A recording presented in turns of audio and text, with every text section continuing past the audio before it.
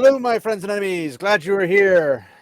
We are jumping into part 2 of the Brandon Sanderson controversy. I mean, controversy is a bit of a strong word, as much as like everyone kerfluffle. That's a good one. That's a good Canadian word. It's not a Canadian word, but anyway. Yes. So before we jump into part 2 and continue on with the rest of the video, let's go around and introduce everybody. Gadfly, it's been way too long. You need to start showing up to work more often. Come on. Yeah, well, writing the MA thesis takes some time, and family stuff. You only get 3 sick days a year, so you're slacking off and going overtime. Sheesh. Yeah, well, I did also say I was going to refuse to actually physically watch the show itself. But then you can't feel the same pain and have the emotional powers that we have. It's much more cathartic for me to see and witness other people feeling the pain that I know I would have felt. So, yeah, no, that's fair. Yeah. So you got your thesis coming up. Anything else you got coming up, or? No. Well, there's the Silmarillion streams that I've been doing with Lady B and stuff on the Sundays, but those are great pronunciations, by the way. Yeah. Well, you trust the linguist to get the pronunciations right. It's dwarfs, don't you know? But anyway, unbiased hater Matt, what you got going on, good sir? And welcome to the show. Well, hold on. In my unbiased base hate, I officially, as of 2 hours, about 10 minutes ago, despise anyone who does "it's only another turning of the wheel" excuse. Well, you're just mad because it's only another turning of the wheel. We'll get into the metaphysical discussion in this part of the video we're watching with Brandon Sanderson. Will we? Oh yes. Oh, it becomes one of the participants' favorite words to use. The participants, as in the people in it, or as in either Daniel Greene, Matt Hatch, or Brandon Sanderson ends up using the word metaphysics a lot. To be fair, I love metaphysics. It's a very intriguing area of philosophy and stuff to cover, but it's kind of a strange thing to be applying to this when it's based on so much literal world. Well, it becomes a situation where you want that Princess Bride quote. You keep using that word. I don't think it means what you think it does. I don't think the word means what you think it means. All right. Well, Sage, what you got going on besides nothing as usual? Nothing as usual. Yeah. Is it besides that? Dang it. But besides that, I'm also working on my master's thesis. So your master's thesis? Yeah. You mean a thesis? That's what I said, didn't I? You said thesis. Ah. I'm gonna go sit my thesis. Fair enough. Another lender. So that takes up some work, but yeah. Aside from that, I'm not doing anything anyway, so it's fine. Everything is fine. Yeah. The world's burning around you. This is fine. As usual, I am doing nothing but everything all simultaneously at once, which is why I have no time to do anything fun. Yay! So, I guess we'll jump into this. Mr. Gadfly, would you like to recount what you thought of the prior hour, 12 minutes, and 8 seconds of this video? Well, the biggest thing that I found absolutely hilarious about watching those three watch the film or the episode was that they completely blanked over Inkar's death scene, which shows you exactly how drastically. I heard they cut that out, actually. Yeah, they talked over a lot of stuff. No. Like, I mean, they literally, I believe, cut that out. Like that was a scene that was like recorded, and then they cut it out for whatever reason. So, the original live stream of it was way longer. No, I mean, like, actually on the show, in the show. In the actual show, they had recorded Ingtar's part, but they said it didn't make sense without Rand. And I'm like, you don't say! Yeah. Like, it's maybe the whole book. It's where you get that. You mean the dark fun bit? Yeah. Well, the Dark Friend, him having the talk about sheathing the sword with Rand and all that jazz. Yeah, but Which is he does die on screen though. Yes, he died. Well, I Well, guess we see him getting stabbed through the Yeah, we chest, see him but getting. that's not actually that deadly anymore, I hear. So This is a place you could hold 50 guys. I'm like, yeah, when everyone's walking right past you. Yes, that's a great place. It's supposed to be an alleyway, not a freaking hallway.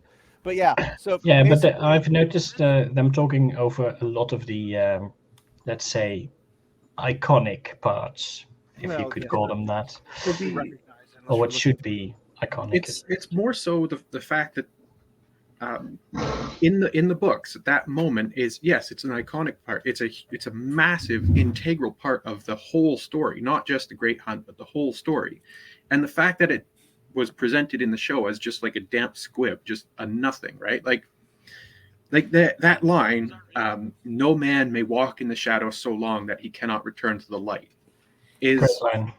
it's a hugely important line for the entirety of the series.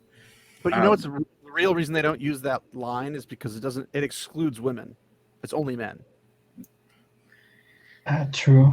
That's probably Ignore the cannot go back. Ignore the fact that it's one man talking to two other men in that particular scene, right? Like, well, there wasn't two other men. It was just Ingtar Rand, Huron, Huron, but and Huron Ingtar. and no, Huron Matt, was, from what I understand, Huron was outside of range and came back to get Rand, if I recall correcely. So he was showing up basically after Ingtar says that and tells them to leave. That scene. He asks, like, what about where's Lord Ingtar? And he's like, he's doing what must be done, and then they leave. The whole scene is the two of them stopping, Ingtar saying, one man can hold 50, go, you were meant to lead. And then he says that vital line, no man may walk so long in the shadow that he cannot return to the light. And then Huron comes back when Rand says, may the last embrace of the mother welcome you home. Yeah. So which is also a powerful line too. Yeah, that's why I include Huron in that scene, because Huron is there for that bit. And one that sets up that, the dragon is one with the land and the land is one with the dragon. It sets up the whole concept of the forgiveness and the purifying of the souls and the reincarnation aspect, like coming out and being being fresh from the previous lives' sins, so to speak, which comes in later on in the books where Rand overcomes his Darth Rand period. His emo face. Yeah, and it's that idea that Sanderson gets quite well. I'm not the biggest proponent of his 3 books in the series, but he does this part quite well, where he's like, one of the beauties of having this cycle is that a person can try again to do better, right? Do better than pride. So the fact that integral scene from the books was just completely glossed over by the 3 talking. They were watching it and they were seeing what was happening, but they were talking about something else, and it didn't even register in their heads that, hey, that's Ingtar dying. That was how unimpactful that scene was in the show. Yeah, but that happened multiple occasions. Yeah, there were a few scenes which again, I was just going off of what you guys are telling me. Here's the scene that we're at, and I'm just like drilling out the side of my mouth because I went brain dead and had a lobotomy while I was watching. Yeah, I decided to at some point just keep track of what was happening so I could see exactly what they were talking about. Yeah. Where are we at right now? What are they talking about? Like, what are they reacting to? Because, like, you can see Matt Hatch's face just go. I'm just like, I mean, you can't be that confused. You're okay with all of this. Well, he can be because he's a dumbass. I can't even pull punches anymore. Like there are people who, if a person says to me, I never read the books, I don't like reading books in general unless I have to, I'm only watching TV shows, I watched this show, thought it was okay, I could live with that. Okay? I could. Okay? Or if there's a woke person out there and they're looking at reality and say it's they that love. bad, but Well, I'm just saying, like I'm just being fair about it. Like if there's a woke person, I just watch because it's woke for me, and I like it because it's woke. I can live with that, okay? But this is not what they did to the show, and yeah, I can understand somebody liking the show, but I can't accept that they think it's objectively like well made. Like whether it's Wheel of Time included or excluded, it's objectively not well made. And there were people on Twitter /X, whatever you want to call it now, that were legitimately saying that this is the next Game of Thrones. I'm like, I don't even think Game of Thrones is all that good. no. I'm saying like in I terms mean, of it was decent in the first few seasons. in terms of quality, like the armor, the garments, the setting, the buildings, the cities, the manpower for actual battles, the quality of production, the quality of performance, the and the cultural impact. Those are the things that Game of Thrones are really known for. Whether you like the story or not, like those three things were. I wasn't really there. big on it, but it's like it had really good production. Like that's undeniable. For especially for its time. Now we got years later, and for whatever reason, they have a bigger budget, and they still can't even do a fraction of it. And I'm just like, how can you not do this? Like it's not that. I mean, I suppose it's because it's a newer studio for one. Two, they're already trying to intentionally divert from the written source material, where Game of Thrones was trying to adhere to it as much as possible until it ran out of material. They also got writers who are the writers who have writing credits are writing things that are not fantasy science fiction. They're the modern stuff. Yeah. So it's a very different mindset you have to come at writing when you're dealing with fantasy and science fiction than anything else. And the other thing is like the thematic nature of dialogue within the books, like what the book is trying to express and present to the reader. The people who tend to like the books and like the show are people who don't care about the thematic messagings and the presentation of ideas in the book, and so they just don't care about it. And so when the show diverges from that, they just whatever, it's not important. What's important is the key jangling Easter eggs. Oh yeah, I don't know those two. I would argue that it's not that they don't care about them as much as they actively dislike them because it like, oh, this line sounds misogynistic. That's problematic, and therefore we can't have that in the series. Most of the ones I've seen, again, there's like the vocal, maybe it's the vocal minority or even the vocal majority. When I say some of them, I mean the themes, right? They really dislike some of the themes, but a lot of the other themes they don't particularly care about. They really despise the gender essentialism theme, despite the fact that actually this show is presenting an even stricter gender essentialism. Because it's only men who make the power dirty, right? And so you have to be a man in order to make the power dirty. So the show itself actually has gender essentialism in its magic system without having binary magic concept, which is hilarious, despite the fact that they talk about how this show corrects the problem with the magic systems stuff. Which it's fine in this one because it's the women are still okay. Right? Well, like I racked my brain trying to think of like what flaws are there in the magic system, and I went over it, combed it over as many times as I could think of, but it's just like this strange idea that the system of magic isn't well done. Now, there are certainly certain things like will make it difficult to change into like a 5th edition for D&D. Yeah, that would be difficult. I've seen 3 attempts, I think, at least 2, 3 attempts at changing it into a 5th edition because I was really interested in the 5th edition. I have the original 3.5 book somewhere over there, as well as the expansion, and they look interesting and whatnot, but they made certain things a little more complicated than necessary, and people tried to turn it into a 5th edition, but then they had like open-ended issues, like if you can constantly apply, like they had like a stone grenade essentially, where you use the one power, stick it on a stone, and you could throw it at somebody and it blows up and shatters Well, everything. it also There's no limitation. You could do 1,000 of them and then like hang them up into the sky and drop them onto an army. Like there was no limitation. It also fails to take into account the varying strengths inherent in a person, right? Yeah. So like somehow Egwene's like 10 times stronger than Rand. Makes no sense, but okay. Yeah. And so somebody pointed out recently how like Rand struggles to channel in the first series of books, but when he does, he displays pure power, Raw just power. complete power. But in this Granted, show, it's in the first time he was aided by the eye.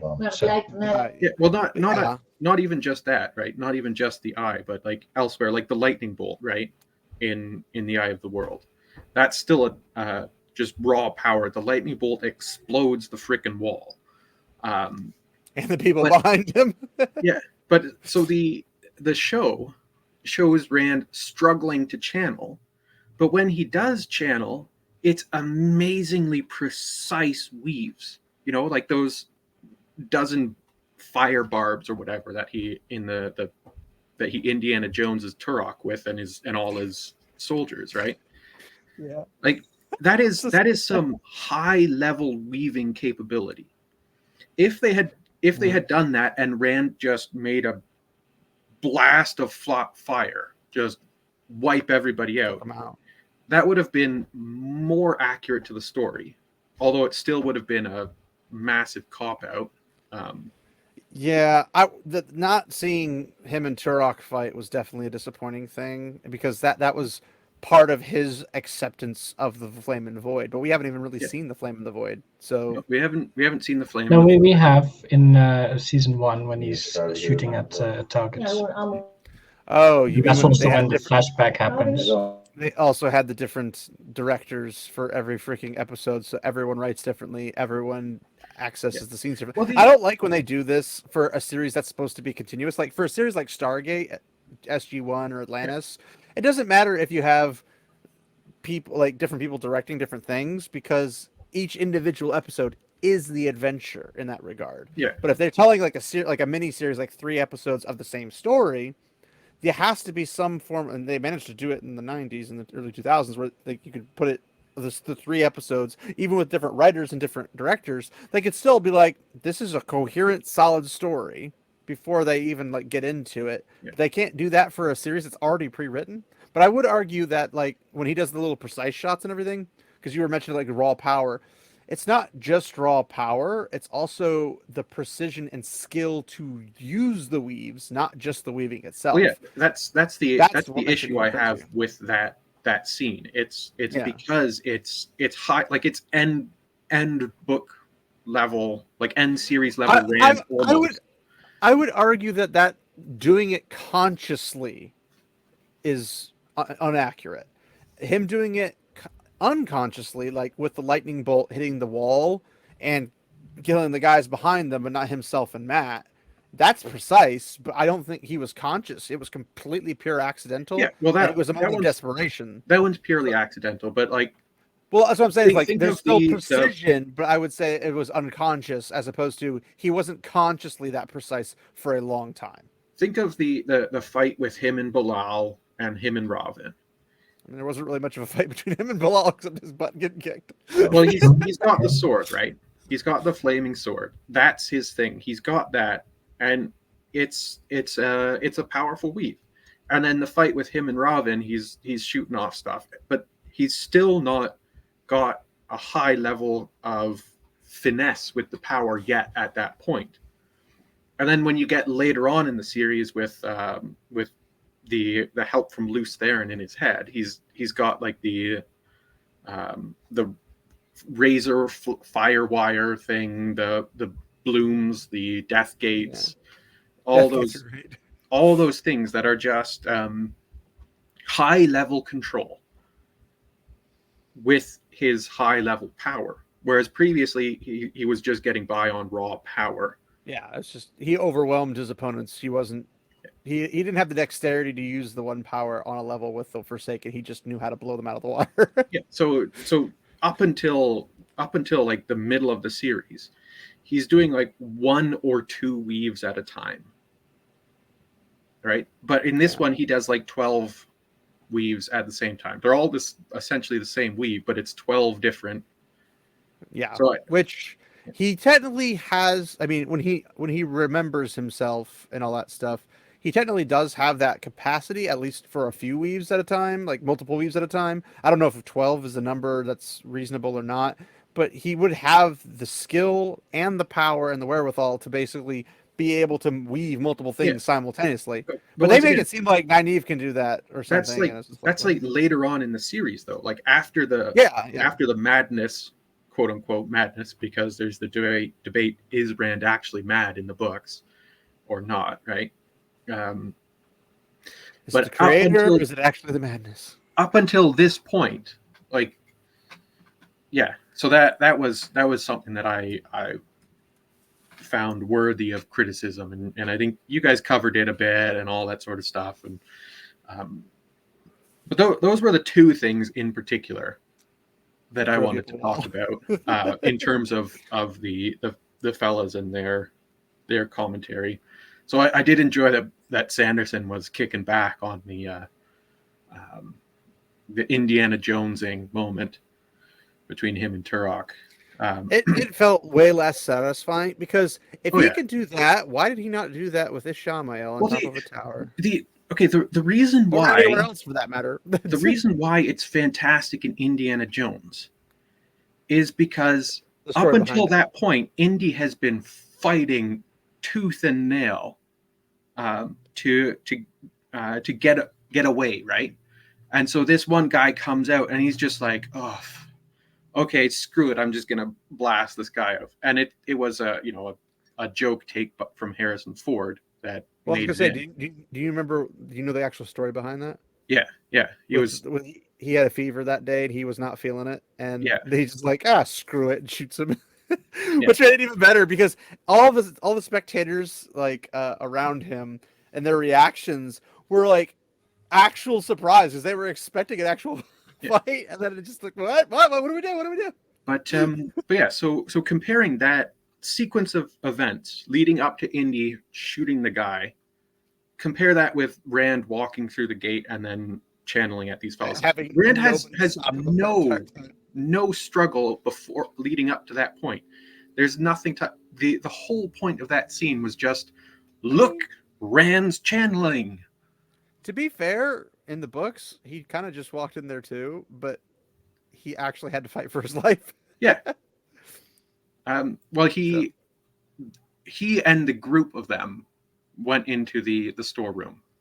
They grabbed the horn, and Turok was there and was like, "Oh, Fane said somebody was coming, so I was surprised that he was telling the truth about that." And then they duel, and well, everybody except Rand leaves the room, right, and runs away, but Rand's just standing there. And so he has that. Once again, it's another one of those moments where it displays Rand's self-sacrifice towards his friends, right? And that kind of leads to the sheathing the sword with Ingtar kind of thing, because the original teaching came from Lan. Yeah. It was the last teaching he gave him before he left to go hunt the horn. He's like, remember, sometimes you have to sheathe the sword. And to some people, when they first hear that, not knowing that it's an actual move, but like when they first hear that, it's like, oh, so you just kind of give up kind of thing. And that's what they think. So I'm just like, that's not what he's saying. He's saying literally there's a thing where you literally turn your body into a sheath and you sheath the sword in order to have a higher goal accomplished. And that's when Ingtar brings it back up, which is also another reason that scene not being there throws everything off. But then we don't get the battle with Ba'alzamon to where he could legitimately say, okay, I need to sheathe the sword in order to make this work, which becomes a major plot point in the entire story. So It's like that's the thing, right? Like Rand gets stabbed by the dagger here for the incurable wound. But the incurable wound from the dagger counteracts this is not actually where the dagger happens. Yeah, it happens much later on, right? This is where he's supposed to get shafted, quite literally, by Baalzamon's sword in order to get that guaranteed hit. Well, shafted, I meant, but like stabbed, but yeah. I was also given the other more slang term of shafted, but yes. But he's supposed to get stabbed on purpose, from his point of view, by Baalzamon. Like he kind of moves out of the way, but locks the weapon down to do the actual like death-dealing blow. Yeah. To Ishamael, which wins him the fight against someone who's technically more powerful, and it's because he's untrained versus the trained one. But the untrained or the trained one is caught off guard by the fact that he did that. He's like, "What? What?" And then he's like, "It's another one of those examples of in the story how evil is defeated by good. So evil, yes, it's more brutal, more vicious, more powerful, so to speak, but it's because the evil mind cannot comprehend the sacrifice that good will do in order to defeat evil." Log on to this thing. I would say it's the self-sacrifice that confuses them. They're very well aware of sacrifice. It's just sacrifices for others to do, not for themselves. Well, that's the important aspect, the self-sacrifice. Yeah. So Rand self-sacrifices himself to defeat evil, and he gets the wound in the side and the hands on the palm, right? So you have the Christ imagery there in Rand, right? Which of course is not acceptable to a lot of people. So of course we just brush that aside. Yeah. There's the fact that it's missing, and the fact that nobody's concerned with it missing, shows me that the people who claim, I really like the books, I'm like, you're full of it.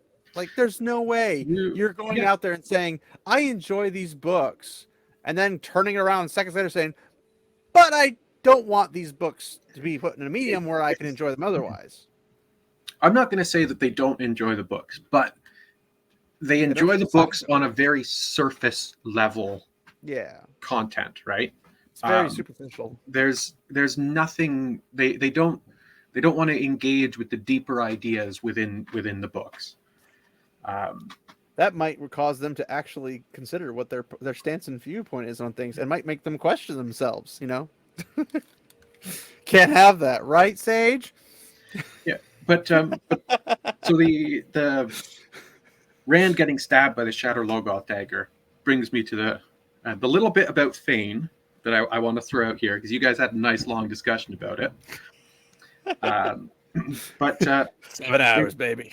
The purpose of Fane and the purpose of Shatter Logoth is to display the evil that humanity itself is capable of without the Dark One, right? I am curious because two things. One, the Dark One shows Rand all these situations where like the kid steals the fruit, and then the merchant just shoots him and kills him instantly, and it's just like, can I help you with anything else? Like, it was completely devoid of evil because there was no right, because there was no wrong, and all this stuff. Like, this is what happens if I'm not around, kind of thing, which doesn't make sense because he technically wasn't around for all the time period before. But that's a different story.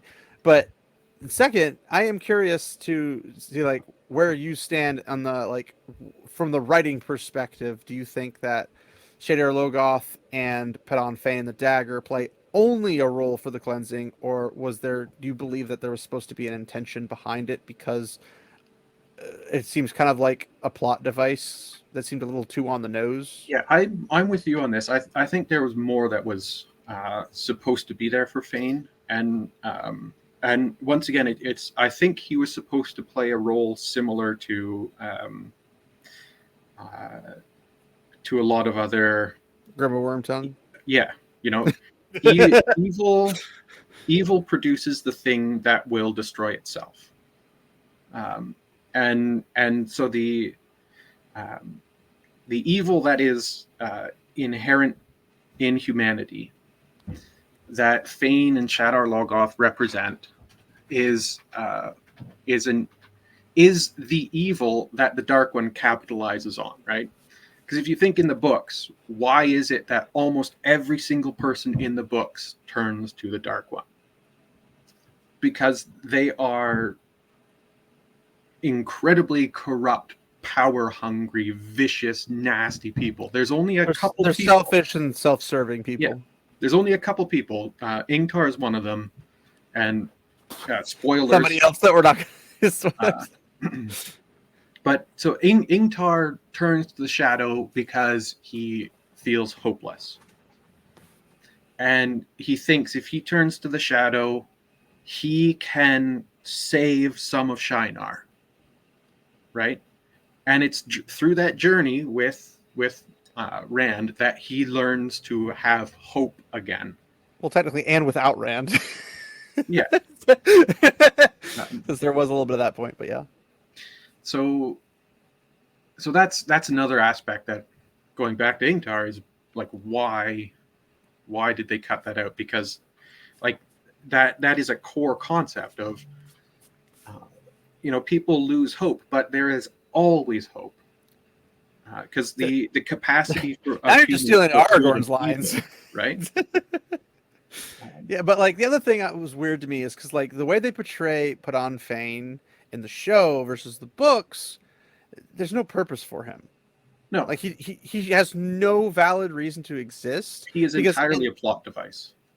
Well, not even that. Like they're like, we need to steal the Horn of Valir, and then they're like, okay, he has the Horn of Valir literally at the end of season 1, episode 8, and then the beginning of season 2 where they're having the Dark Friend thing. I'm like, literally just pull it out and sit it on the table. We got it, guys. We've accomplished the goal. We stopped the light. And then they don't even do that. And then it's like, he has the dagger, but he doesn't seem to like care about the dagger. Yeah. But he doesn't treat the dagger like anything special, nothing like that. But he's always like, haha. And then the dagger's whole line's a whole different We thing, have but, more Dark Friends in the series who are Dark Friends because they're supposed to be sympathetic. They turn to the shadow because life was so hard. And then there's right? Pot on Fane. So there are more Dark Friends in the 2 seasons of this show that are Dark Friends because they have actual sympathetic reasons as opposed to being assholes than there are in the entirety of the book series. It's supposed to be completely the opposite. They're supposed to be what's the second one besides the Andron? Dana or whatever, the Dana. one who presents Yeah. Moradin's philosophy.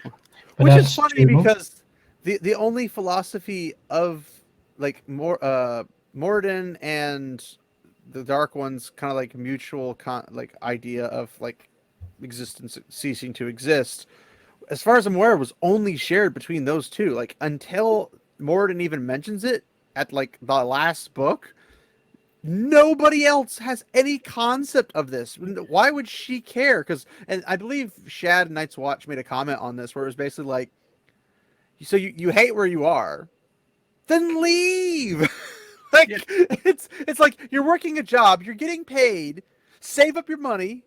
I'm assuming because you live there practically, you probably don't pay for your lodgings and whatever because you're working all the time. Save up your money and then just up and go. Go find somewhere else to go. Like it's not that difficult. Yeah. So it means that assumes she doesn't actually own the inn. Oh, she's just. I'm saying just a barmaid.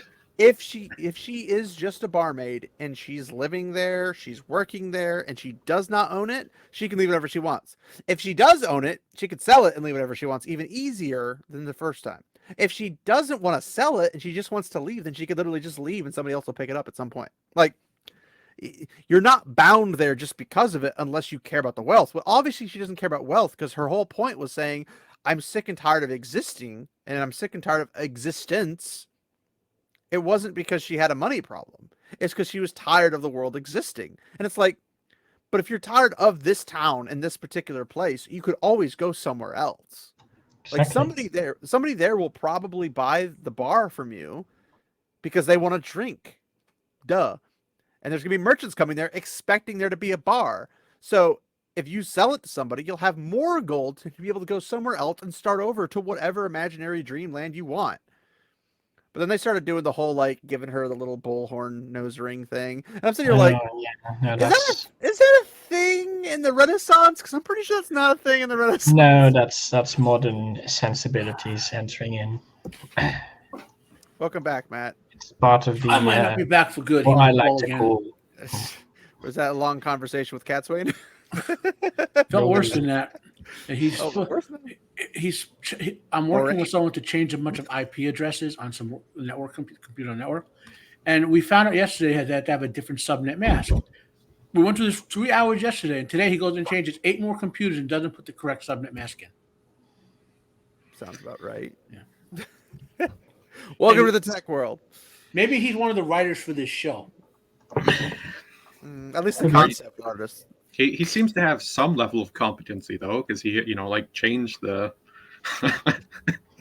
Well, I had to explain to him how to do that too. There weren't good ones, but he made changes. But yeah. Anyway, Sage, you were saying. Yeah, I think this is part of the uglification agenda, as I like to call it. The what agenda? Uglification. Oh, uglification. What, you've been playing Fable lately? No, of course not. I wouldn't dare touch that with a 10-pole stick. Considering it's not out yet, there's that. But yeah, I'm sure we'll all be. I'm just excited. How many of you guys know about Nexus mods? I do. I've used that them. mod for that game that they canceled the game or whatever. They didn't cancel the game. They canceled the mod and banned the guy who made the mod. Yeah, I read about that. Yeah.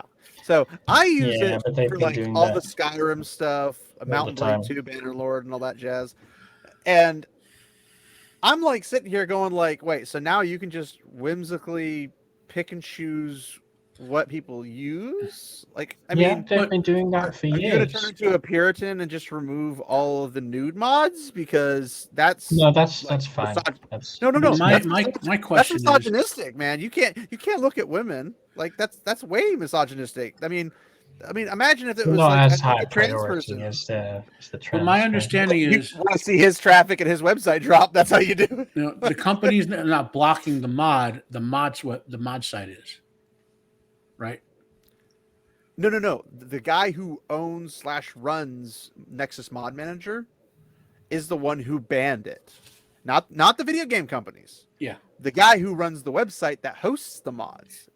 And I'm like, I mean, I can understand the company being like, how dare these people, who hate LGBTQ people, blah, blah, blah, blah, or hate trans people not having these flags. I'm like, you put these flags in there to begin with when it would make more sense to make American flags instead of the trans / LGBTQ flags. Somebody wanting a realistic environment and then changing them, that's not inherently a phobia or instaphobe or whatever you want to call them. Like it's literally just them saying, I want doesn't more really matter, does it?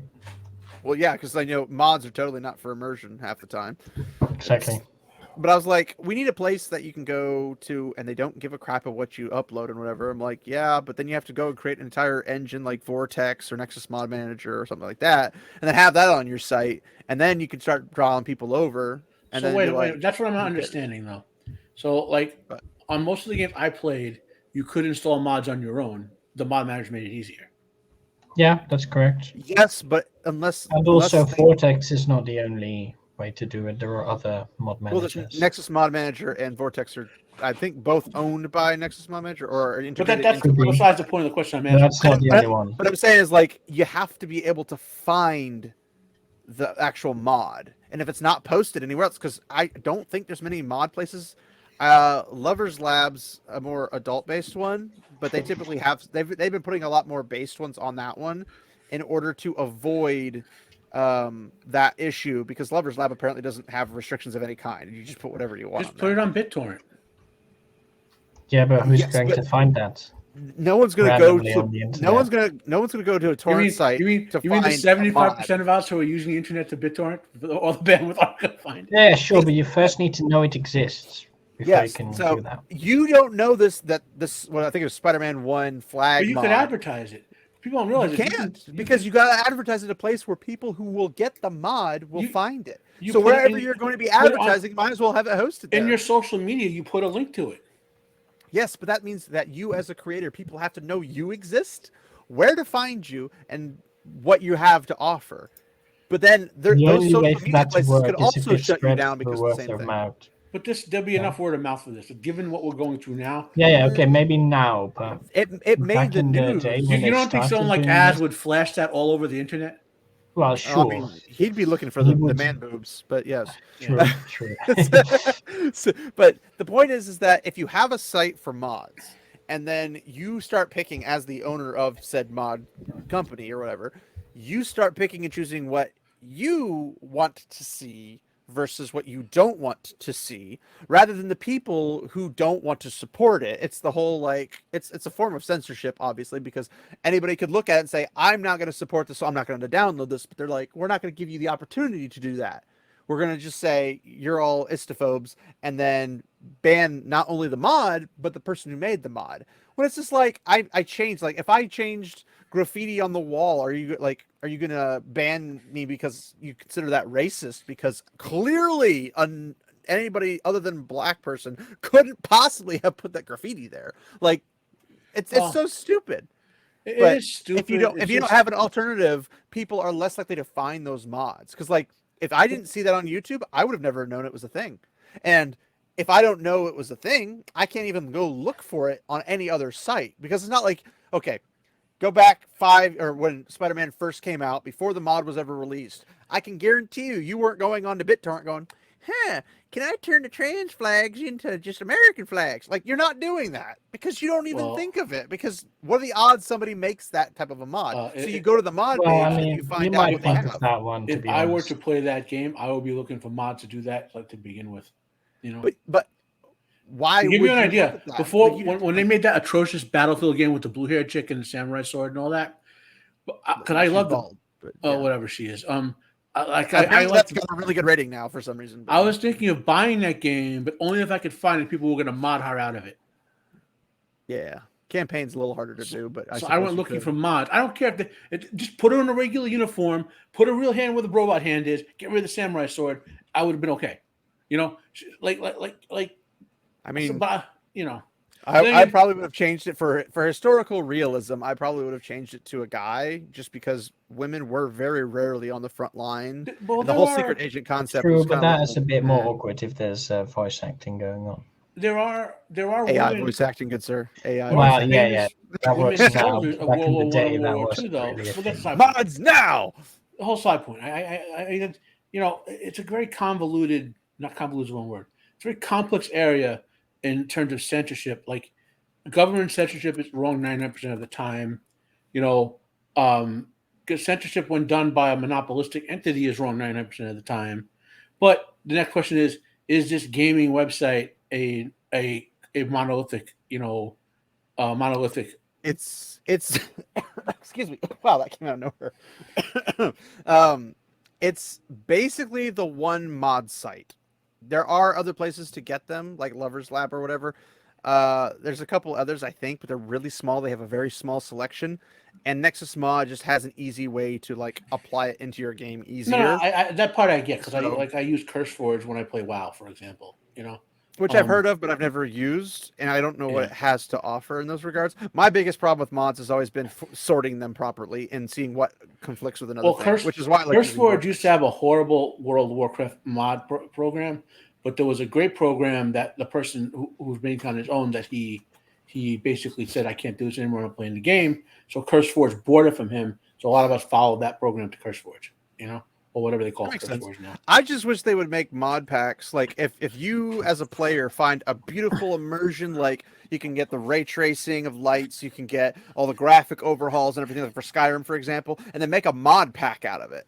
And then just be like, this mod pack has this whole list preset in the list. If this is all you're wanting, just boop, transfer it over, done and ready to go. They don't do that for whatever reason. It drives me nuts. But besides the point, basically, those exist for Skyrim at least. I haven't seen them for any game that I've played. And I mean, granted, that's only a couple on the list, but Minecraft has a So, bunch of them, of course. I have a 2-hour chunk of time here. I only do text mods for that. So. I have a 2-hour chunk of time from before my next thing I have to do. Well, I know that's what I was trying to wind this up and move on to the next thing because I could tell Gadfly was totally getting bored. But yes, but basically with that whole kerfluffle and whatnot, there's stuff going on with that. But did you have anything else, Gadfly, you wanted to cover other than obviously what we've covered? Not really. There was you guys were bringing up, that whole crossbow stuff, and Sanderson brought out the whole thing of. I was hoping you and Arturian would be here for that because I was like, this is the perfect time for those two guys to be here, and they're not here. What the heck? Because it is a lie. The crossbows were not banned by the Pope, but there was they weren't banned because any regular Joe Schmo could kill a knight. That was stupid because the whole point of a battle is to kill the other people. And but there was an effort to. That's weird. You can only kill them humanely. You can't kill them inhumanely. Well, so there was an effort by within the papacy, so within the whole structure of the Catholic Church, to ban the use of crossbows against fellow Christians, but that never happened. How are you gonna tell? They're all armored on one side. Is like, which one's a Christian? Well, essentially, it was like you don't use them in Europe. You go to the Holy Land and use them. Just there. kill the barbarians with them, right? But it never worked because there's a fantastic letter for this one English lady to her husband. And she writes this very loving letter being like, oh, I can't wait to see you again when you come back, yada, yada, blah, blah, blah, blah. But then also at the bottom, she's like, and please, upon your return, bring with you 50 crossbows and 500 quarrels and yada, yada, for the armament of the keep, right? And it's like, oh, okay. But yeah, there was never any nonsense about report. She's placing a quartermaster report for supplies at the same time as saying, "I can't wait to see you again." Yeah. There was never any ban on crossbows because they could kill knights easier. As a matter of fact, there's a great. Those crossbows would be able to puncture through the knight's armor, or no. You think it would be like be able to? The English longbow couldn't. It could puncture through like weeks. Extremely high poundage. Crossbows, no. Crossbows and the English longbows had about the same force. Well, that's what I'm saying. Like, from what I understand, they were used more like light crossbows. So I didn't know if a heavy crossbow or a siege crossbow, where it's like poundage is heavier, would be able to puncture through it. Well, the poundage, or at least knock them off their horse or something. The poundage of the crossbows can be heavier, but the draw length is significantly smaller. So when you're drawing a bow, you're drawing it all this distance, and so it has that much space to get the force through the arrow. But of course, it comes down. When you're whatever it is, it comes down to the mass of the projectile and the velocity of the projectile. The crossbow accelerates the arrow faster over a short period of time. And so it averages out to roughly the same thing. Yeah. Well, that's what I was saying. Is if they had used the proper arrowhead type for a crossbow to where it would actually be able to puncture, and you had enough velocity, do you think it would have been able to? Because a heavy, I'd imagine heavier siege crossbow would have the poundage. If you take this bottle of Pepsi and move it at 800 miles per second, it will penetrate plate armor. Okay. Even if you fire it soft section first, because at some point. Yeah, but if you use like a blunter tip or something I mean, that assumes it doesn't disintegrate mid-flight, though. Fine, 8,000 miles per second. Even if it vaporizes, it's still going to puncture the plate armor. The point is, it's going to be really wet. At the point of impact, you're transforming the energy at impact into kinetic energy. And then what happens? How does the material deal with the kinetic energy? Does it flex? There's hardness and toughness? Like, does it overwhelm? How is the material bonded together? There's a whole when you go to school for engineering, there's a whole subset of school classes called materials engineering, material science that they make us take, and statics and dynamics and all that like they take like one chapter of the physics book and turn it into like 7 classes, and you want to murder your professors by the time it's over. You know, I mean, I want to do this as soon as I got entered. yeah, like isn't it like usually like chapter 7 Sage or something, and it's like those 6 classes that like, oh, let's examine the physics of non-moving objects for 2 months now. You know, and then you're like, but anyway, it's can we say we do and not, please? it all well, okay. Here's a side story. It's funny, but it's real funny. So we were taking either statics 1 or material engineering in composites. I don't remember which one it was. Okay. And Professor Chang was the professor. And it was a first semester or second semester course. So we're in there and every professor gives a speech at the beginning, right? And he goes, "Hi, my name is Professor."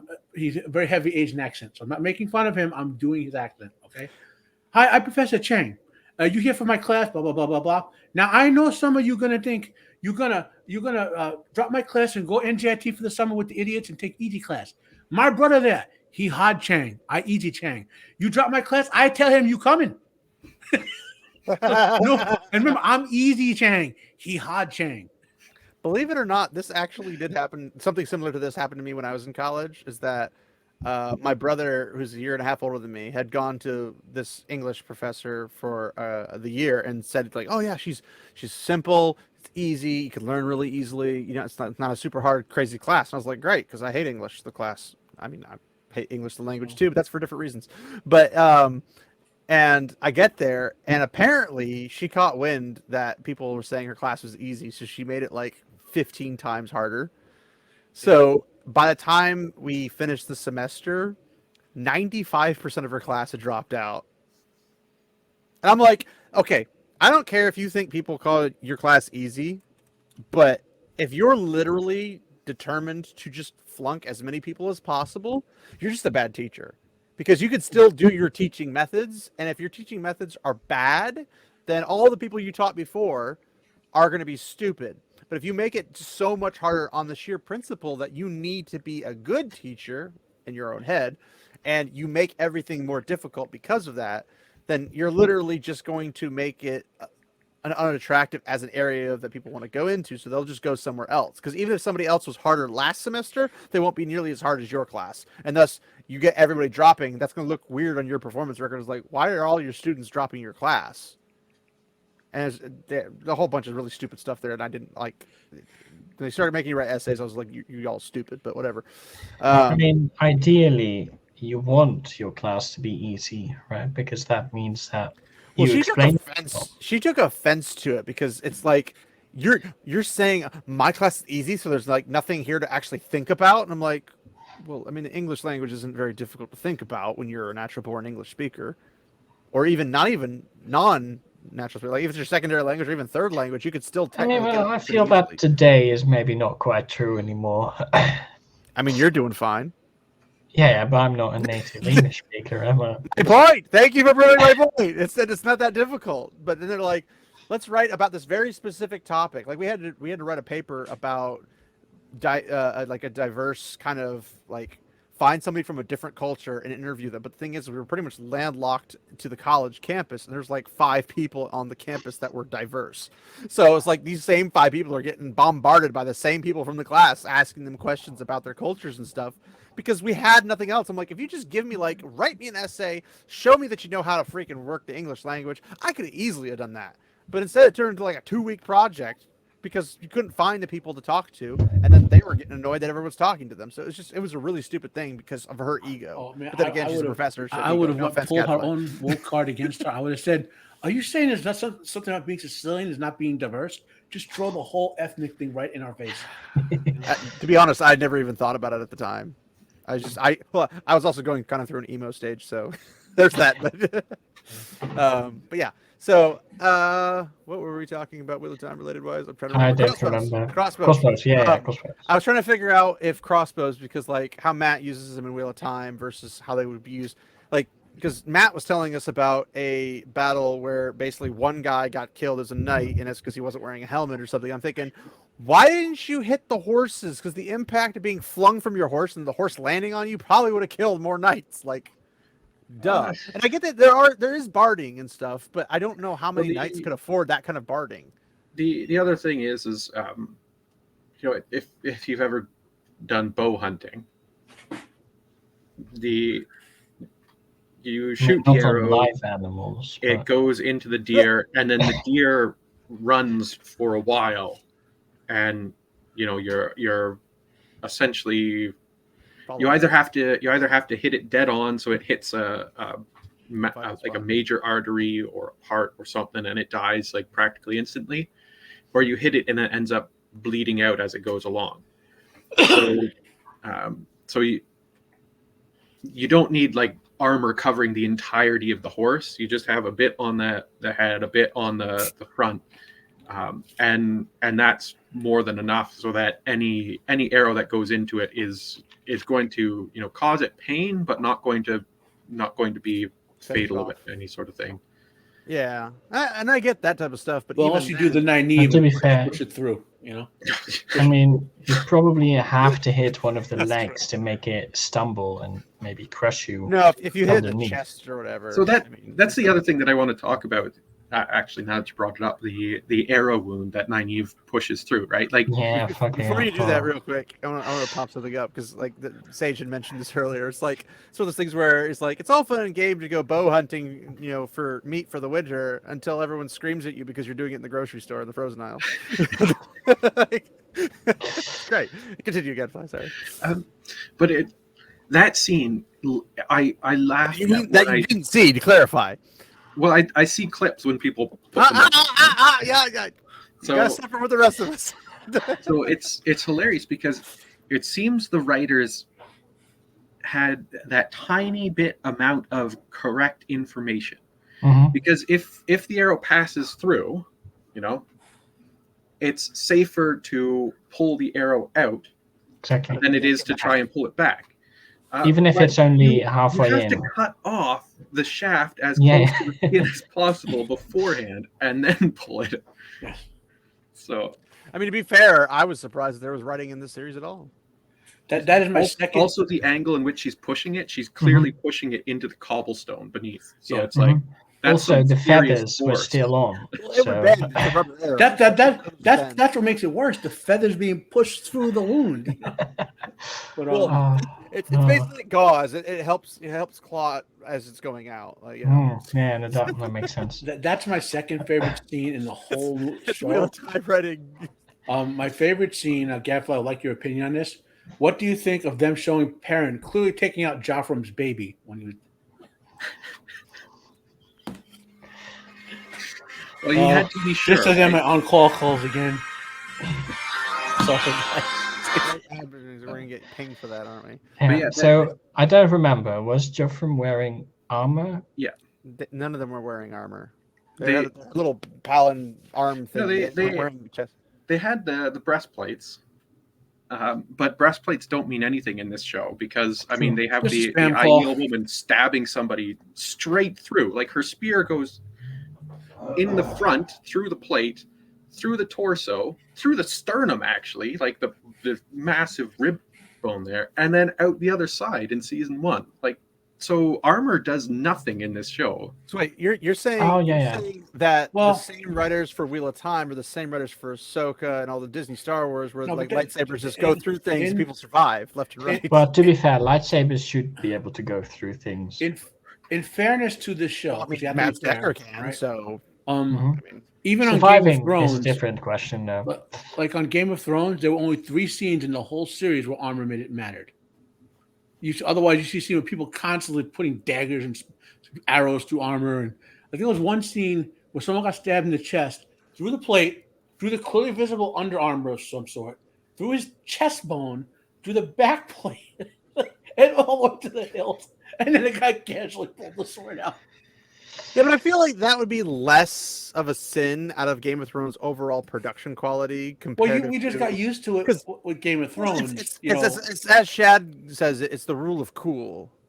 So it looks cool, therefore we kind of just like, we'll gloss over it. And you can forgive it if the rest is good quality. Well, the point I'm making is then Hollywood it's in just a minor general mistake. has no conception of how armor. But here, it is just so another thing on the pile of shit that they do.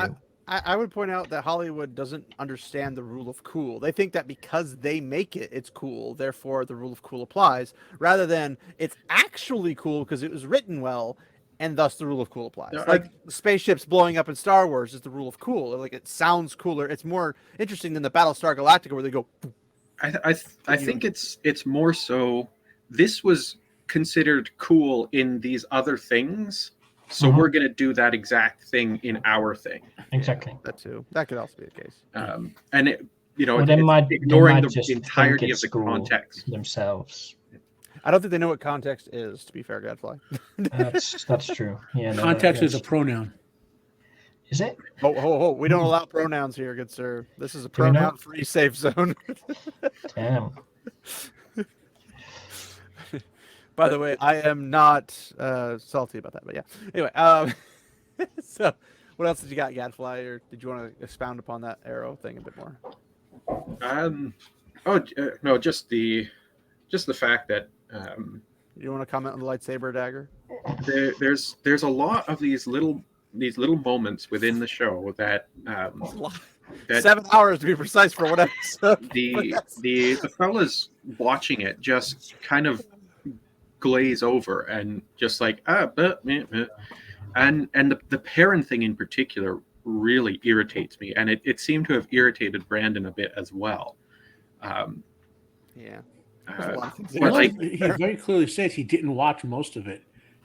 That's a very neutral way of saying I think he it read the sucks. scripts, but he didn't like what he saw. But yeah, so Perrin, that's another one of those things where people completely the writers of the show and a lot of these book fans who support the show have completely lost the plot when it comes to the ideas and the thematics of Perrin's story arc, right? Like Brandon touches on it. And he's like, like the Perrin's story arc is about harnessing the beast within, right? Like it's retaining man, understanding the wolf. Yeah. Understanding that the good man is the man who has the beast within him and unleashes it in the appropriate manner at the appropriate times.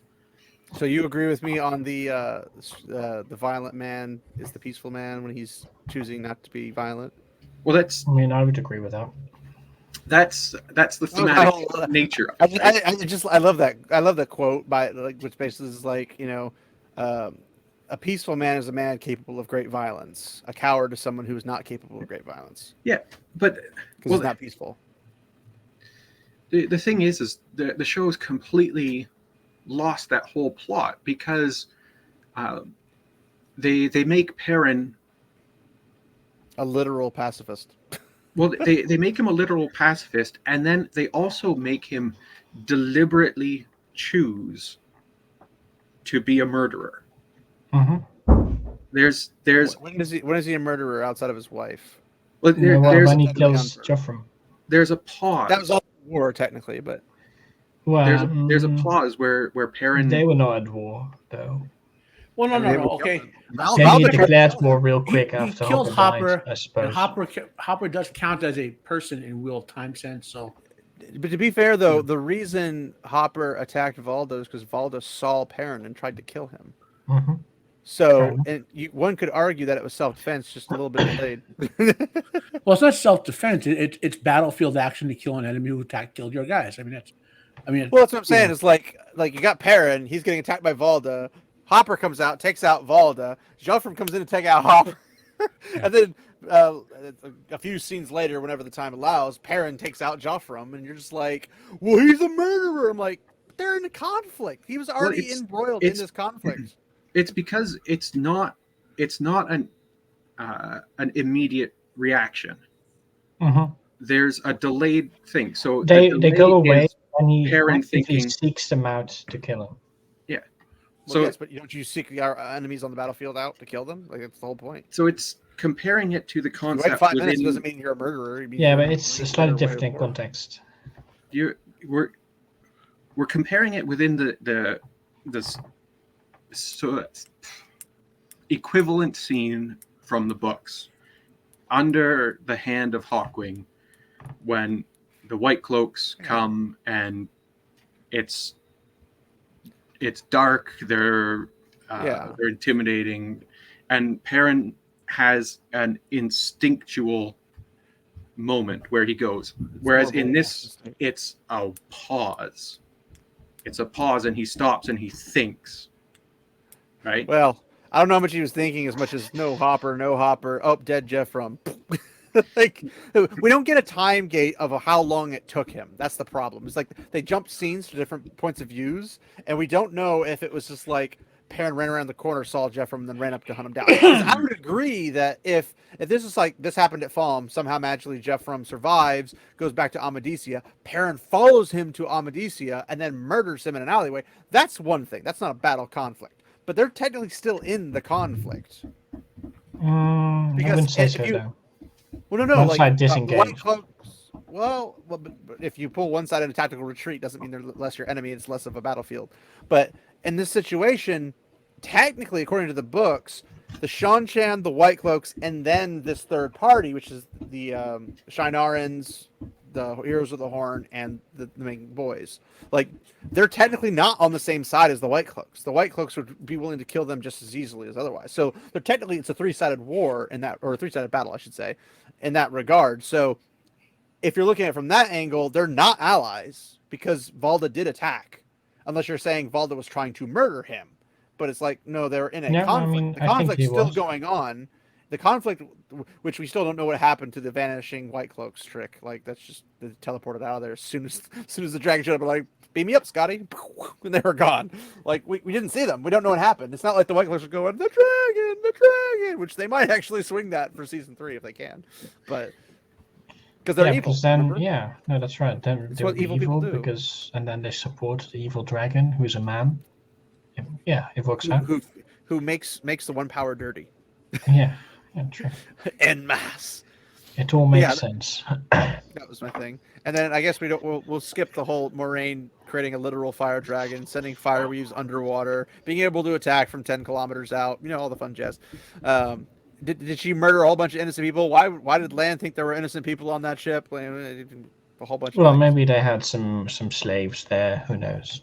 Well, by that definition, the Damane were innocent. But, so that's pretty much all I got. You know, Perrin's story arc completely mangled. They've destroyed his thematics. Matt's story arc mangled, destroyed his thematics. Rand's story arc mangled, destroyed the thematics.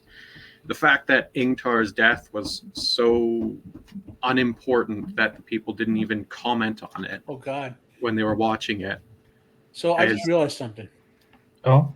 So when Uno jumps down to give the shield out of nowhere to Matt, who to give it to? Perrin. Right? Mm-hmm. Uno just runs off into like we're on his own. The other heroes of the Horn like dissolve back into the mist. So Uno can now be resurrected, like undoing his death. I think they're just gonna be like, we need Uno, and then they just call Uno up every time they want to. Like, what if when Brandon was saying, "Don't kill Uno," blah blah blah, he actually went and read the book for a change. He said, "Wait a minute, we need this guy if we ever get to the last book." They're cutting his whole storyline. So they'll blow the horn, summon Uno to take a crossbow bolt or something for somebody, and that'll happen every season. You know, just blow the horn. You killed Uno. No, just be like, he just comes running in with a useful item that he will give to the heroes, and then they can do I have an idea for South Park. So South Park people, if you're watching this, unlikely, but if you are, here's the thing. You can do the, oh my gosh, they killed Kenny, but with Uno. Every time there's a spike on the scene, you'd be like, and it's like, Uno! He runs out, gets his headset on it, and they just respawn him again later on. Just over and over again, the whole series, just because. Uno just runs in and gives weapons to Perrin like every season. Like next season, he'll give him like a Uno the Squire. Like the double-bladed axe from Golden Axe. You know, then after that, he'll give him Mario's hammer from Mario Brothers. I want to see him like come in and go cluck cluck cluck cluck cluck cluck cluck cluck cluck cluck and just like walk up. Here's some swords. Cluck cluck cluck cluck cluck. Just like come, Patsy. We must scout for Gondor. Anyway, so if that's all we got, that's actually a pretty record fast. That was like an hour to cover that. I was actually surprised. It's pretty short-winded. Now we can do the 30 minutes and see how many hours we can pull out of that. But yeah, there we go. So probably at least 3 hours. This is supposed to be the juicy part. Is it? Yeah, this is immediately. I don't know. Yeah, like you said, you I don't remember if you said you watched the entire thing entirely in the exact order or whatever. This is exactly where we stopped with the video last time. So this is where everything gets real, apparently.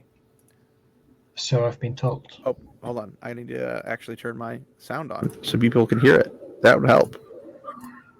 My gosh, It's not as weak as season 1 ending. That's where I'll begin. I will say when I Not read nearly anywhere. the scripts, this was still my least favorite episode. Yes. Of the season. I like his yes. This is over 1 easily for me. Actually, Oh yeah. Of season 2, this was still my least favorite episode of the season. Wow. I would say this is weaker than about a third of season 1's episodes for me. There were some good. So this is the weakest of the episodes. And it's the finale. And it's the finale, but that means the Anver storyline episodes were better than this one. Which ones are Anver?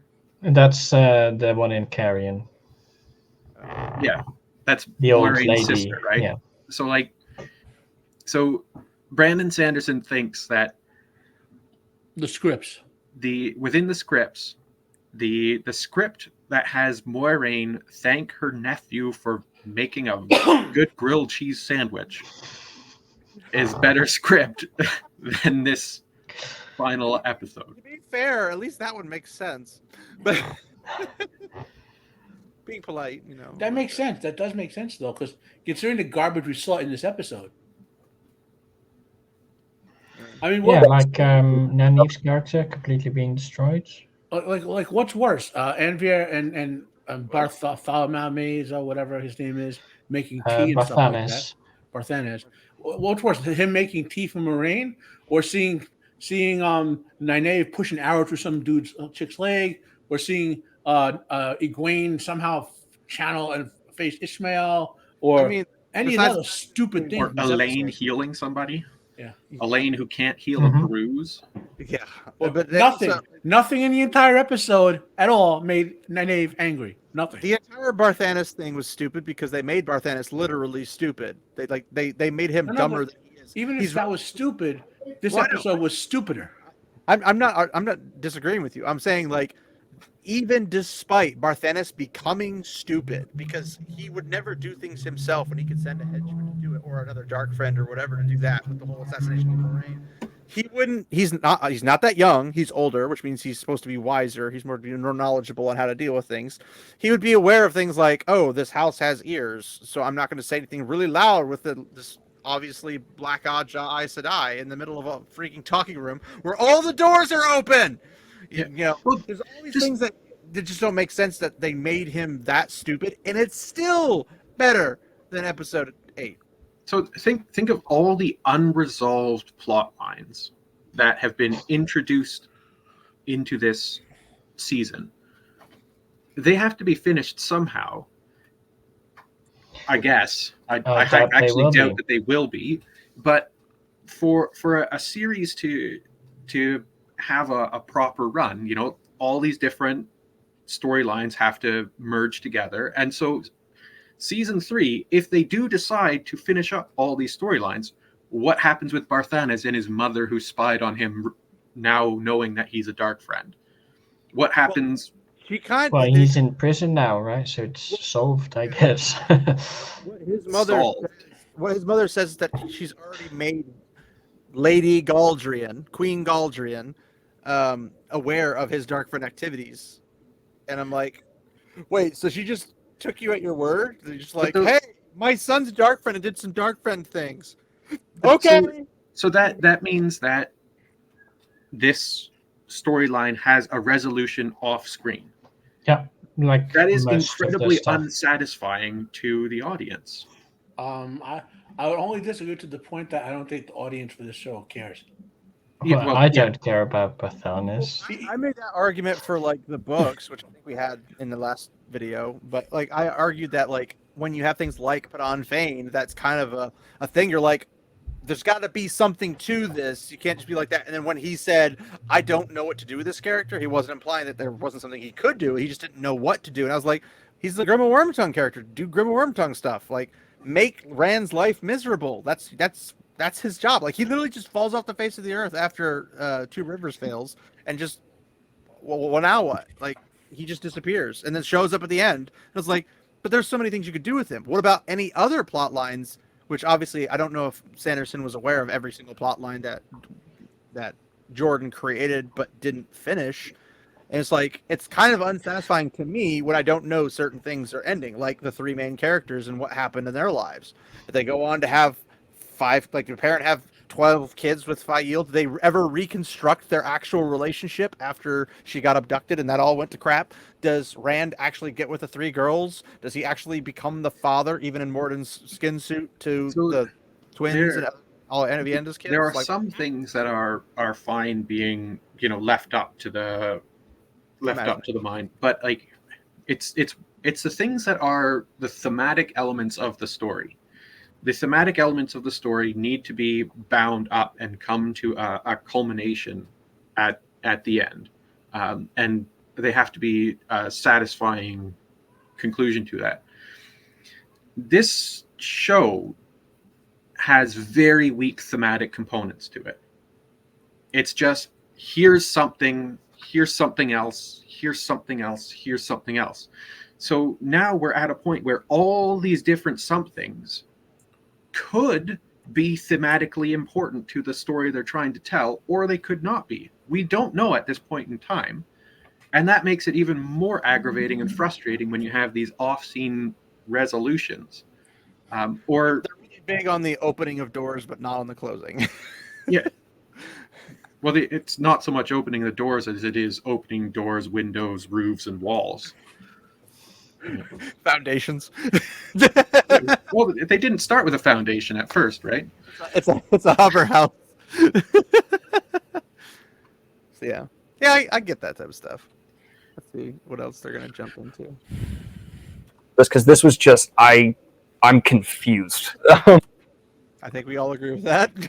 We were all really confused, and that's sad. Well, I mean, confused, I think, is the wrong word. Because No, I mean, like, we couldn't figure out what story they were even trying to tell, despite having to guess it. Like, we were like, well, obviously the girl bosses, they're going to be able to save themselves. The guys are useless. Like, those themes aside, those are themes. We didn't know what they were going to do next because we had an idea of what the story was through the books, but how they actually, like, put that into practice on screen, we were guessing. Like, whose bingo card was it that Uno comes back as a hero of the Horn and gives Perrin a shield? not on mine. No, that's true. It was not on anyone's bingo card. So we're kind of like, why did he give him a shield? Why not hand him an axe? Like, that would be at least thematic to some extent. Like, hey, here's your axe. Use this axe for all of eternity, even if it's a ghost axe, but have this axe.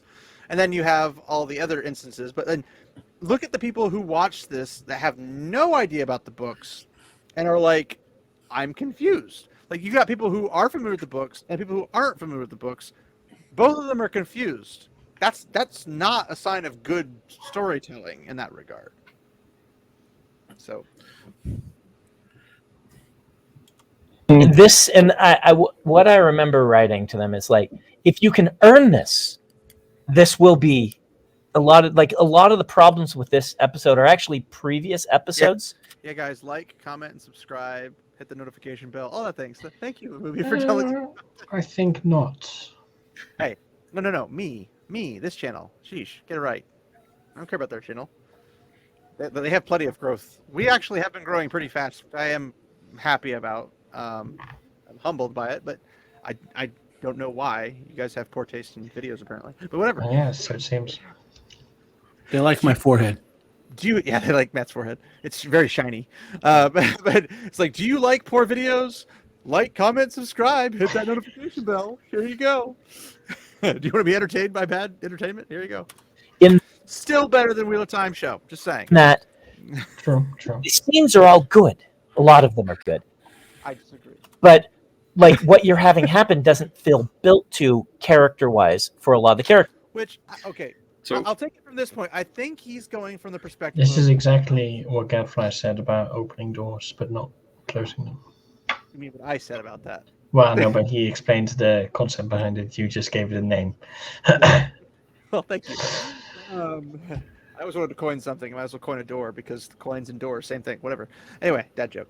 But Sanderson here, I think what he's trying to do, which I disagree with him that it would be a fun thing or whatever, but I think he's like, if you separated this from the books and just had the structure of the story would make more sense if they earned these things. But they didn't earn these things, and thus it doesn't make sense. It's not as good of a quality. Would you guys agree with that?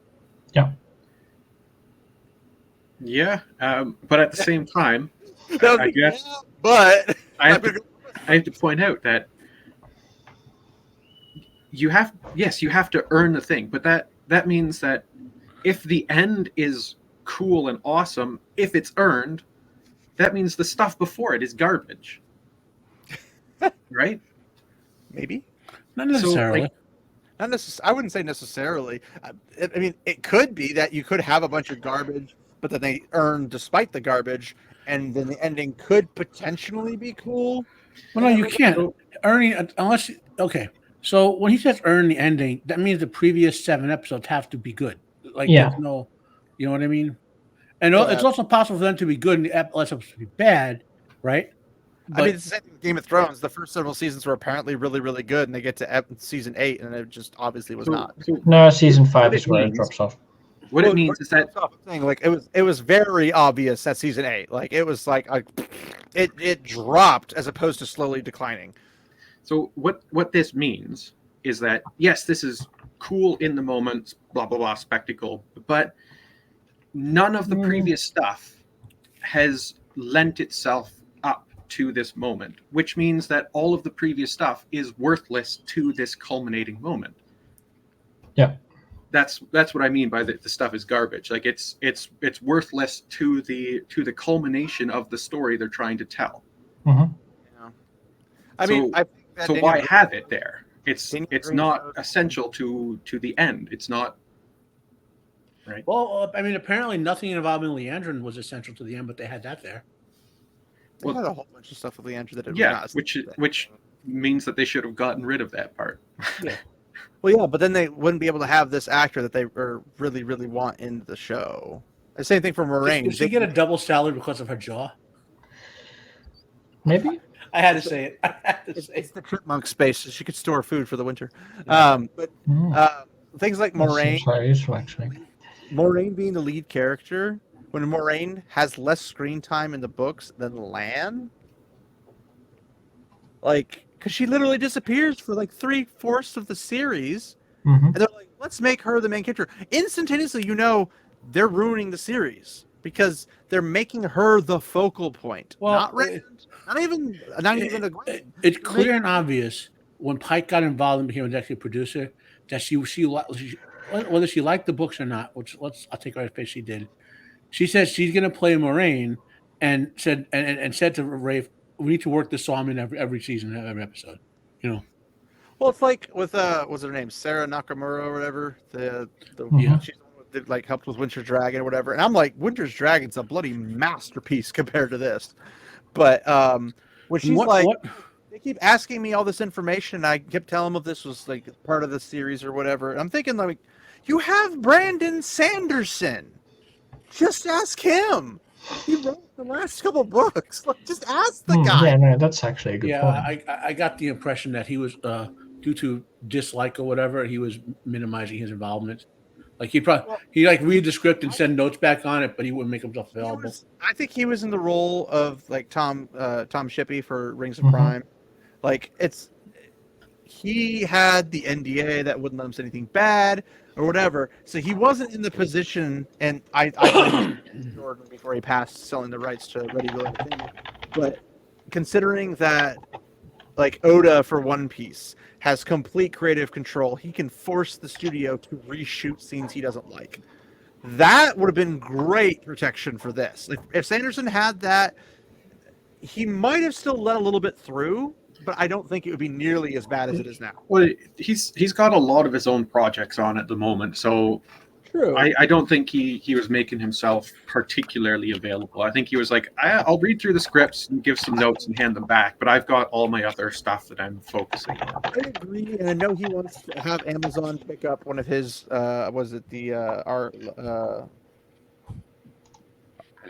Archives, Stormlight Archives. He wants to make that, I guess, in a TV show or something. That makes sense, but if you think about it from a logical perspective, if this was becoming a success due to his leadership, same thing for like how One Piece is phenomenal because of Oda, it would have only made them more likely, definitely lock, stock, and barrel, lock that sucker in as a guarantee that his work. Yeah, but that's That assumes he has enough power to influence. He clearly doesn't. The only one who has power here is clearly Rafe. I'm saying if Jordan hadn't sold the rights to Ready Gold Entertainment and Bandersnatch still held the actual rights and they could play with those rights and say, look, we have the series, we'll have creative control over it, but you can make it and you'll get all, your profits or whatever, but we're keeping complete identity control of the show.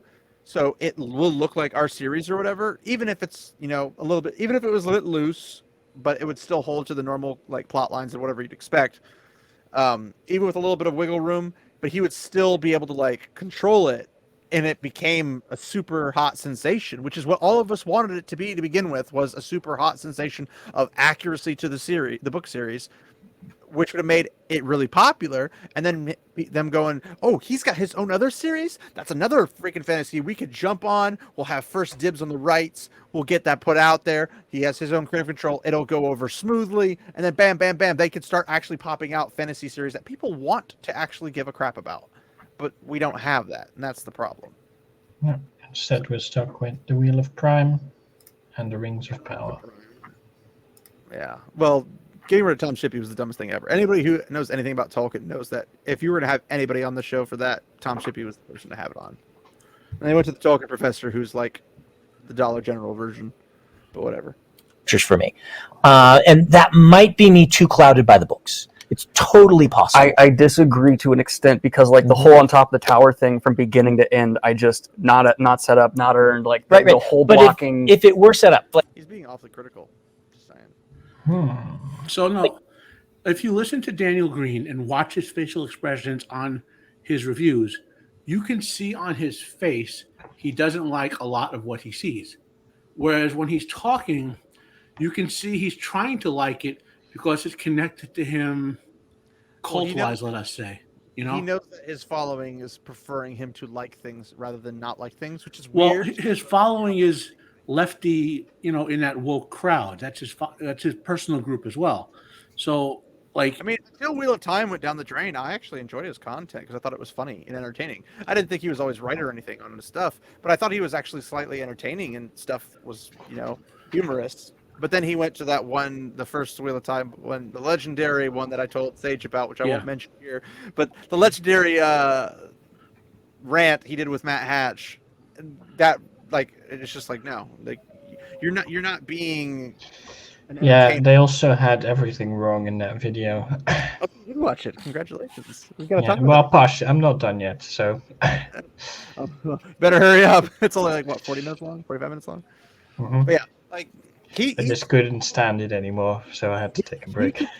He could be a fun entertainer if he kept out of the identity politics stuff. If he stopped saying because I'm bi, nobody cares if you're bi. If you're bi, congratulations. If you're not bi, congratulations. It doesn't matter. It's completely. We don't care. The majority doesn't care. But his crowd. No, but the Vogue do. Well, I get they do, but if he never ever mentioned it, you have to.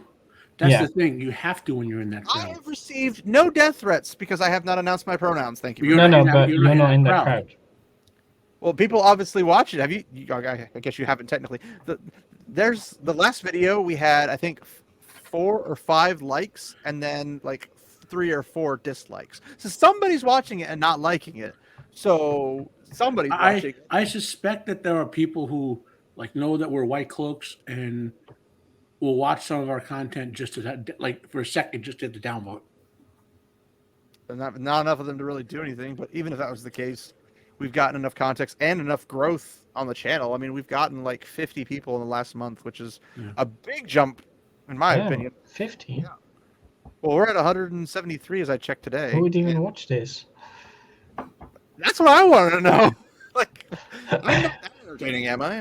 But even look at where we stopped it, right? Honestly, to be fair, when we first started, everyone came because Gadfly was here, and that was the big. Oh yeah, no, that's fair. So you have Brandon and Daniel Greene engaged, right? You can see their facial expressions. They're talking. Look at Mhm. Hatch's response. He's like, "That's Yeah, his." he's asleep. Yeah.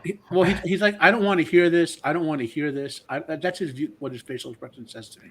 Like, I don't want to hear this. Somebody mentioned on Twitter that Matt Hatch works for Sanderson or something. Like he's like, "Oh, Matt Hatch can't say anything because Sanderson's his boss." And I was like, "Oh, he says." Did they get into it in this?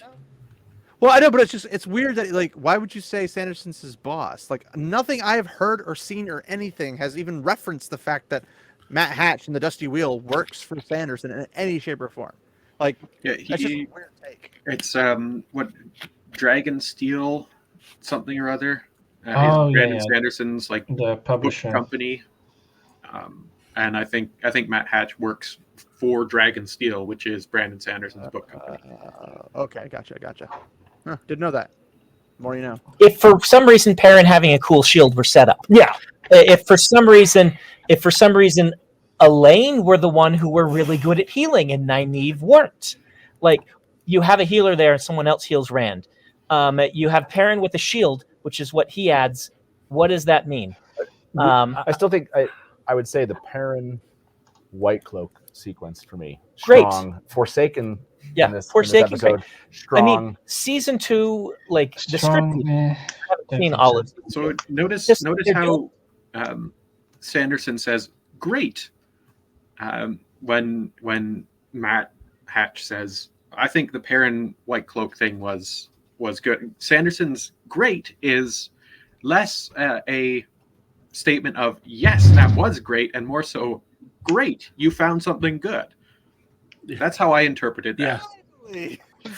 Also, it turns out Matt Hatch is the vice president of operations and director of human resources for Dragonsteel. Imagine trying to fit that on a freaking little identification log. But yeah, like I mean, I think like finding something like that scene at least had some like it makes sense because you look at the book, Perrin gets upset because Hopper's killed. Wolves were killed. Mm-hmm. Drives into a rage and he kills somebody. So in this That's all perfectly reasonable. You'd expect, like in the show, Hopper gets killed. He goes, "Hopper, no!" And then he goes into a rage and then hunts down Joffrey to kill him. It's a little excessive in terms of having to hunt them down, but it is wolf themed, so there's that. But that little bounce around was more or less kind of in the spirit of the books. I don't think Valda, well, obviously Valda was never there. Valda didn't know nothing about this.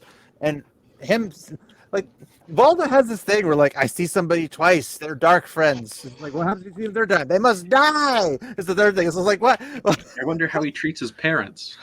Ooh. Well, Wow. I imagine You're here at my birthday? You must be dark friends.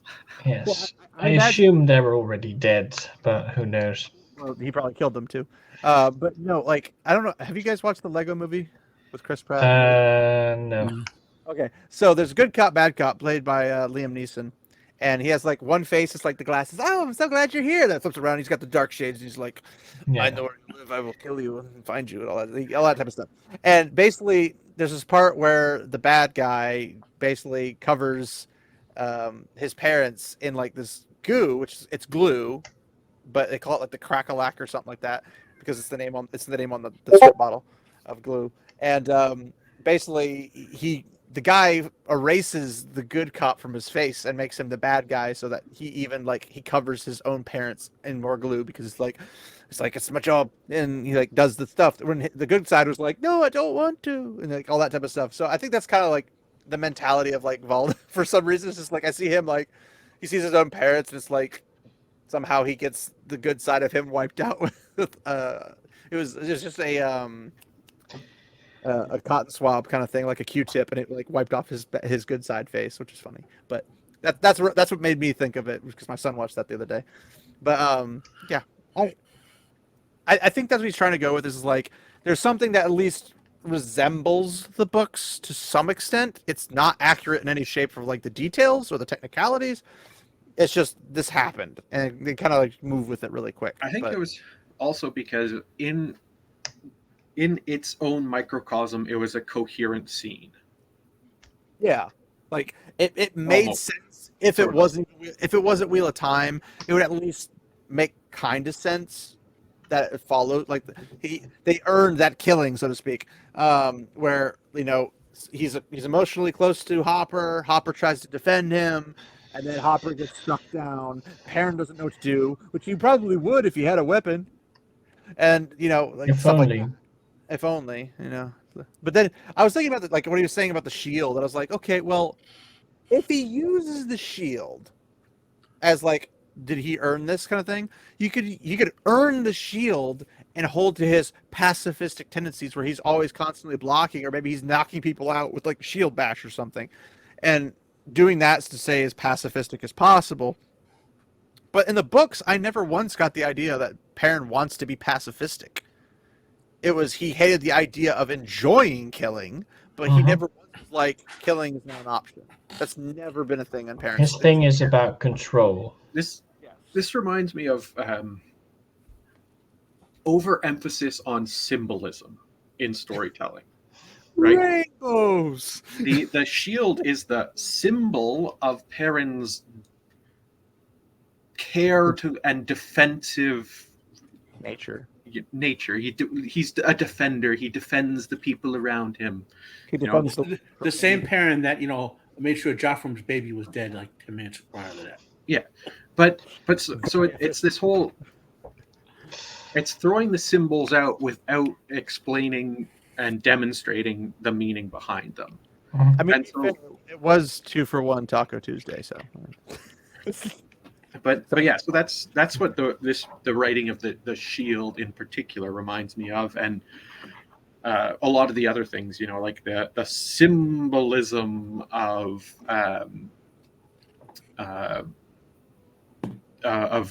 Matt's darkness and weaponizing his darkness, that they get into that in one of the discussions, right? I really want to say Matt's taint so bad.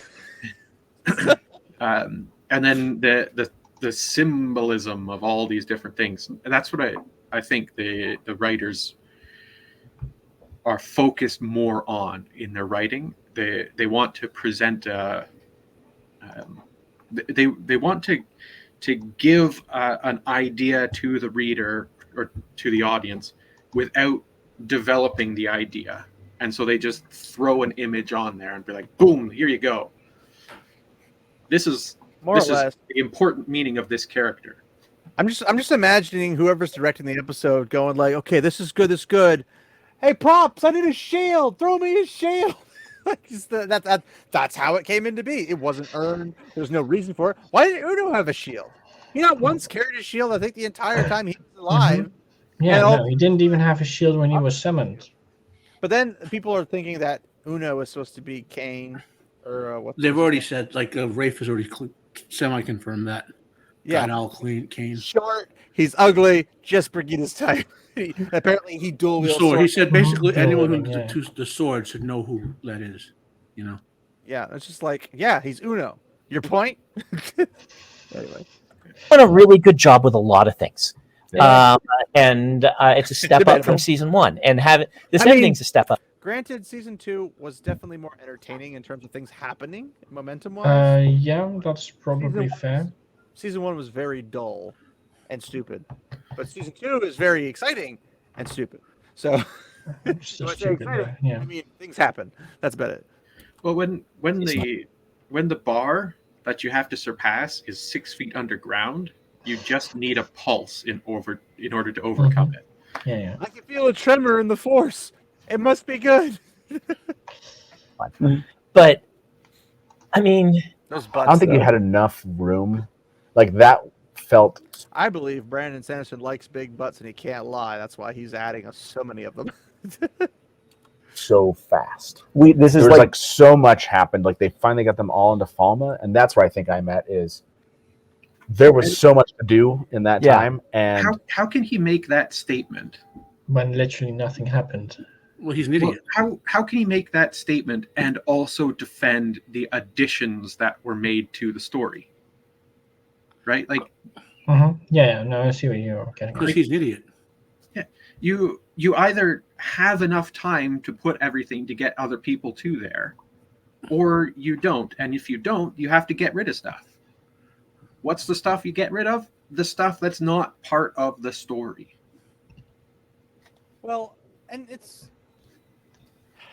they made that claim early on. We're like, we just don't have enough time to cover the story one for one, so we're having to cut a whole bunch of stuff. But instead of cutting stuff, they're just cutting stuff to make slim down 15 books into like a more adjustable seasons or whatever. They actually add things which don't have anything to do with the normal story because they want somebody specifically that to one for one argument. It's really irritating because we don't want 100% of the story. We want like 80 to 90% of the story, but that 80 to 90% be 100% of the story. To be fair, I would totally 100% from the I story. would totally kill to have like if AI ever gets to the point where it can understand things and make like visual representations and do basically cinema with it, I'm gonna put every digital copy digital copy of Wheel of Time through it and then just be like, make this. Just make it. I'm going to put the companion through it. I'm going to put the big white book. I'm going to put all that type of stuff through. I'm going to probably even do Michael Livingston's language book or whatever it's called. The Origins. Okay, yes. If that was possible, yes, sure. But my thing is, I understand that people don't want it necessarily because they don't think it would do well with the average audience. Sure, most people want 90-second TikToks. They don't want freaking The issue with adaptations is you're transferring from one medium to the other, and not everything transfers properly. I don't necessarily agree. As Tolkien says, the canon of the work cannot be different. Wholly. So that's what I'm getting at, right? Medium change. You can it's cut just certain the portions, tiny details that surround it. You can cut certain portions of the story to make the show, so you can get to like 80 to 90% of the books, but 100% of the show should be from the books, right? Yes. What we have here is a show that covers 5% of the books, not even and only about 6% of the show is from the books. I would say 5% a ghost of an idea of the books, not even 5% of the books. Like they don't even get 1% of the book. They got a ghost of an idea, 5%. Yes, they use the places, the names. They try to put some situations in the same kind of situation, but they're in the wrong place with the wrong people doing the things with the wrong dialogue and the wrong, like everything about the scene is wrong, but it's similar to the book. So it's more of a ghost of an idea. One second, real quick. As to the adaptation thing, I've had people argue that it was you can't do the in the head scenes, which they already shown they could do in the head things. They've got Rand with his little crazy kill him thing, and then they got Logain with his kill him thing. Like they could do it in a way where you could put out a thought in a visual format or something that would make sense for the audience. You just can't have long monologues inside people's heads because that doesn't translate well. I mean, you could, but it'd have to be in the right setting. Like if Rand's alone looking at a table, trying to think of his plans, and then Luce Theron pops in and is just like, well, we should do this. We should move on Samael because he needs to die. Like you could do those kind of things. It'd be kind of awkward, and like anime does it all the time. Anime does it all the time. Yeah, true. But that's a different medium. And I think it might work there.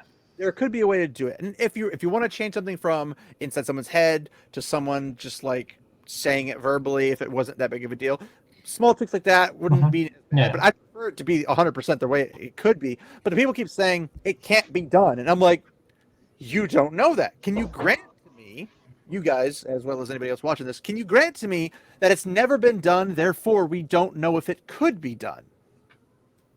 I know it cannot be done because the mediums are too different. Well, I think it can, for the most part, be done, but you're missing out on like 3%. What would not be able to be done? The importance of text, right? Because, but like, I mean, what? Because text can be emphasized visually and audibly, just like if you were to read the books. Michael Kramer and Kate Redding do a fantastic job of emphasizing things that need to be emphasized. Yeah, but you need to translate it into a visual form. It's And the that's particular not always particular possible. word choices change how a sentence means. The sentence can say the exact same thing, but word choice dictates the emphasis that the reader has on it. So But a lot of those little things just cannot transfer over from a textual base to a visual base. you have an example for that or something like that I can understand? I won't be able to understand it because I'm a very mentally visual person. So when I read The Wheel of Time or Lord of the Rings or Dragonlance or whatever, I'm reading it like a movie script. Like it's cinematic in my head when I'm reading it. So I see every individual thing perfectly fine.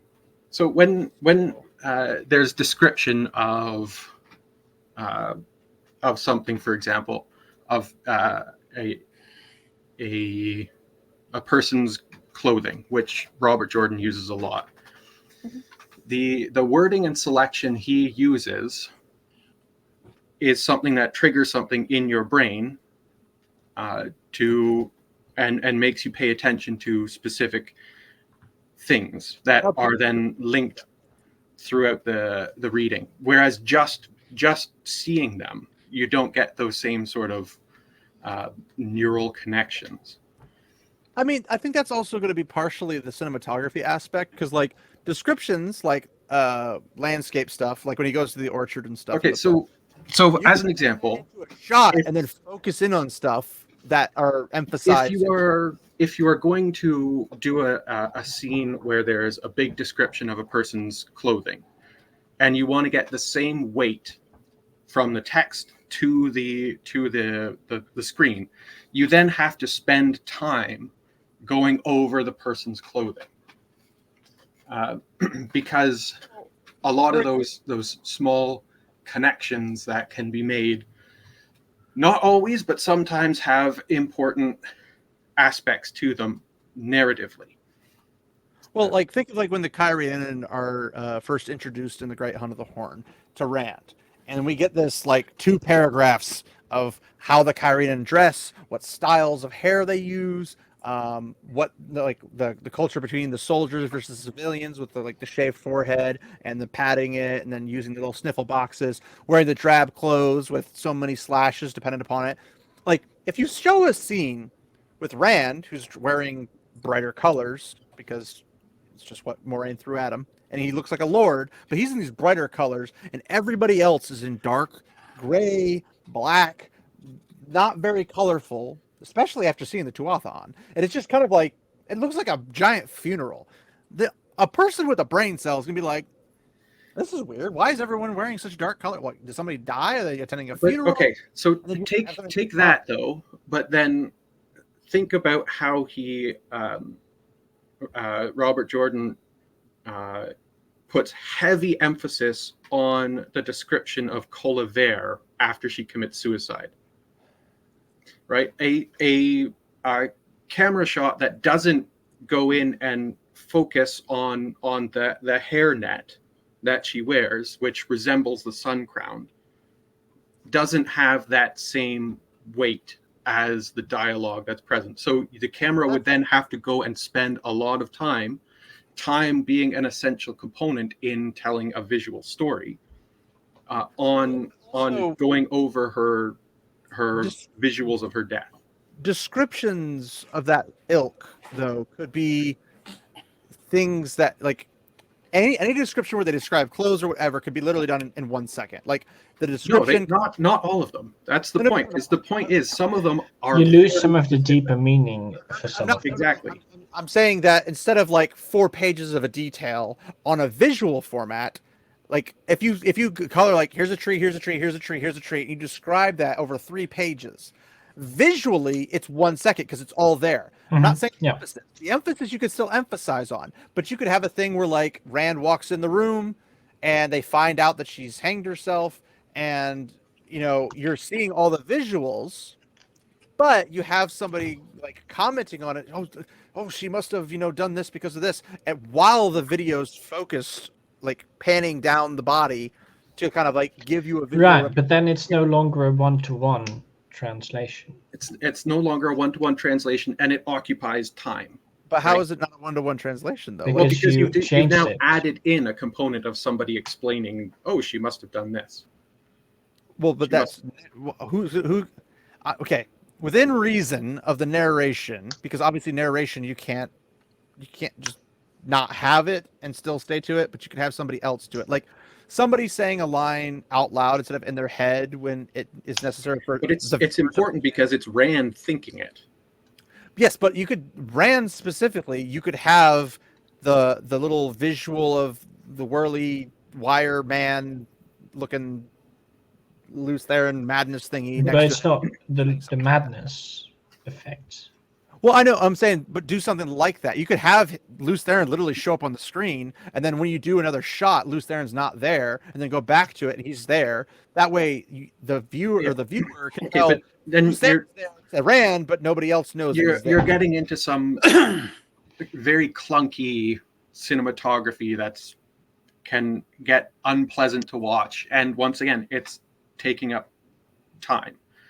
But what I'm saying is, like, for all the pages, like, if you were to do a literal page by page, you could probably cut 15 books into like 5 books if you took out descriptions. Like, there's a chunk of descriptions, but when you make descriptions visual, they don't take up that much of the space. But you also don't get most of the information if it has symbolic meaning. Well, that's what I'm saying is like it will depend on the instance of how you do it.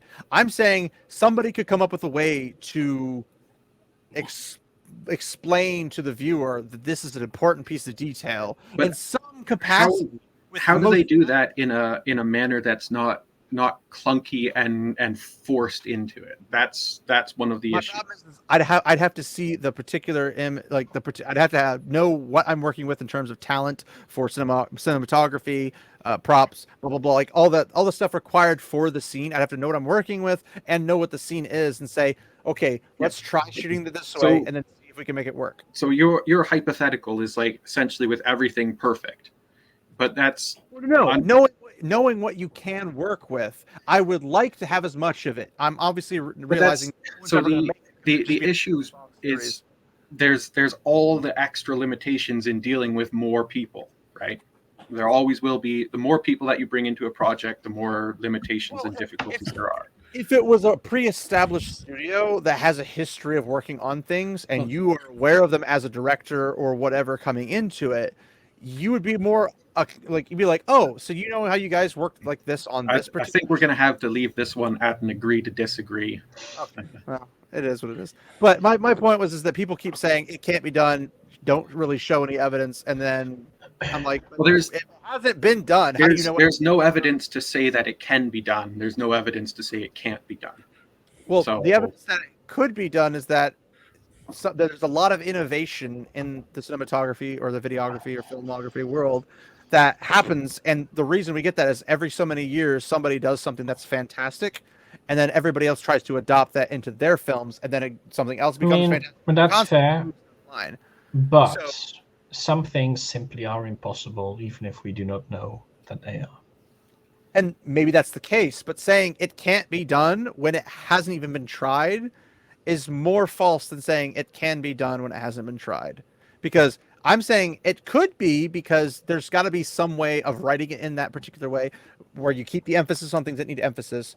More so, it's more reasonable than saying we're gonna have to. But you need agree to disagree. Literally a god level writer to be able to do that. We agree about everything, right, guys?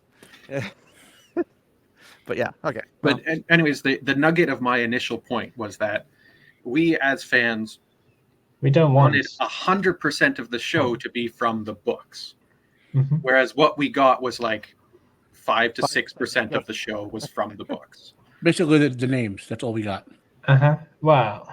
There were some brief concepts of scenes. They were just done with the wrong people, the wrong dialogue, the wrong place. Everything about it was wrong. Wrong people, wrong time, wrong place. Wrong actors. I love this clothing. This person does it, and this person doesn't do this, and this place is the wrong place. It was like it's the wrong order as well. Like there's a I'm tree in the just middle of gonna the go house. grab some dinner, guys. I'll be right back. All Sure. right. But yeah, like seeing all the things, because they're always like, that was just like from the books. I'm like, they're in the Is it wrong though? country. They have the wrong people in the room talking with the wrong dialogue. What are you talking about? This isn't even the same scene. And I would ask that person, do you have beyond a second grade reading comprehension? I would guarantee you no. They probably are on TikTok way too much. We needed at least another half an hour to kind of do some building. yeah. We needed like 50 episodes per season to do this thing right. I don't know what you're Well, smoking. no. What we need Well, is 50 is a bit of an we exaggeration. need 16 probably. hours run by another showrunner. That's what we needed. I mean, to be fair, We need more than 8 per season. That's for certain. No, that's not what I said. I said we need the 16 hours we got run by another showrunner. Yeah, no, but even if there's another showrunner, to do it properly, you would need more episodes. Well, because think of it this way: the actual audiobooks themselves are like almost 30 hours each, or something like that. They're long. So, but that Well, involves yeah, a but lot of that's- descriptions, of course. Yeah. So but that's my point: is that you can condense that you kind can of stuff condense that into seconds. That's right. in 20 episodes. You could probably do book one at the rate of almost like a couple chapters per episode, where I'm pretty sure book one's like what 55, 56 episodes or 56 chapters, not episodes. So you could take 50 chapters and put them into 20 episodes moderately easily. It's just a good thing because, like, if you need to have something that helps explain something, you could take more time to do it, knowing that you have that wiggle room to work with, and you could guarantee at least an hour. Because if you're doing 12 episodes instead of 20 episodes, make them 2 hours long. If they're going to do that, but most people on TV don't do 2 hours. They do the 1 hour, but they do like 2 to 3 or 4 hour for the pilot episode of like a mini series beginning, and then they continue on with only a 1 hour. Or if you're The Mandalorian, 20 minutes. But you know, that kind of stuff. So they could make it work. They just need more time. And if he's saying, "Look, we need 30 extra minutes," I'm like, you didn't need 30 extra minutes. You needed a whole lot of time because you're trying to. This would have been better off as 2 episodes as a season finale. They have the first half be this, and then the climax be the very end. But instead of doing that, they try to cram it in the same one. There was no amount of cramming of, like, given the scripts that they had, there's no amount of spreading out over more time that would have made it better.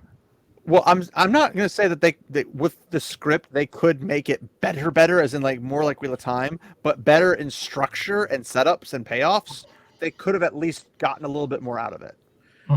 That indicates that there's anything good in there at all, you know. And well, even if it's bad Wheel of Time, it could still have been a good random fantasy if they have the time to put it together and do the setups and payoffs. They don't have that time, so they don't even bother doing it. Like the setup and payoff for Leandrin's son, we don't have one. Like he might as well. His entire arc. I mean, he's dead, right? Yeah, like that's what I'm saying. It's like everything about Leandrin. Leandrin was a dark friend from the beginning. Member of the Black Aja from the beginning. Take her son out. Guess what? She's still a member of the Black Aja from the beginning, and she's still going to do the same thing she does with Nynaeve, Elaine, and Elaine. And Egwene, whichever one I missed, whatever. Well, they're not doing it with Egwene anymore because. Yeah, but my point is that her whole arc in the role she plays in the books or whatever she is playing in here, the whole arc with her son was literally pointless. There was no reason to have it in there. So it's to go away because they added. I don't know. It's to build a sort of connection with Nynaeve, I think, which then got destroyed anyway. So it's slapped her literally instantly. What kind of connection were you expecting? Sorry about this. Linda turned it over. It was all stupid. Yeah. And here's I know people are going to dislike this. This should be good and juicy. Instead of that half hour, we get Moiraine and her family. Yeah, drama. I actually, right? If you Moiraine and her family, we never saw Moraine's family. He's criticizing the previous episode's presence of Moiraine and our family. Oh, that. Yeah. So he's saying instead of the build up to this Perrin Shield moment, we spend moments on we the spend sandwich. a half an hour with Moiraine and her family, which leads to nothing. Every time they mention it, because the first thing I heard about her spending time with family, because it never like popped in my head, was every time they mentioned like Varen and whatever the other Adelis? Adelius, yeah, Adelius or Van Dien. I guess, yeah, Van Dien got replaced with Varen or whatever, and that whatever. Vandellis. Vandellis. Buy your Vandellis now at the shoe store. But yeah, that's what always popped in my head. Or when they have Lan with Alana and the Warders at the Indian picnic outdoor meeting thing. Like that's what I keep thinking is like, this is their family. I'm just like, it's not more family. Like it doesn't even click in my head that I see literally Moraine talking to her younger sister and being like, that's her family. It doesn't even click in my head that it's family, even if I say it's a sister. It just like every time they mention it, that's not what I go to. I'm like, oh, that means it's horrible. But The ages are fucked up anyway, so it's one of those things that could, if they had focused on that type of thing, they could have told at least a somewhat interesting concept of a story. You know, a person who lives for hundreds of years outliving their family members and what that does to them and the relationship that they have with them. That could have been an interesting story, but it's not part of this story. I would like to point out that this image here would be great if you took Sanderson's face and Daniel Greene's face and put them right next to his face. And he's doing like this little thing like this. I just have like the little kissy face on the side. It would look like the father of the bride. That'd be great. He needs his fingers up here. Or you know, this would be a great one of those what's the trumpet meme? Yeah, it's like, yeah, I am annoying. I know this. I actually really enjoyed it. It's a great no. It really is.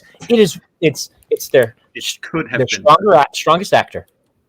The strongest. Who's the strongest actor? Just let him go. We know what you did. Just let him doing good drama pieces, right? Yeah. But the problem is that's what the cost is this. Yeah, it does not link or pay off because here. You have these scenes, then you can't do this justice. And so either the whole show should be lean into the Moraine drama stuff, or all it's doing is preventing you from having the time to set up Perrin's arc and even like Egwene's arc. Like Egwene has the strongest arc, but like Egwene does so much in this season. Like, and nobody else really gets to do anything. Rand gets to stab Elend, but what does that mean? Like earlier, he wasn't even using the sword. What does the sword mean to him? He doesn't. I would also like to point out he stabs Elend because Elend literally doesn't even try to stop him. Like, he could have easily, boom, sword fire, black fire in his hands and blocked that easily. No problems, no questions asked, and he didn't even bother trying. But I would like to point out that when they're saying like, well, you could focus on the Moraine family, but I'm also thinking like, well, then you have to cut something else out. Like you have way too many threads running in this. But he's saying, Brandon is saying that. Yeah, I know that. Either focus on Moraine stuff or don't do that, and you could do this maybe. So either focus on Moraine stuff is code for make something other than Wheel of Time. That's pretty much what it is for code for. Yeah. But it's like, okay, whether you know, like, well, I mean, also Perrin's shield is also code for makeup Wheel of Time stuff. But it was like they have so many threads going at the same time, and if you think about it, when Elaine and Nynaeve grab Sita, and they have her going with them, we get like maybe a minute and a half of time with them through the entire episode. It's an unnecessary thread that has no purpose in anything because Nynaeve can't heal.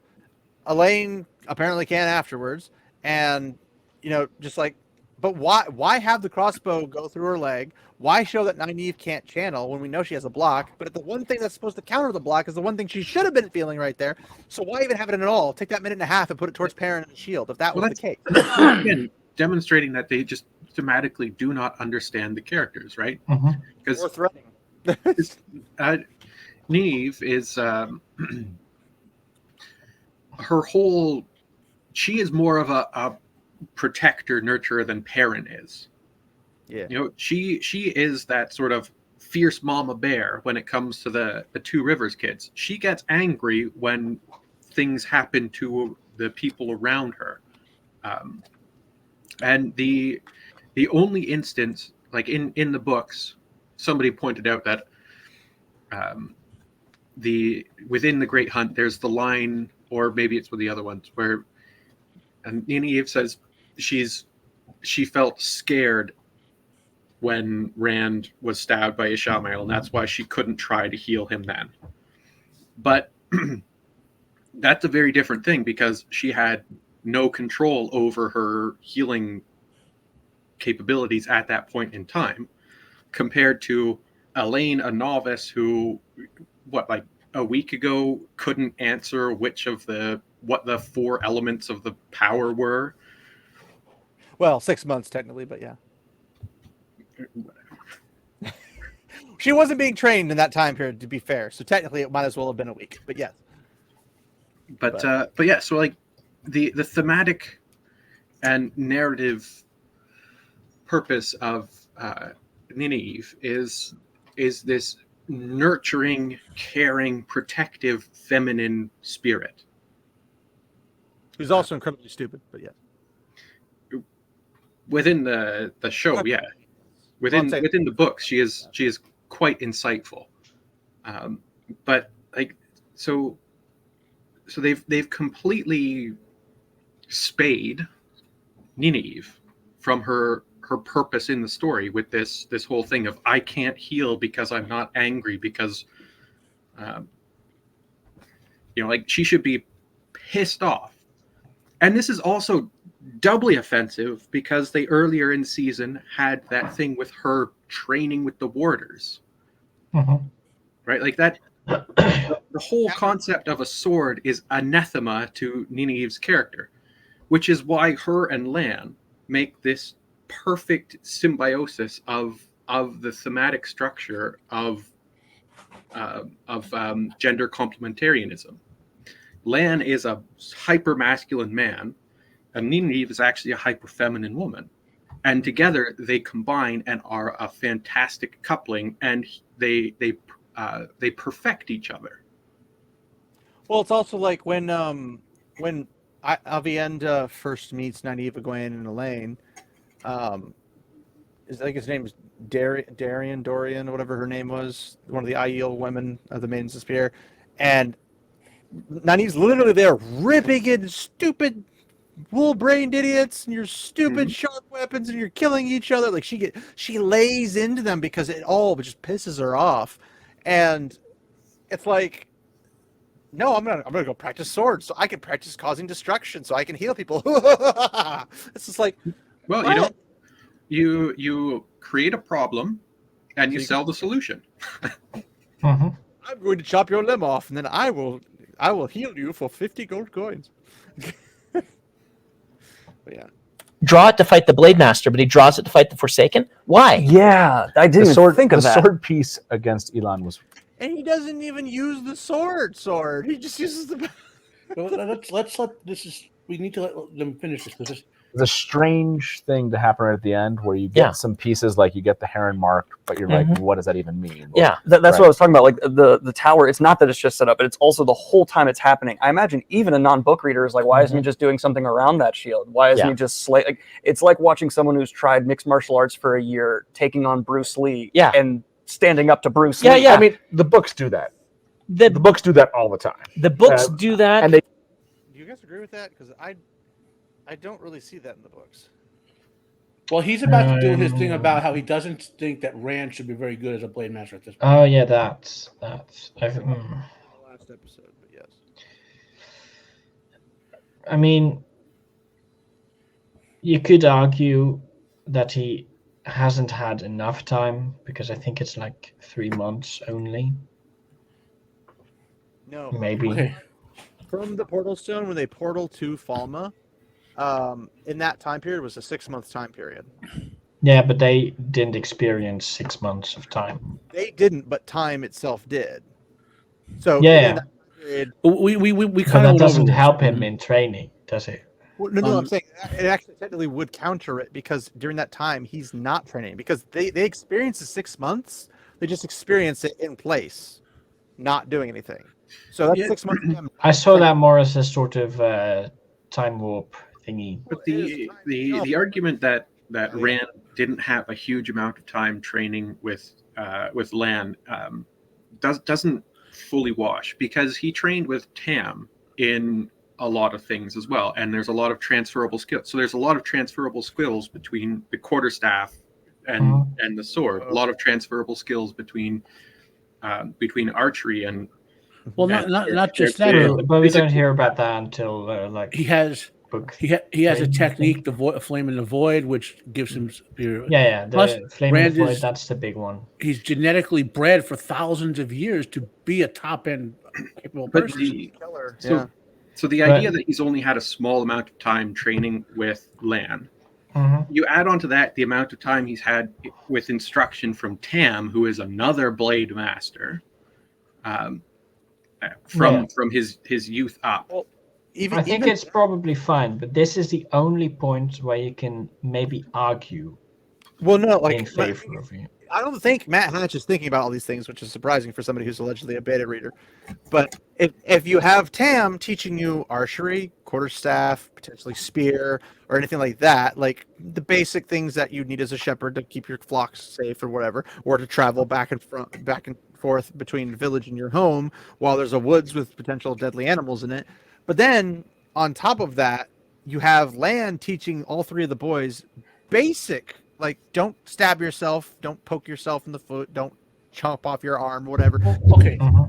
So until Logoth, and then after that, when book 1 ends and book 2 starts, he's with Lan specifically for 3 months, training every single day, assumedly at least once a day, to learn stuff. So the basics are more or less out of the way, and he's like, you already have some of this knowing from like what Gadfly says, with Tam teaching him the basics of how to use and operate weaponry, using the Flame in the Void, which is going to give him a major boost over, like, that Flame in the Void being taught by a Blade Master, probably way more valuable than any other swords person into this without it, and then having to learn it, that will take longer. But see, he's learned his life about the Flame in the Void.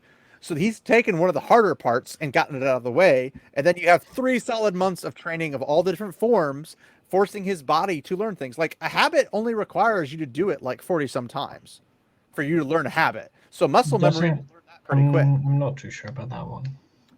It's been around that way as far as I... Well, even if that aside, Rand has training as a warrior from his dad. Flame in the Void, physical training in general, using the bow. The Flame in the Void was the most important thing he learned I from think his dad. that's the big one, because he doesn't stand a chance until he starts using it. Once you pick up any one fighting system, whether it's jujitsu or HEMA or whatever it is, right? It's easier as long as you continue practicing to pick up other ones, because there's overlap in skills. Gadfly, you're muted. So I said, unless you're going to a McDojo, in which case you're just paying for belts. Well, I'm presuming quality. You know what I mean? It's like, and Rand is set up like I keep screwing up, but like he's like Naruto in Naruto, who's had thousands of years of genetic heritage, taught the basics and whatever, and he has an explosive learning curve because he's being exposed to training when they're taking like the rawness of him, of Rand or Naruto or whatever, and once he gets one thing down, like his training with Jiraiya, he explodes learning anything. You know, it's the same thing with Rand. When he has the training from Tam, his genetic heritage from being an Aiel, he learns one thing from Tam, and Lan, he picks up swordsmanship from Lan explosively. You know, exactly. He's had his whole childhood to learn the Flame in the Void, and that's the part that would be unrealistic to expect him to learn in a short period of time from Lan. Once he gets that out of the way, it's not like, I don't understand how he could learn to be a Blade Master in 3 months. And he might not be a top tier Blade Master, but he could be at least a minimal tier Blade Master. And we don't know what the importantly, Blade Master would be. He didn't beat Turok because he outskilled him. Okay? He beat Turok because he combined his set of skills with the Flame in the Void and his physical advantages. Okay? Which Turok is nowhere near as physically capable as Rand. Not even close. Well, he wins also because once again, that moment, that mentality of Rand of, I'm going to sacrifice myself to help my friends. He decides when he's going to do the Flame in the Void that instead of going on defense, I'm just going to go all out attack. Doesn't matter what happens to me. I'm just going to kill this mofo. right? So his mentality changes, and so it's not because he is a superior swordsman that he beats Turok. It's because he surprises Turok with his willingness to put himself in harm's way, with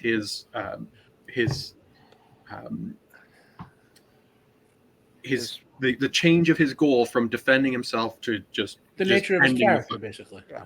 And then once again, that's a foreshadow of the fight that happens in the sky. Right? I would like to add to that, actually, because one could argue that he wasn't beating Turok in skill, and that's what disappoints Turok. And then all of a sudden, he embraces the flame in the void. He embraces that, I have to touch the one power. I have to do this for my friends. I have to. And that's when his skill kind of increases, because the flame in the void is a major part of him being a blade master. Like, every time he uses the sword, it's always with the flame in the void. Pretty much every time in the books. So him accepting that, now he can actually utilize the same skills he was just taught for the 3 months with Lan, and we don't know if he was practicing and training on his own when they stopped for camp at night. We don't know, because it's not brought up, but it's reasonable to say that when somebody is disciplined to train this way and continue their training, they're still continue to training even if it's not brought up every single time. It's reasonable to assume that. Like, it's reasonable to assume that Tam still could use a blade as a blade master, because he might not be using the actual sword, using a stick or something to like exercise the forms and whatever with, or he uses the forms in other aspects of his everyday life because it would be convenient. Just like how when Lan tells Rand to use Cat crossing the courtyard as a stance to show, arrogance and also relax himself and all that kind of stuff, to give people kind of a confused idea about him. If Tam does that to anybody, they're gonna be like, what's going on? The confusion is the goal, so therefore he can pull it off with a blade master stance. So for him to be going from, I'm doing horrible because I have no idea what I'm doing, I'm not relying on the flame in the void, which is what you're supposed to do as a blade master, or at least from Tam's level and even Lan's level. Going from not using it to using it, the skill is a massive skill bump, because the flame in the void is the giant skill part that regular blade masters would have to learn, but they would only learn it when they start learning the sword, where he already learned the flame in the void because he used it for archery, he used it for probably with quarterstaff, and then on top of that, now he's learned that and mastered that to more or less to an extent, and then now he's learning the rest of the sword stuff, which is the easy stuff comparatively. So him surprising Turok, being like, I'm not showing any signs that I'm an actual good blade master, and then Turok going from like, oh, this is tiresome, to, oh crap, like, it's throwing Turok off at the same time, and then he just puts a little bit of extra effort into it, and maybe there's a tweak of the pattern involving itself in there, where causes Turok to slip out of the wrong direction, and then Rand kills him, or whatever. It could be a whole bunch of things that could have been minor tweaks to that fight. But ultimately, even if he lost to Turok on just getting lucky, maybe a little bit Matt's luck or whatever, even if that was the case, he still is on the level of a blade master because of all he's been taught and learned. He's just not as high as he is later on in the series. And then we don't know what Turok's level was, because we don't know what it is on the Shanshan area's level. Like, obviously it was good enough to terrify Rand initially, but that could have also been like, if Rand's a tier 1, which is just barely a blade master, and Turok's a tier 2 or a tier 3, while Tam and Lan are freaking like 9s and 10s, what's the difference going to be in that regard? We also don't really know a whole bunch about Turok's backstory as well, right?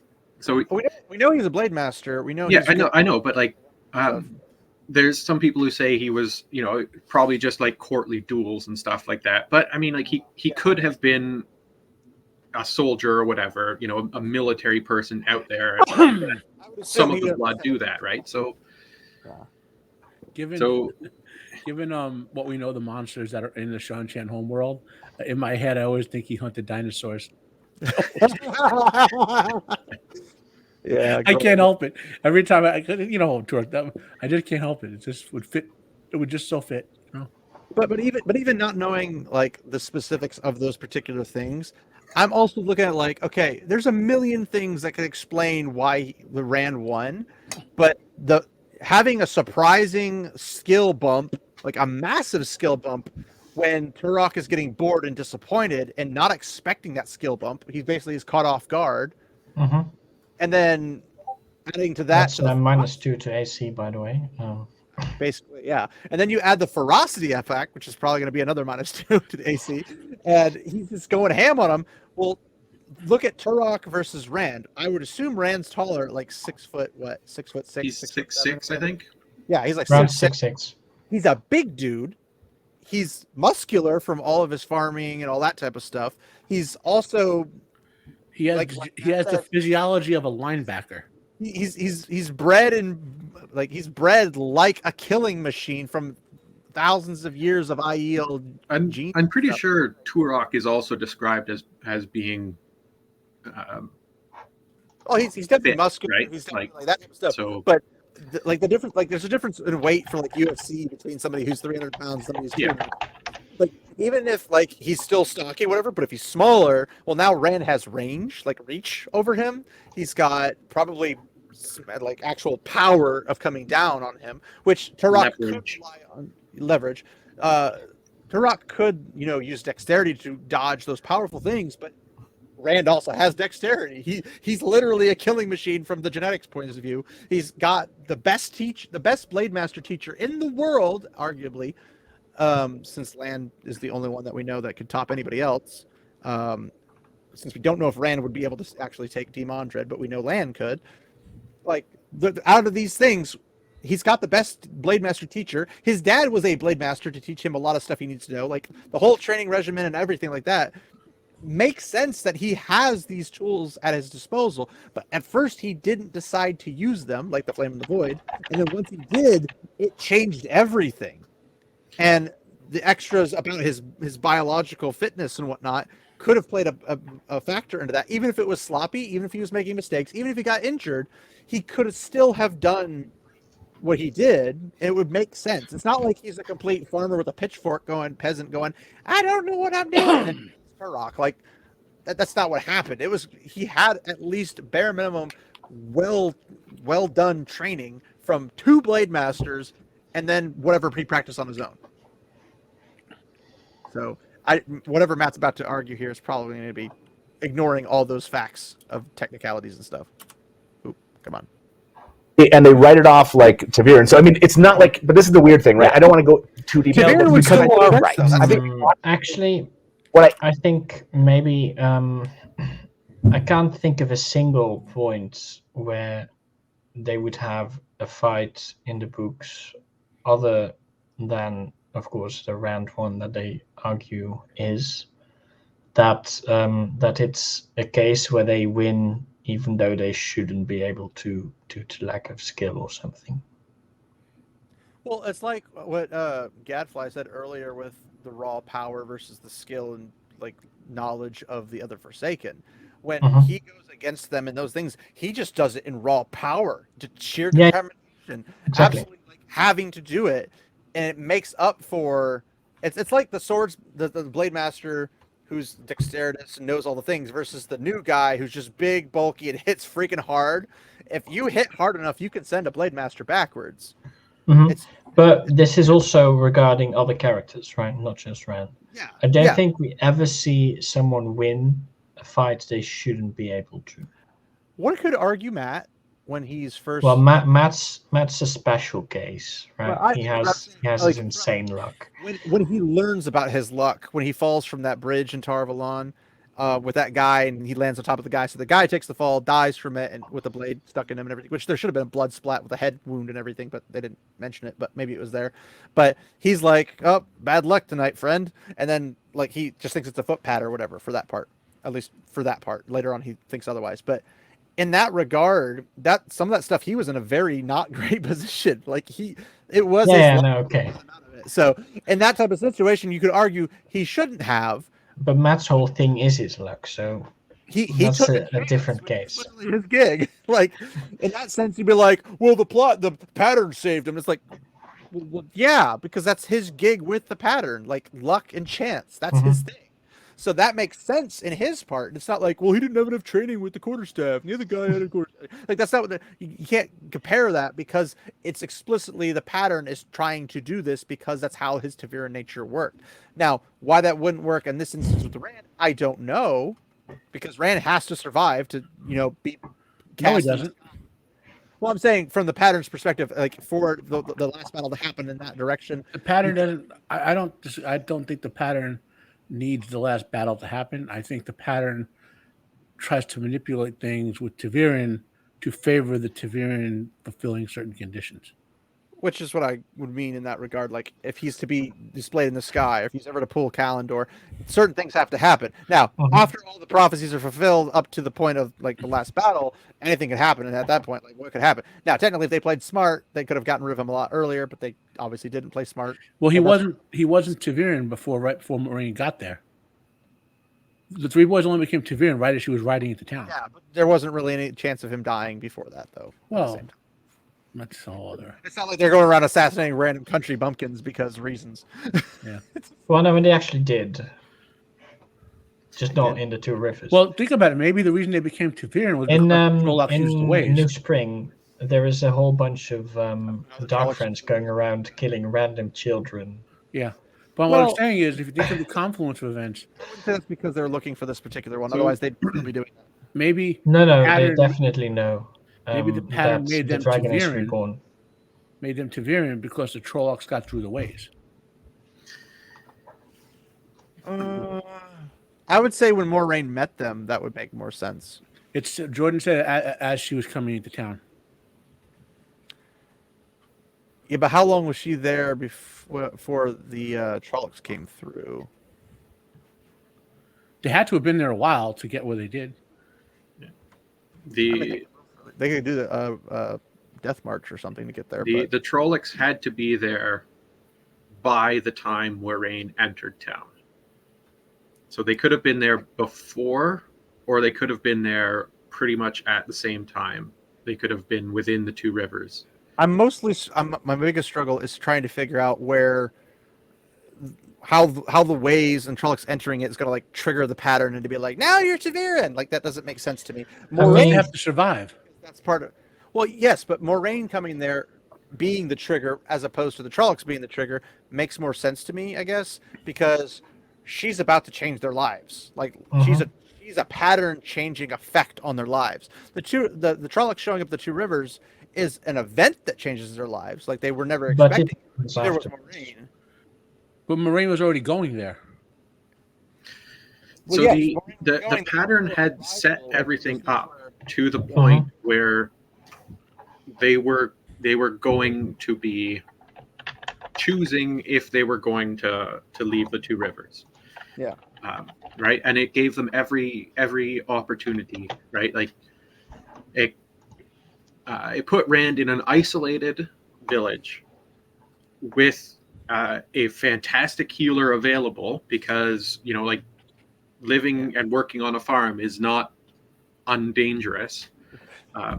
Random crap can happen. Bears, tigers, oh my. Well, even cows. A cow or a horse kicks out, and boom, your skull's done. You're not thinking right for the rest of your life, and it's probably a short life. But with Nynaeve there, who's getting into a position of being the healer at a time when the boys would be going through entering into those more dangerous jobs. Right. So kind of set everything up to fall into place to a point where they would be able to make that choice whether they were going to stay or go. Yeah. Which Moraine being like, I'm here, I help defend the place, I'm the escape you need, makes more sense to me than the actual attack itself directly. Like, the Not event, so much the attack, but the arrival. Well, I know, but I'm saying the arrival of Moraine makes more sense to me than the arrival of Trollocs. Maybe they coincided. Maybe they both were on the same. Think of it this way: the pattern set everything up for Moraine to get there, so she can, at very least, take Rand out of there, and she's going to find Egwene and Nynaeve, right? So, Perrin and Mat are afterthoughts, except for the fact that Taviran, right? So she had to learn. But yeah. But the point is that they weren't the prime, like, right? Yeah, so all of they a weren't- sudden, Well, no, she didn't know until the houses were targeted. yeah. All of a sudden, But even the then, dark I'm side, not the sure dark she side, knew the Dark One about them floods being the Teviran. ways with so many Trollocs that Mashin Shin can't even stop them all, right? So he does like 10 million Trollocs into the ways, you know, and they start coming out around however many waygates are by Manhattan, 1 or 2, whatever, are up there. There's only one there. Yeah. I thought there was one up there and then one down below or something No. like that. No, there's only one that I know of. But let's fine, just one. And But there are a few more outside the 2 rivers. yeah, so they Yeah, start. they're all outside the two rivers, So yeah. now all of a sudden you have the patterns work to get the dragon to be reborn and set Moraine up and all that. All of a sudden, the patterns, I got 85% chance of things working out my way. All of a sudden, all these Trollocs and Fates are pouring out of the ways. My 87% is down to like 43%, 42%, 41%. Wait a minute, Teviran, 52%. Teviran, 57%. You know, I mean, that's kind of how I look at that, like series of events with the Teviran. Like, the Teviran don't make things happen. They increase the odds of happening that favor certain outcomes. In their favor, particularly. Yeah. But yes. Well, in the favor of events that you want to happen. Events that affect them, like they draw people they need to them. Like that's why parents like I feel like a tugging. Matt's like I feel a tugging because Rand needs them, so they have to like start heading that direction. And there are other people who are like, yeah, I just felt this tugging, like I had to be here, and that's kind of like where everyone who came to the. But remember, Teviran don't just increase the odds there; they decrease odds elsewhere. In other words, there's a balance to that. It's like the people who are fleeing Arad Daman, Tomon Head, Terabon, and Almouth Plain and everything, when they were refugeeing themselves to the 2 rivers in Emmons Field, specifically Emmons Field, to where Perrin's now kind of the head honcho, ruler, de facto guy, that's him. They're like, we just felt like we had to come here. Like, we felt that we would find security here. We felt like we had a purpose here. And that's kind of like a thing where he's bringing... Well, they felt if they took the risk of crossing the mountains, they would find refuge. But they still had to choose to take that dramatic risk because remember, nobody had crossed those mountains not even living in memory of the 2 rivers. Well, I'll give you even a better one. Perrin in Shadows Rising, when he's trying to leave, he feels Rand pulling him back, and he's like, "No, screw you, I'm going." And he breaks free of that decision. Like, what would have been the outcome if he had stayed with Rand? Something else would have happened that the pattern was seemingly wanting him to do, but instead he broke it. He's like, I have to go home to make sure my family is safe and everything. That's the thing about the pattern in the weaves does not preclude freedom of choice. Teviran does not preclude freedom of choice. But it typically helps them. Choose this one. That's fine. It definitely insists on something, but it still ultimately revolves around the people making the choices. Yeah, I'm just saying that Perrin was the only one I know of that countered the insistence. That's the only that I remember. I think in the Sanderson books, Tuon does too. Here's an interesting thing. This is beyond the scope of what we're talking about. I'm dropping it for food for thought, and then we can move on. Do that Teviran natures always work together?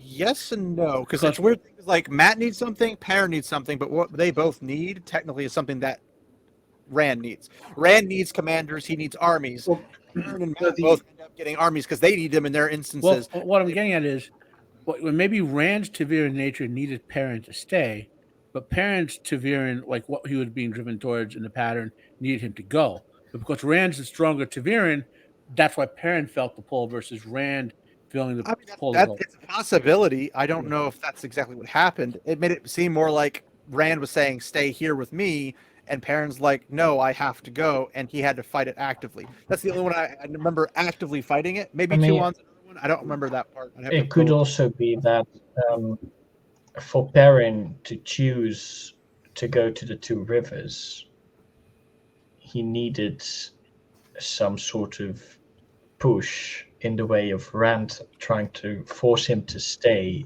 using the Teviran. He needed to push himself away from the pool. I don't know how that works. Let's get to the argument because I have a feeling we're gonna get an argument. What I watched We got a right bit now more time to get was through, so yeah. with my book eyes, if that makes sense. And that made it really difficult because we got them all to Falma, and I was like, okay, some of these, I got into the trap of believing that you got them to Falma, so it's going to turn into the book in that moment. And so, for example, I'd have to go back and watch the Egwene, Nynaeve, Elaine stuff, but it was like, I expected that shot of Nynaeve showing up as a Suldam, that we were going to get the payoff to mean something. like we're going to get this payoff, and it doesn't happen. And that, I don't know if I'll feel differently about. I would argue the White Cloaks attack screwed everything in that area up, but that's second. No, that's fair. But I know non-book readers liked this episode. That makes perfect sense, right? It has good. They're all brainless idiots. Of course, they love this. Good scenes. It has good acting.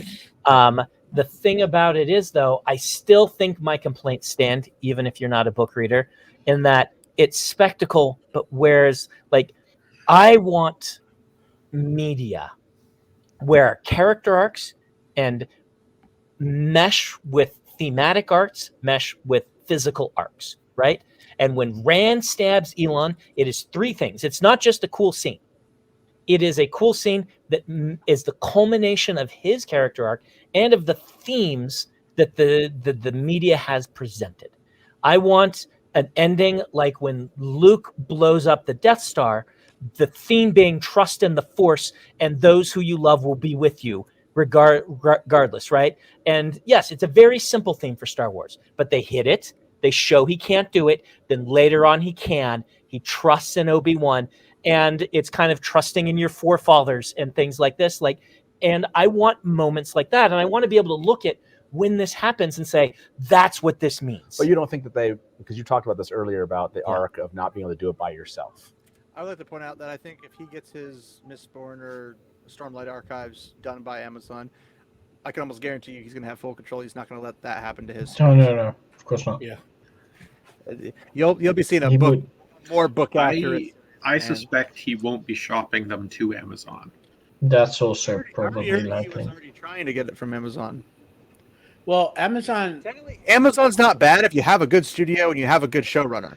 It's just so Amazon is just a distributor. Terminalist and well, we know Terminalist had a different studio than the one that did Wheel of Time. We know that what's his name, Reacher.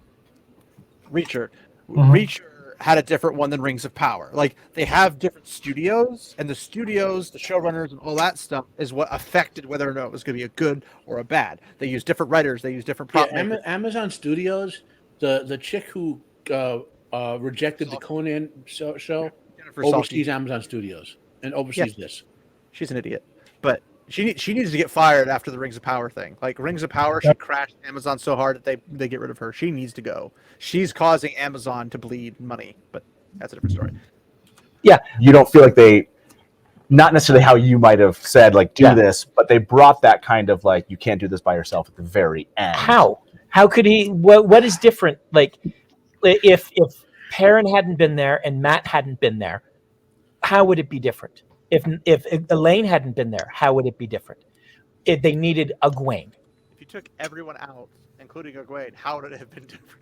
It might have been better, actually. No, he doesn't mention Egwene there. Egwene's doing all this stuff. Matt go through the whole, like, idea of wounding him. Daniel is, like, hurting because he knows it's true. Right, but if Matt hadn't been there, he doesn't get wounded. Right. If Matt hadn't been there, then If Matt didn't throw it and just ran up and stabbed him, he would have been fine too. But oh well. Don't need Elaine to heal him. Nynaeve didn't do anything. Perrin has a shield. Also, I'd like to point out that knowing that his dagger is a lightsaber, what does he think's going to happen if he does hit Ishamael? It's going to go right through him and hit land anyway. What does that even do? So really, what's happening there is Rand needs Egwene to do all the hard work and then stab a guy. The stabbing was like one of those, like, I didn't understand. Yeah. Rand didn't need to be there. I'm sorry. Egwene just needed a sword. This is like almost. How did Elaine get up the tower? She had an arrow in her knee that was just ripped out, and on top of that, like, and she'd been bleeding horribly, medically speaking. Yeah. Like, it's almost in like one of the infamous Indiana Jones things, where to remove him to the story, nothing changes. Well, you take Greene and She's probably not bleeding because the end of the arrow is stuck in one side of her leg still. So True. The feathers got trapped inside and they're cauterizing the gauze. About Makes sense. no change except for that one healing that was just set up for Rand to go. What if you take the same thing with Perrin and Matt? Yeah, because he blew the horn and it was just this one little localized fight. It wasn't anything beyond that. Again, it was one of those like, man, like we didn't have enough time to see the heroes do even more potentially. Well, again, it's set up and payoff. If we're hunting the horn the entire time and we know we need to get the horn, and this is the last battle, and if we don't, like one line of if you don't get this to Rand, it all ends, doesn't, like, let me say, these things are really hard, right? And what else is really hard is he's really sugarcoating this. It's only hard if you have to write the story yourself and have that. It's only hard if you ignore all the source material and make up your own stuff. Finding good casting and directing it well, and they cast and directed really well. Yeah. And I don't want I beg to disagree, but that's just me. to downplay like how good the stuff that's good in this episode was good, but it still bothers me that so many of the characters didn't have to be there, and so much of it doesn't seem to mean anything. 7. What? I'm going to disagree a little bit on the direction. I found the direction to be very, it just faded to the background. I wasn't engaged by shots that felt very special. So when I say that's cinematography, when I say direction, getting good performances out of the actors. Yeah. Sorry. Right, and setting everything up and things like this. Like directing for me is mostly, can you get the actors there on board? And they really did. I felt like every actor was giving a fantastic performance. And so, the directing is also just like organizing it all. It's Rafe's job, right? Getting everything together and all the pieces together and stuff. The most memorable part of that finale for me is probably Hopper, Perrin, and the White Cloaks. Oh yeah, that's a great sequence. But sequence. Let me ask you this: do you feel like Perrin earned that? They did not give the first half of this this season. I really liked what they were doing with Perrin. He fell off again in the second half of the season, and so even coming back in this moment, you're like, it felt like tacked on. However, it was one of those like, how are we going to get the next right? It almost felt like they wanted to get us there. They didn't know how to get Perrin right to that spot, and so we got the kind of like he's going to do the journey. And he's going to show up in Falma, and then we're going to get this moment. How does this play into what he did in season 1? How does this relate thematically into his character? It's the only thing I can say is like, well, he's getting more into the wolf stuff, but even that I felt as a kind of a weak build. I don't get like in the books, the relationship between Perrin and the wolves is so interesting. It's so it's this crawl within him, and I'm not. But it's really difficult to do that in the show. Well, we haven't gotten any leadership points. We haven't gotten him taking a main front line role because Huron's not there and all that jazz. Like, there's a lot of things that we don't have access to because they haven't shown any of this in him. We don't know he's a leader. He charged to protect Egwene. Egwene just kind of was there, and he was kind of there, and there was no like real purpose. Even the relationship between him and Hopper in this show. How long were they together in the show? Like a couple days? Yeah, maybe within the book. It's at least like weeks that they spend together within kind of a somewhat vicinity that he's developing this mental connection. I would argue that when they first meet and they're having dinner with Elias every night as they're traveling, Hopper and the company was there most of those nights at bare minimum, because they would show up, they'd lay down by the fire, they'd just kind of chillax next to Elias, and Perrin would be very uncomfortable, but at least be building something. And then when the stuff did they really show any sort of building connection between himself and the wolves during that point? When Twilight at Twilight under Hawkwing's hand or whatever it was. Okay, and in the show, I mean, no, nothing. So I thought you were saying that. Well, they only showed had Hopper introduced doing Elias. some They had hops. brought That's it. In the books, I'm saying in the books there was this build-up. Yeah. There was a connection you could understand, even if they time jumped. You understood like they've been together for 2-3 weeks. It's the same thing with like People it's argue the entire road from. Well, again, this goes back to them filling the Shadow first and Lookout second to season with Kingdom. garbage that wasn't in the books. Well, You know? people are complaining about Lan and Nynaeve's relationship in the books. Like, they barely know each other. I'm like, they've been together with each other for months, traveling together, seeing and talking to each other every single day, admiring each other's abilities, doing all this kind of stuff. That's a recipe for romance. One of the takes about the Sword and the Pen, or one of the Sword and the Pen's takes on the books that I firmly disagree with, is her thing about Lan and Nynaeve's relationship coming out of nowhere. Yeah, it's like it's for a couple of reasons. One, it's there in small little snippets here and there that the attentive reader can find, and two, it's not a particular romance story. The main character is Rand, and so it's a surprise to Rand when that happens, and thus to the reader it's like, oh, this feels surprising because it's presented as a surprise. It's the same thing as like when people who aren't paying attention to Rand's ability to channel, like when he first makes Bella go faster and wishes her on and gives her the endurance boost that Moraine didn't realize she didn't have to, the lightning bolt, all that kind of stuff. Most people are like, oh, it was just sheer chance. Like people didn't always fill that out. And then when it comes back to it, now that hindsight's 2020, you're like, oh, there was this point and this point and this point. Yeah. He's cultivating that ability, albeit unconsciously, and it's like, well, why can't you do the same thing with Lan and Nynaeve? That doesn't make any sense. Well, also on the Nynaeve thing and what you were saying, Gadfly, I think for most people, she's the first time reader of the Sword and Pen, and the first time you go through those books early on, Nynaeve, I think it's a little bit presented as an unlikable character, and you will psychologically not necessarily catch every little detail of her what she does the first time through.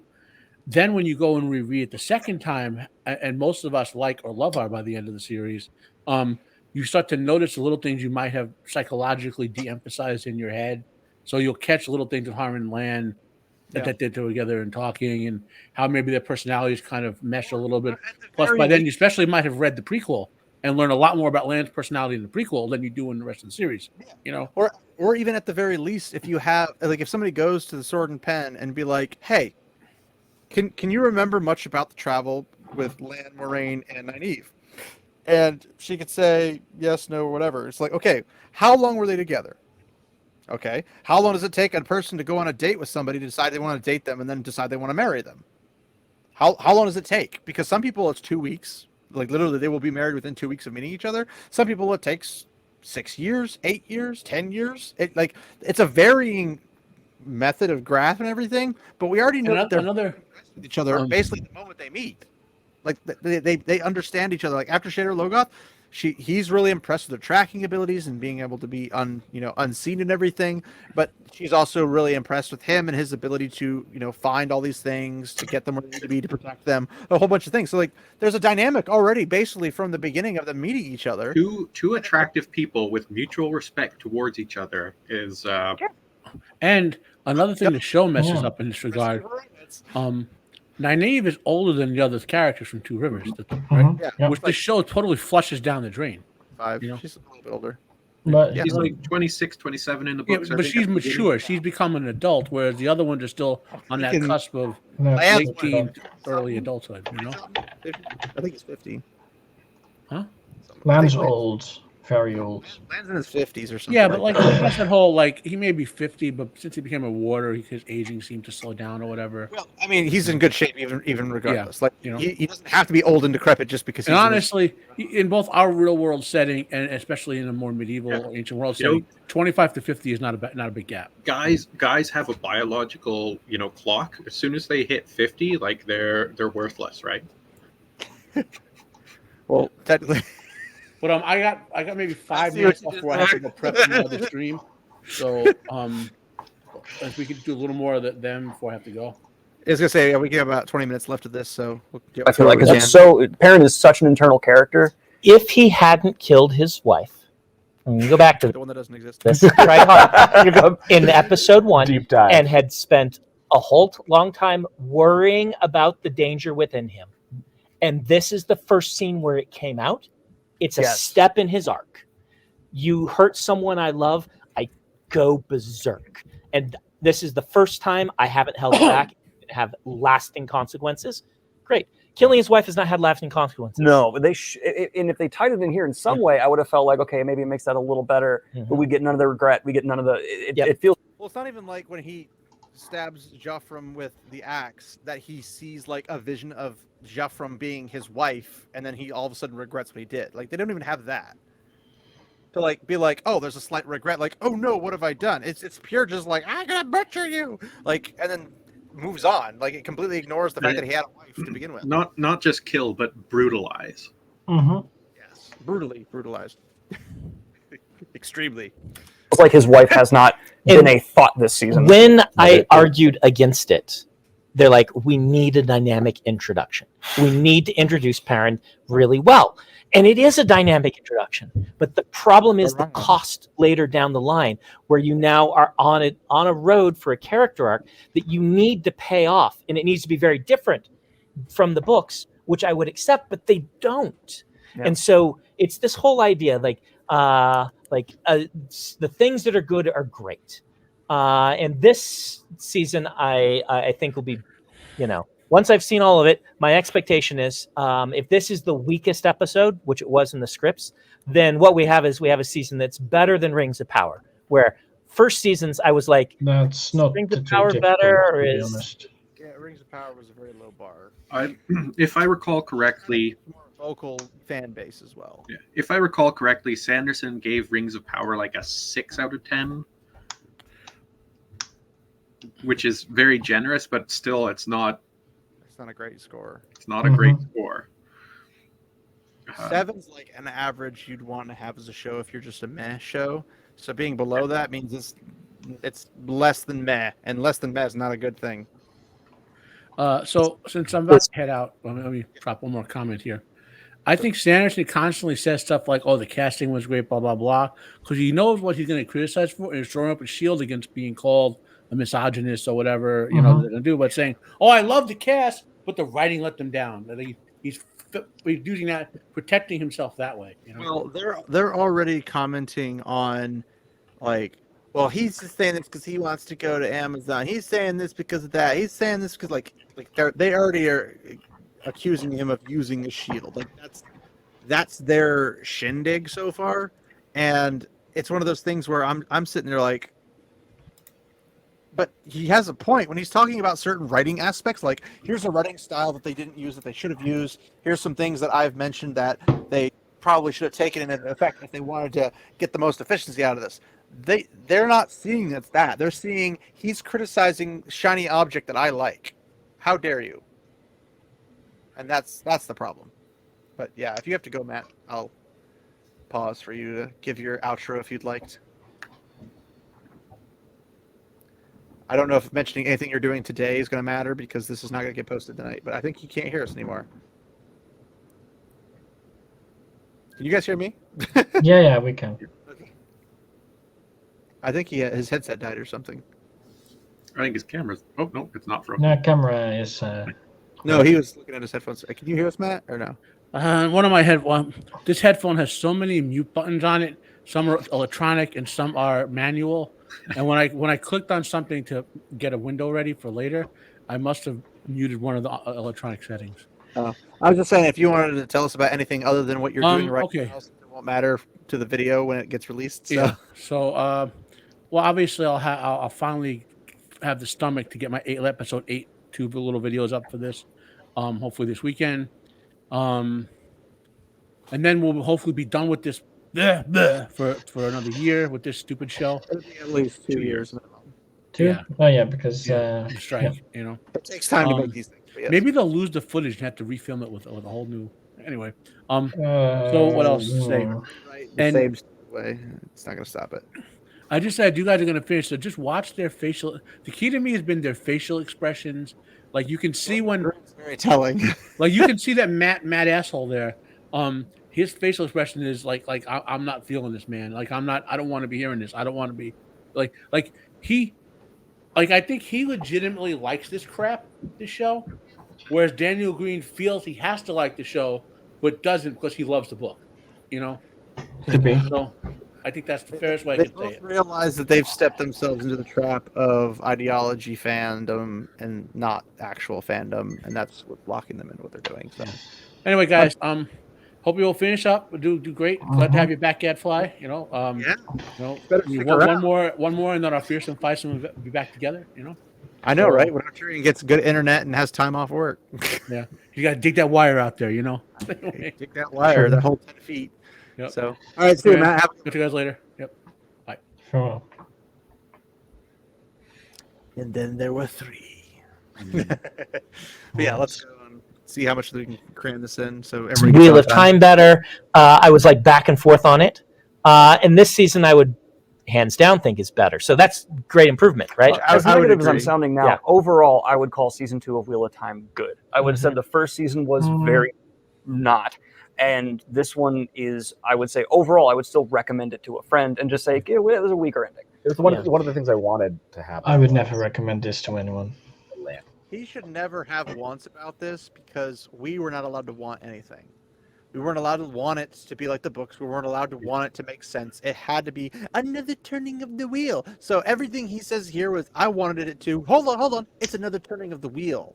And then that should be just the end of it. Like, you shouldn't have any more response. The other thing is Brando Sando brings this up. And not specifically and related to the turning of the wheel, but like if you divest it from the books, it still has to stand as a complete story, and it doesn't. It still fails in the pacing, in the character arcs, in the thematic structure, in everything. It fails as a quality story. Yeah. The only reason why this has managed to be presented to an audience is because Amazon Studios thought that they could just throw something out there with the Wheel of Time label and grab the pre-existing audience. That's the only reason why it's put the name on it and they will come. But lo and behold, they came and went. Right. And the sad part is, it did way worse than Ahsoka, which everybody went hard after that one finished. Well, no one's gonna be talking about Ahsoka next week. Nobody. Behind the scenes, are we actually live streaming? No, I don't think so. But behind the scenes, it's a Thursday. Nielsen ratings for week 3 came out, and bizarrely,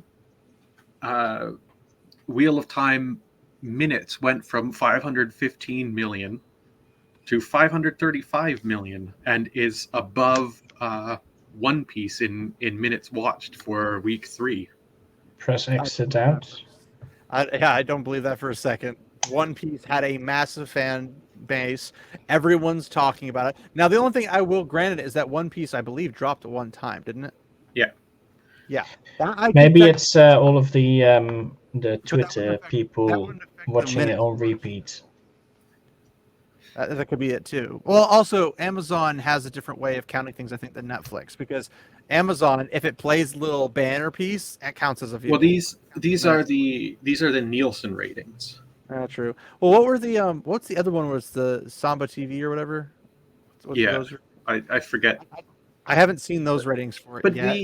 Anyways, last time I checked, One Piece was up here, Ahsoka was here, and Wheel of Time was down here. 535 million minutes watched is still not a lot when you consider the length. Is that Wheel of Time just season 2 or season 1 and 2?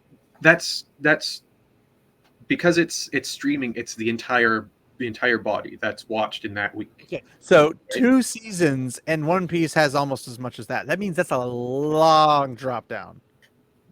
Yeah, well, that's supposing that people are watching season 1, which I have a feeling there are people who have it playing on repeat. Mm-hmm. Yeah, that's my suspicion. But I don't think that's a huge. Twitter has been a fly saying, like, let's just keep repeating this. We need to help the numbers out. I'm like, so you're gonna artificially inflate the numbers I mean, don't get me wrong. I love Lord of the Rings, the trilogy and stuff, extended, obviously. But I'm not going to inflate the numbers. I'm just going to say, people, I like this. You should go see it. But people who are like, I don't like long movies, I'm like, then you probably. How would you inflate the numbers? You're not streaming it. If you watched it on Netflix, if you watched it on Amazon, if you watched it on those places, and you just watched it over and over and over and over and over and over on repeat all the time. Yeah. Okay. The other thing to consider though with the one movie versus that's 4 hours long versus one episode 1 hour long. With the Wheel of Time Nielsen ratings, so season 1 had massive, huge amount of people watching on the release date, right? Which was 3 episodes. After that, it dropped and was kind of stable-ish until it plummeted even further. Season 2, I don't think has hit the lowest point of season 1 in terms of minutes watched. Yeah, could be. So that's telling you that almost the entirety of your audience from season 1, or a large percentage of your audience from season 1, has just completely dropped it. But that's the other thing that was like, if you just averaged it out and said, okay, you have what, 530 minutes, you said? 535 million minutes. Take 535, cut it in half, because you have 2 seasons technically there. That's how much time you're actually pulling, roughly, obviously, for this, versus 500 minutes of just the 8 episodes of One Piece, which means that One Piece season 1 versus Wheel of Time season 2, One Piece is rounds. I do think it's not cut in half. I think it's more heavily weighted in hours watched to season 2 than it is to season 1. But even still, the point is there are. Yeah, it wouldn't still be above 500 million. It's not like 35 million minutes were watched of season 1 and 500 million minutes for season 2. Like, it's still going to be more in the average with maybe a little bump in above it. But even in that case, doing some real quick calculations, it's still less than 500,000 episode. Now people watching. Both seasons. So the other thing is this is week 3 as well to consider. So it's the first 3 episodes, then episode 4 and episode 5 together, or maybe might be an episode. No, it's week 3. So it's just the first 5 episodes. So the other thing is what's happening in those first 5 episodes that's attracting the audience. What's not happening in those first 5 episodes that happens in later episodes that is going to turn that audience off? So I suspect that even though it's been relatively stable for these first 3 weeks, it's going to drop off a cliff again. Probably. That's my guess. And this. It felt like a very shaky land. Better than the end of season 1, but not as solid as I wanted to feel going out of season. I thought the end of season 1 was fantastic. And wasn't that the narrative that was going around after season 1 ended? Like it was so great and fantastic, and you got to see the girls in action, and there was this fantastic discussion between Rand and Ballsy. Yeah, was that supposed to be a philosophical discussion? Yes, it was. It was supposed to be philosophy being discussed. It wasn't. But I think it's funny because you see all these like. I only remember the simping of Greene. Yeah, that too. But like these guys are all like in the first season, oh, it's amazing. They get the second season, well, it wasn't as good as like they're changing their tune. It's the same thing as like once the shills for Disney all decided like, oh, this is not beneficial for us to shill for Disney. And they started becoming honest about their reviews on Disney. We got to see more actual honesty. It's like these guys are almost more honest. Well, that's what I'm saying. Yeah. I'll be honest. I love season 2. Season 2 as a whole is fantastic. He doesn't have a high bar. I need to go back and watch this episode again. I want to love it, and I like it. But what the issue is, I think people are going to enjoy watching this. I don't think they'll come back to it. Because what brings you back are those moments where things culminate. Where you don't come you're back watching TV and because you get browsing cool on your scenes phone over at and the over same again, time. constantly. Well, he makes a good point. If you want a cool scene, you can see a clip of that. Like when Lord of the Rings was still like popular, but then YouTube was starting to come out, and you could see clips. Like they're taking the Hobbit to Isengard song, was a freaking massive hit for how long? It still's a hit. Then they got a whole bunch of other ones. Apparently, there's a potato song too that I didn't even know existed, and I'm just like, now I want to hear it. Okay. Yeah, it's Sam saying the potatoes, boiling mashed. To be fair, only clips I've rewatched as clips rather than the whole thing is the charge at the Pelennor Fields and and Theoden saying, "So it begins." So there's if you take those types of clips, because those are cool scenes, but the whole story overall is still very attractive to people, and that's what makes people go back and the other thing though is those clips. Anyway, I have a free week next week, so I might just go and rewatch them all. Might as well. Those clips are even more impactful because of the context around them, right? The Theoden's ride for glory, ride for Rohan, is impactful because you know the ultimate conclusion of that, and now here the sun know the process of it. So you get that emotional, the emotional draw from that scene that has all that build up stuff, like the scene of Boromir and Aragorn. Oh yeah, great. Is a scene that I think is one of the best scenes in cinema history, because the actors do a fantastic job, because this everything building up to that was a fantastic moment, and it's a great culmination of a character's story arc, and it's still one of those things that brings a tear to the eye, and it's. Well, the ending of Lord of the Rings pretty much causes everyone to turn into a waterfall. Like, just it's sad but happy, but really sad. But I'm happy because it's a good ending, but it's sad. It's just like it's involuntary crying. Like I'll be sitting there like, why is my face wet? Somebody splashed water in my face? Like, what's going on? Because like, compare. You don't get a choice to cry. Compare those cool clips from Lord of the Rings that people go and revisit over and over and over again, and the context within them, to the quote-unquote cool scenes from the Wheel of Time show and the context therein.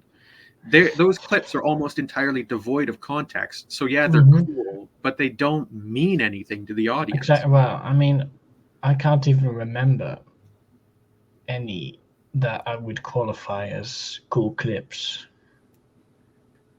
Well, that's the thing, is some people say it's the horn being sounded, or that's a shit scene. There's a whole bunch of them. But my thing is, like, if you were to set up like a projector at your college or whatever, and your professor's like, give me a video essay or something that you can, like, PowerPoint presentation, show something. How would you do it for Wheel of Time from Amazon? There's nothing cool to stand out. Like try to convince me to watch this. I'm like, oh, well, check this out. But then if I show you, like, here's the context for this scene in Lord of the Rings, is Theoden's kind of realizing this is the last charge, not necessarily like that he thought, but like it's just like this is a fight that if we lose here, humanity's probably screwed, because this is Rohan, this is Gondor, this is a big army running into, like, this is a big deal. It's not just like, we got this covered. We're hunting down roving bands of orcs and uruks across our territory. The other bit of that context is it's kind of likely that we're going to lose. That's the thing. Is like, this is the context. You get the sound, the music pulses. It raises up. He gives his speech, and you're showing this to your class that's never seen Lord of the Rings. You're like, they charge. You see like, I'm getting goosebumps thinking about it. Like, same. It all happens. It just, they go plowing through them, and then we get this big epic battle. But you don't even have to go into the epic battle. Just that the Rohirrim theme kicks in, and just the charge as they're plowing over that hill. Like, just that image. You don't even have to go into it, like, to show them what happens. Just that little clip. People are like, I need to stop this class and go see this movie. What have I been missing? Because it's a cool scene, but it emotionally pulls at you. It's an epic, like, just like speech he has before that, it's not very deep. It's just like, we got to get into this, and just the realization of everything could come to an end. I didn't get that at all on the Wheel of Time season 2, or even 1 for that matter. But like, Nope. I don't feel like the stakes are actually at like we could possibly lose. We could possibly do like none of that happens because every time like Rand gets, if this is a drinking game and you always like anytime Rand or any of the guys are shown as weaklings, take a swig, you'd be drunk in the first half. Yeah, wow. Good thing I don't drink. So it's just like. So I would never agree to anything like that. Bingo card. Your bingo card would be like stacked in one freaking tile from all the times it goes off. Like it's ridiculous. Like, and I don't feel anything for them. People keep saying this soundtrack is amazing. I don't remember a single thing from it, and I love soundtracks, especially. Wait, there was a soundtrack. Yeah, like you don't even think about it. You're just like, I'm like hands down the best soundtrack ever. Lord of the Rings soundtrack, hands down. Yeah, definitely. I bet. Star Wars, and then behind that, Pirates of the Caribbean. I could probably agree with that. Yeah. Because they're very memorable, and they all have just a umph to them. They're just like, wow, this gets me excited. I really like this. You're saying Gadfly? Sorry. I would bet that if you had the soundtrack to Wheel of Prime playing, and a fan of the show came in to the place where it was playing, they would not recognize it. Well, from what little I remember, because I was trying to at certain points trying to actively like hear it. I'm like, okay, where's the music? What's going on? It sounded modern. It didn't sound like a fantasy. Modern. Yeah, like it had sounds and stuff. I must have missed that. It's pretty generic. Yeah, it's super generic. The only music I vaguely, I don't really remember it, but I remember hearing it. Is the intro music, right? Well, that one is. It's generic. But it's just it doesn't have anything special going for it. Yeah. In the actual like things are happening, people are going places, whatever. The music like crescendos or something. It's like generic bland music. It's like going to a Swift concert. It's like, just. Well, no, that would actually be better. Okay, well, much better. Going to a Taylor Swift concert and offing myself in Minecraft afterwards would probably be a better outcome than this. But besides the point, it's that bland, generic pop music kind of. Everybody sounds just like this, so you're not going to tell it from Adam in any shape or form because you go in there and you're like, oh, this is the soundtrack for that one show on television. Oh, I mean the other show. No, wait, no, it's the other show. Wait, no, the other show. Because like you got like 12 shows that have the same soundtrack. You can't tell which one it is from. There's nothing that stands out. Do you think it's one guy making all of that? Well, to be fair, the actual algorithm that pop music is using is made by 4 metalheads from like Norway. So like, they're the ones who made the pop scene because like they themselves play metal, but they compose everything to a catchy particular sound that they, I guess, came up with whatever the algorithm was, and that algorithm sells. It does. It's most of it's trash music, but it sells, and that's what people play. So it's like, okay, well, whatever. At least metalheads did it instead of the pop people, because it'd be even worse. But whatever. So let's. Yeah, well, there's. I'm trying to remember the name of the fellow, but he has like 500 Grammys or whatever to his name because he just writes all the songs for all the pop singers. It's like it's literally a generic just beat go beat.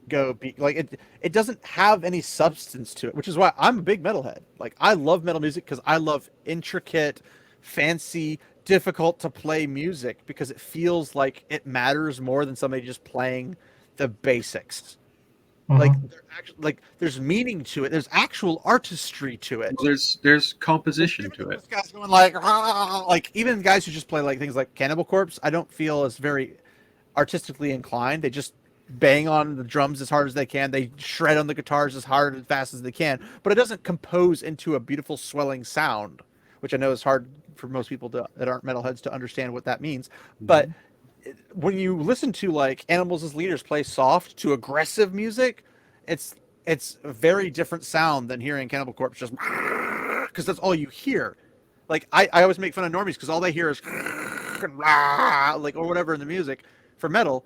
But it's like if you actually listen to it, you can break down certain parts. Like here's the flow, here's the loop. It might be a longer loop, but there's still a loop of when the music comes back and plays again. You can tell the chorus from the first verse, the second verse, and whatever. You can tell when there's a bridge. You can tell when there's kind of like a ramping up. Like there's always certain things you can figure out about it. But even when they play that super fancy stuff, you're like, people that aren't into metal, that are like, as I call them, lower class musicians, can't play upper class metal. But metalheads can play lower class to upper class because they grew up most of the time on classical music or whatever. Like they grew up on jazz. They grew up on the 50s and 60s era of the oldies and stuff. Like they know what that stuff sounds like, but they just had a big love for the deep voiced or the deep toned music and stuff. So like you can always get something from them that's really high versus the other guys. Like you're not seeing Taylor Swift playing, Led Zeppelin or freaking,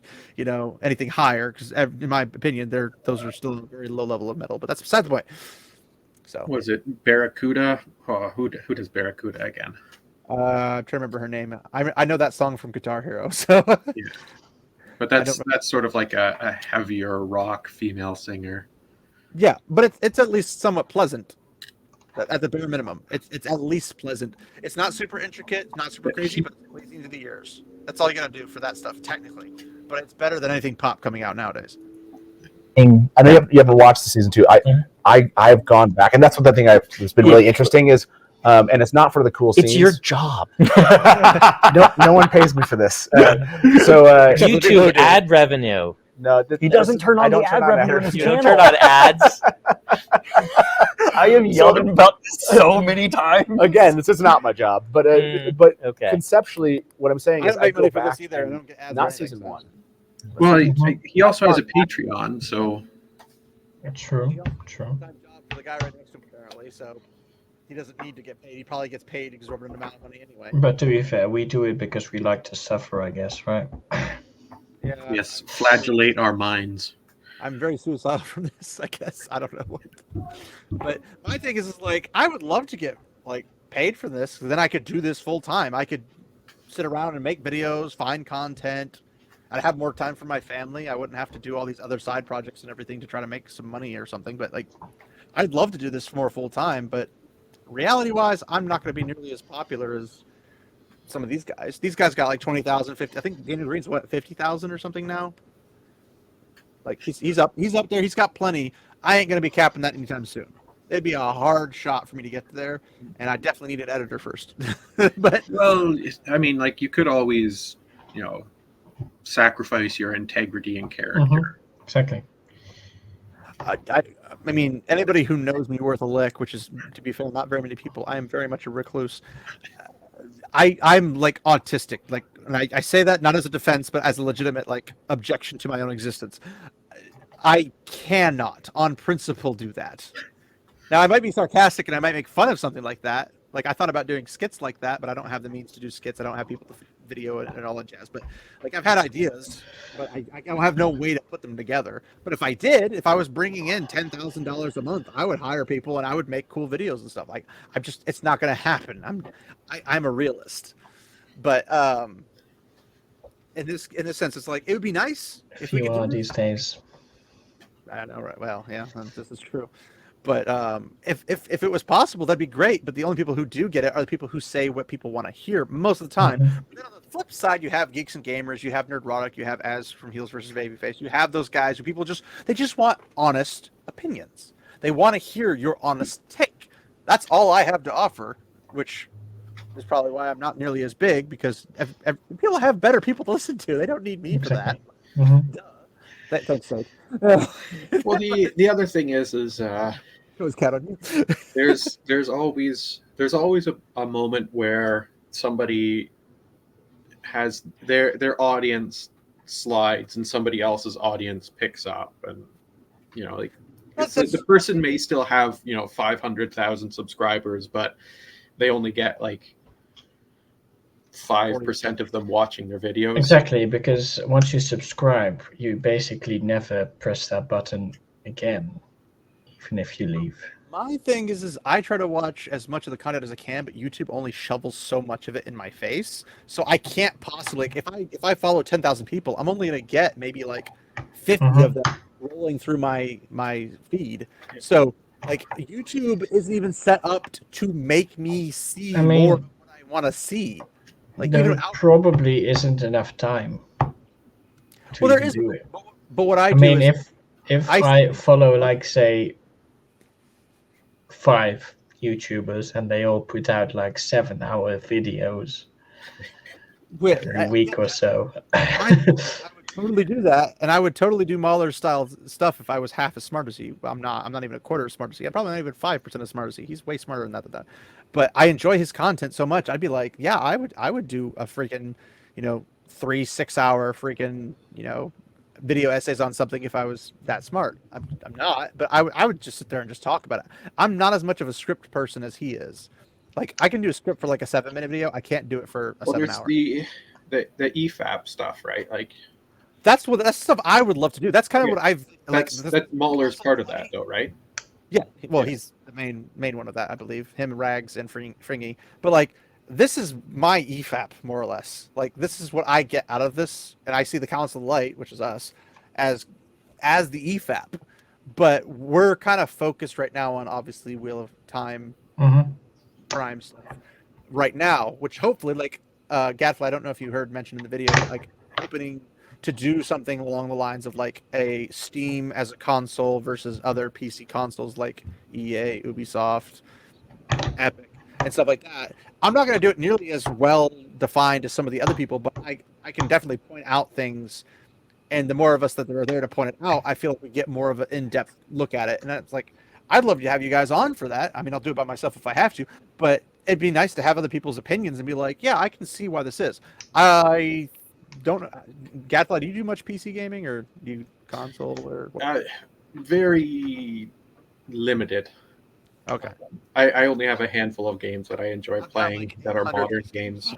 So, yeah. About 95% of the games I do play come from the 90s. So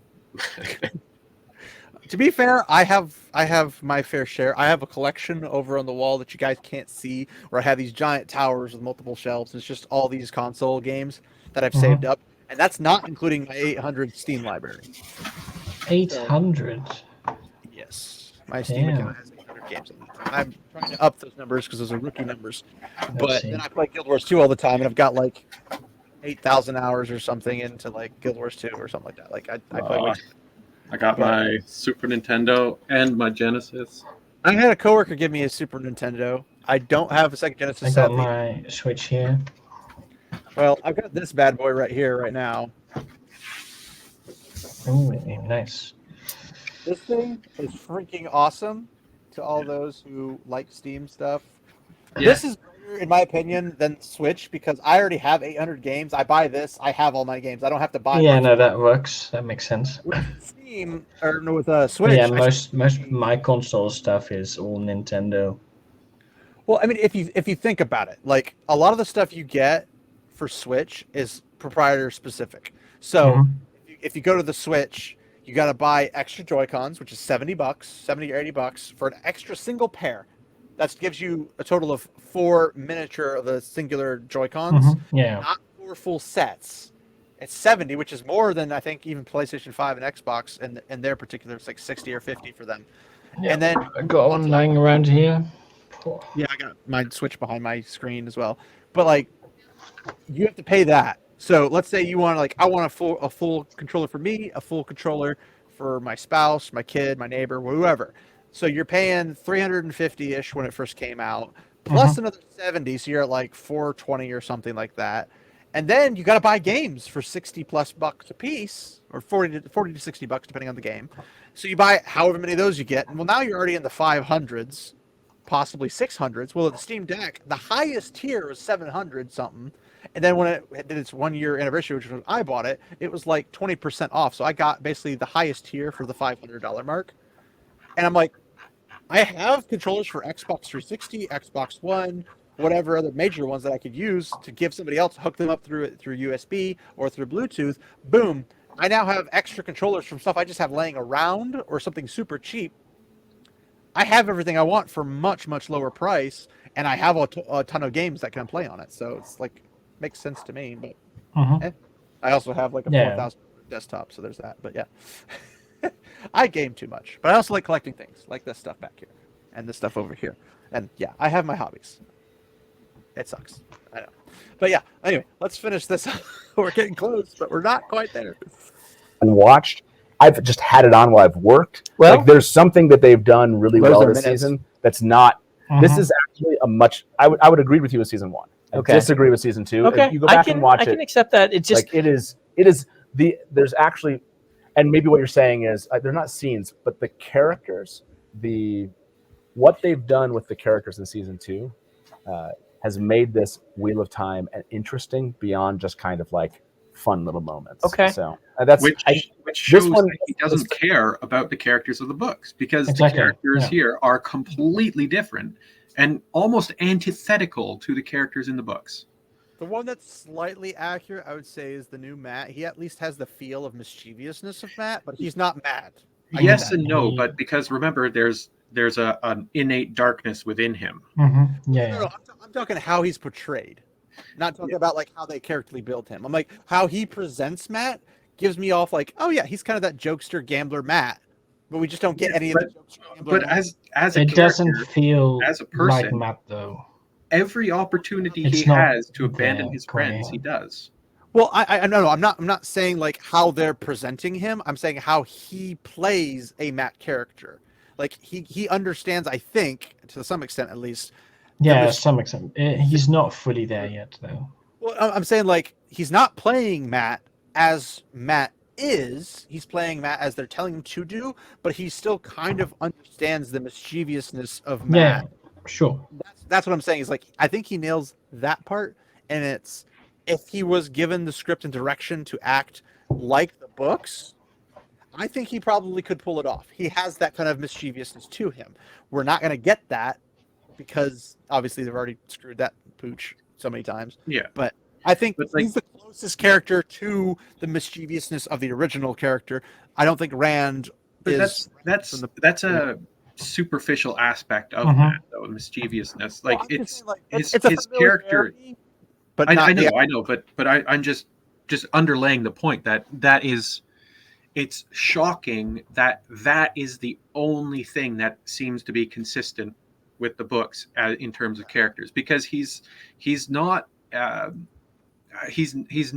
anywhere near the reluctant hero of the books. He's not anywhere near the guy who ditches everything to go help his people, right? Like I think in The Dragon Reborn, he overhears that someone's going to try and kill Elaine. He has practically no connection. He barely knows her, and still. But he's just like, I like her. I'm not going to let her die. Well, it's also because it's the right thing to do. He literally spends so much gold. Like he values gold a lot. Like he really likes gold, but he spends so much gold to get to Tyr in order to save their life. He blows chests worth of gold to get there. Like he had a lot of gold when he first went from Tarvalon down to Andor, and then he loosened all of his purses so he could get there as fast as possible to stop this guy from killing off his friends, because he cared about them enough. Even if he didn't know Elaine very much, he at least liked her.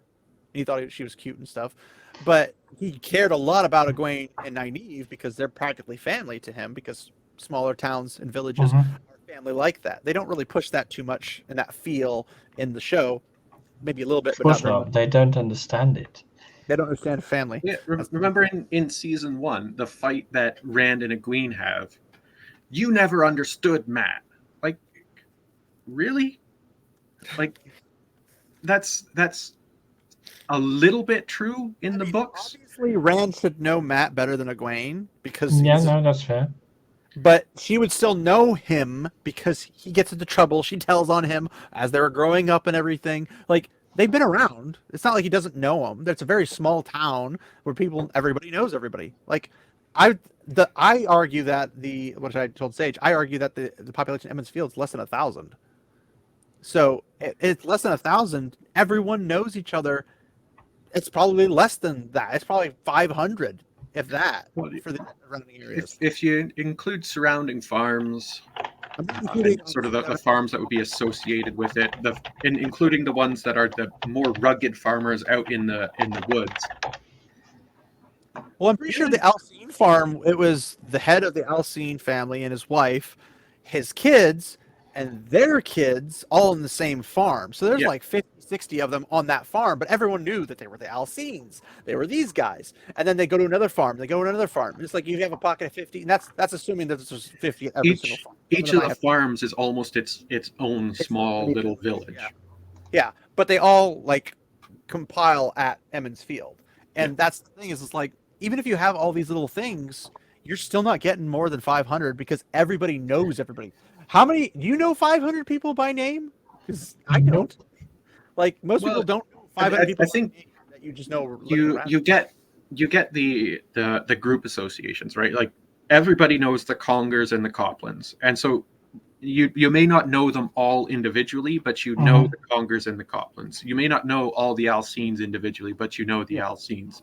You might not be terribly familiar, but you know, like, hey, that's you may not know all the Ibaras, but you know the Ibaras, right? So I think probably with the farms around them, they have more than 1,000 because I think it's probably 500 within Emmons Field itself, and then the surrounding.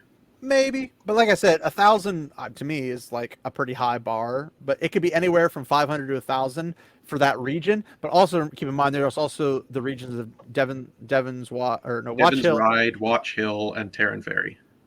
Although Terran Ferry I don't think counts necessarily. Yeah, as well, it's iffy. It's a liminal village, so it's different. Really 50-50 because there's a river between. No, there's only the village on one side. But on which side? On the two river sides. Wrong side. But sorry. But yeah, no. The Devon's Ride, Watch Hill, and Emmons Field don't even consider Tarn Ferry to be part of their group. So I don't even know if they are. They could be from Barrelon and they settled there or whatever. It doesn't matter. But out of those three main places, I'm like 1,000 each. To me, is a lot. But it's moderately reasonable to be like in that range. But it's a fairly large region. Actually, when you look at it on the map, it's surprisingly large.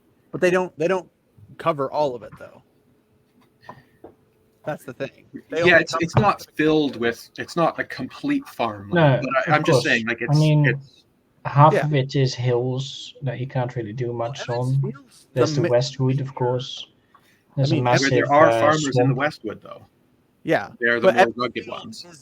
Is the majority of the farming. Specifically tobacco. Everywhere else might have a variety of things. There's obviously the hunters and stuff and the woods and all that jazz. But what I'm saying is like 3,000 in this area, when it's cut off from society, they seem to have a decent baby boom, but they also seem to have a lot of old people that cycle's going to probably cancel them out. At least 1,000 years has passed since Manetherans fell, and they haven't really boomed that much. Like, it's not a city, it doesn't have walls, barely even a town and a village, like the way they show it in the show is way more advanced than I would expect them to be. Put it that way. But yeah. Finale felt like it had fun little moments, more so than I felt during the entire season. That's why I was kind of surprised. For me, I love a good character arc. I haven't really noticed anything. Little character arcs ending. I didn't like this part. I can't enjoy. I wish they did this. If that makes sense. Like everything else is pretty much like he's agreeing and so, with it, so maybe that's coloring my perspective. And I know this is a me thing that is not necessarily as tied to a lot of viewers' enjoyment of narrative. Right? Like I need setup and payoff for me to really truly love something. Yes. If I don't get that, basically he's saying most viewers. There's a sense I felt of that final thing where Rand standing up after being healed from the dagger that I felt should have killed him way sooner. Where it felt like, okay, here's the moment where you're supposed to say, yes, I get the theme, the arc for Rand, and all I got was he's standing and slowly pushing his sword into someone who is not stopping him for reasons. And that's where I think, I see what you're saying there, where it's like, instead of like Luke blowing up the Death Star, It just feels like, okay, now we're watching a guy walk forward. Now Wedge blows up the Death Star. Just wait till he watches Ahsoka. Are you like, I don't hate on Wedge. No, I can't hate on Wedge. Wedge is a good character. No, it's an interesting ending for me. I have to go back and watch it again. When I'm not blabbing over the top of it. No, it's again, like I said. And he clarified this, I think it was on Reddit, where somebody was complaining about him talking over him. And he's like, no, this is what Hatch wanted. He asked for this specifically. Well, Matt Hatch also came out and said, like, I wanted this. I pushed for this. So. Yeah, but it's like people don't know what a commentary is.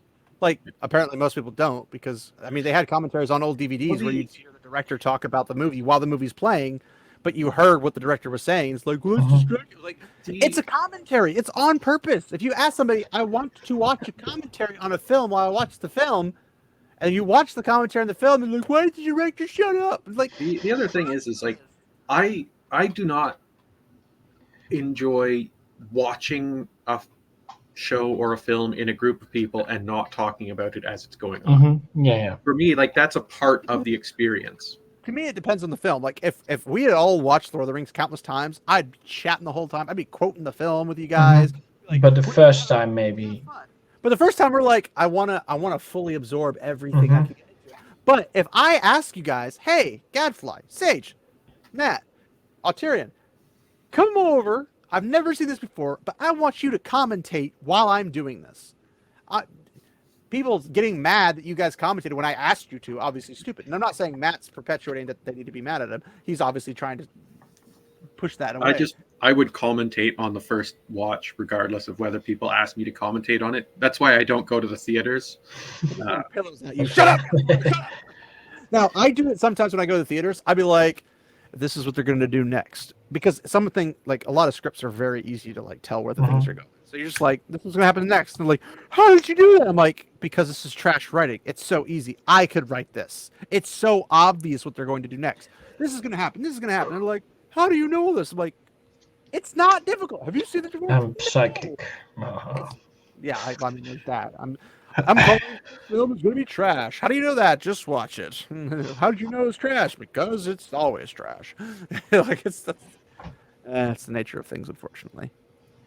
Book Eyes. This one I struggled with. Nobody watched this in Book Eyes except for some of your reviews. You were like, if you can just kind of let go of that, the idea that this. Let go of what you love, embrace the hatred, then you'll enjoy it.